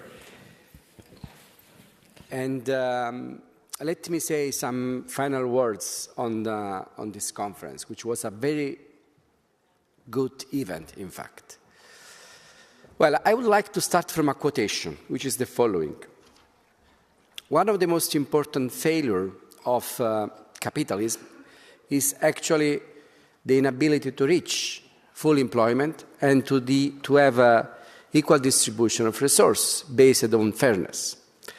Well, this was Keynes in 1936. Now, we went through very important sessions. One of these was exactly dealing on wealth and taxation. A second one was on competitiveness and sustainability. A third one was on reform at EU and international level of taxation. A fourth one, just now, was on the new challenge of artificial intelligence taxation. Very nice things emerged from this session today, both from an academic point of view, but as well from a policy point of view.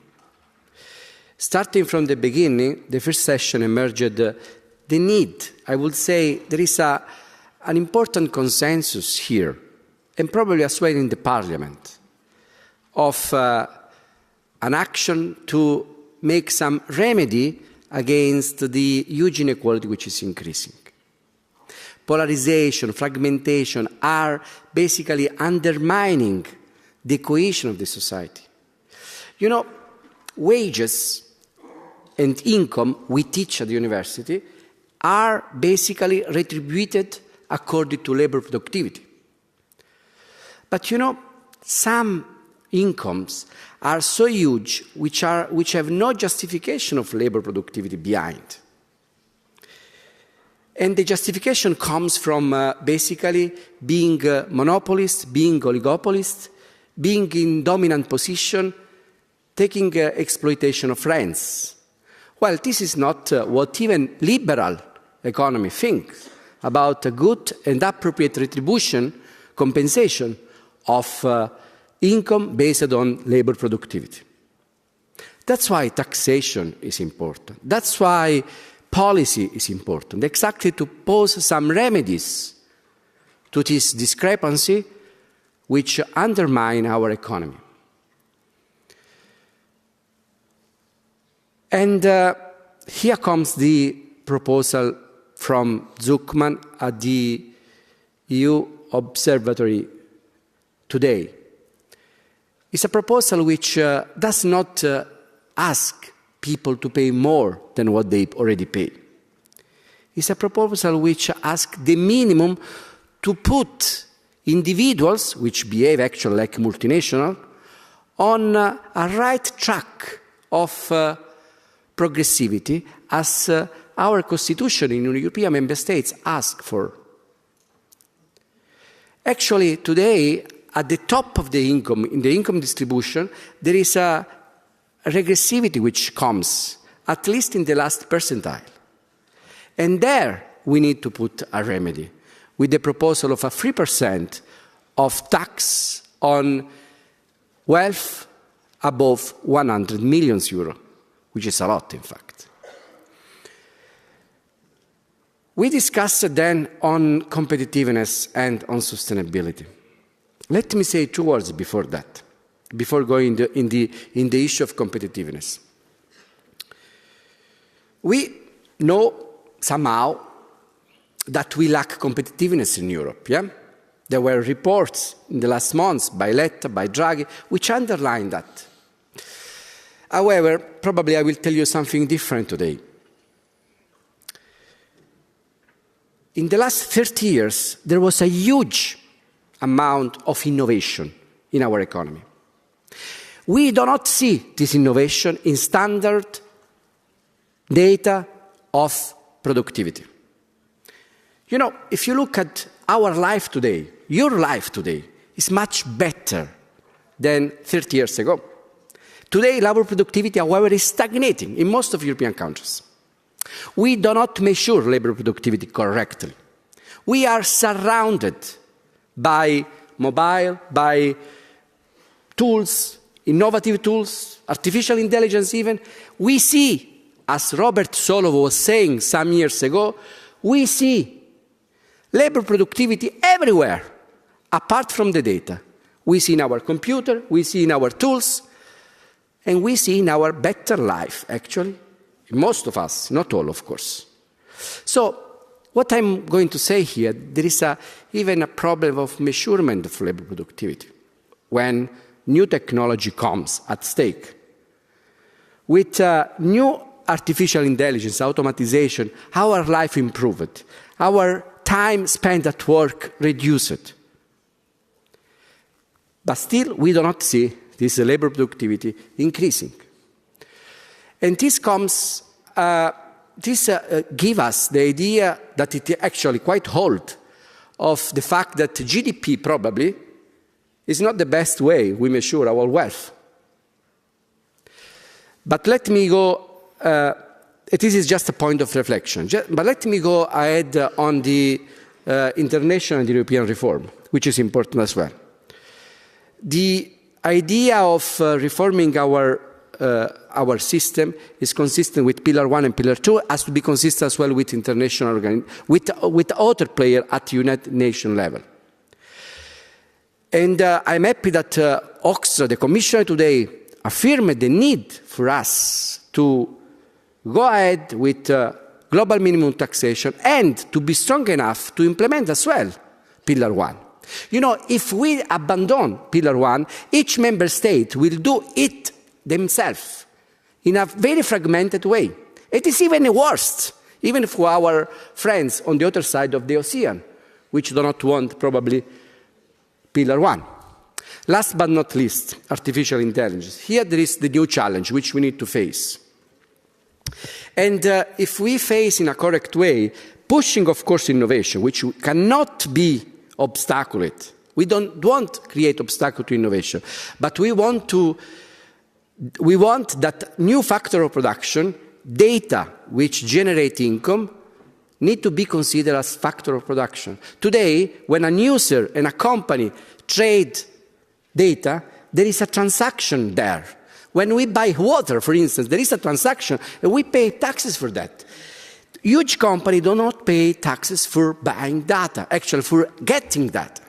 If we understand that, probably even the way to understand better the impact of artificial intelligence on income will be better understood, and we realize which source of income we need to tax. I want to finish this talk with the words of Pope Francis today.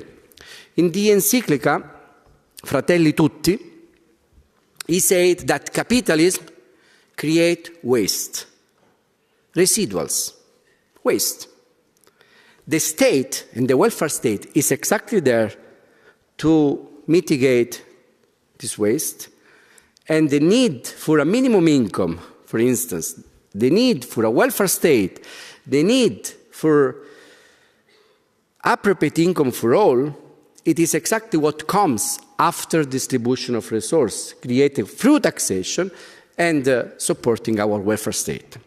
I finish here my talk, and I would say thank you, and now I have to read, in fact, I have to say thank you to all those people who worked for the symposium.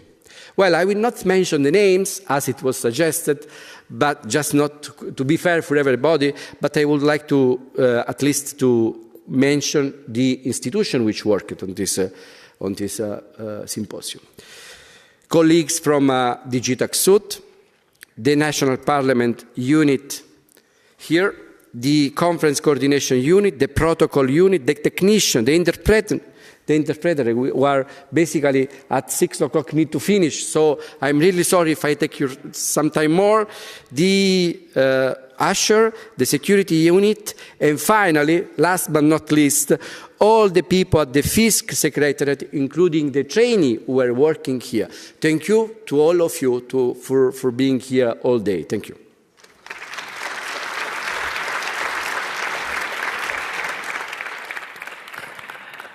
Thank you. And final word then to you, Mr. Gerasimos Tomas, Director General for Taxation and Customs Union.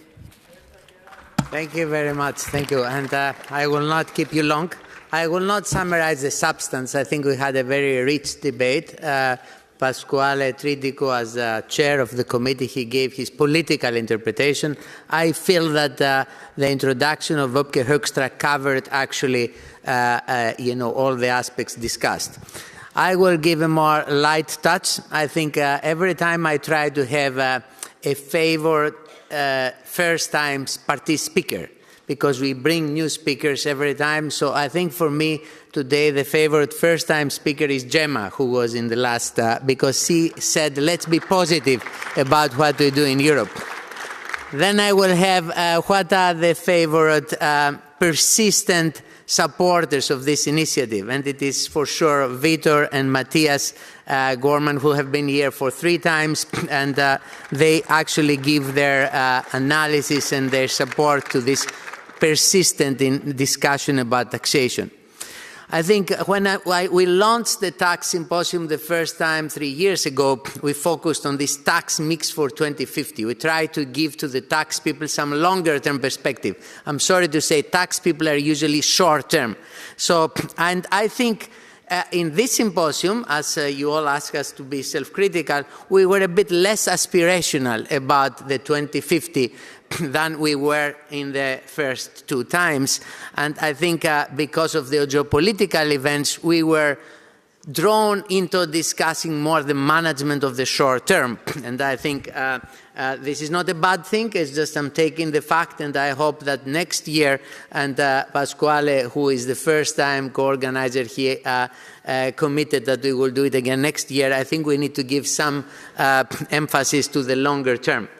I think what I am very happy about is that the core of this day of the symposium is that to involve the national parliaments and the parliament, and this support from the national parliament was stronger than in the previous time. So I want to thank all the national MPs and including my own co-nationals, which, they were very emotional about this, but all the national parliamentarians. It's very important. The law, the tax law, and the complication of it is made in Brussels, in national parliaments, at local level, at tax administration. So the good and the bad things. Third, I think I want to, take what we took out of this symposium in all 4 panels. I would say all the problems that came up, they need a process. This process, whether it is to tax high net worth individuals, whether it is about reforming the corporate taxes, whether it is to look at taxation and do competitiveness, whether it is to solve revenue issues, we need a process. And to have the process, we need people. So we need the people of DG TaxSud, all my colleagues, not the ones only who made this conference. We need the people in the FIS committee and the assistants of parliamentarians who do the resolutions. We need the assistants of the national parliamentarians who do the lawmaking. So we will not achieve any results if we do not have a process. This is about the government. And we need the participation of the stakeholders. You all participated here, there, some of you didn't speak, but I think this process of mixing with the private sector, mixing the different levels of government, meeting the stakeholders, the NGOs, all the civil society is important. So, I dedicate this to the further consultation across all of us, because we cannot do it alone. We need to work together, and therefore I want to thank all of you for participating, and I want to thank all of us, the colleagues, the people that will be involved in making better tax laws over the next year, and not only for this conference. Thank you very much.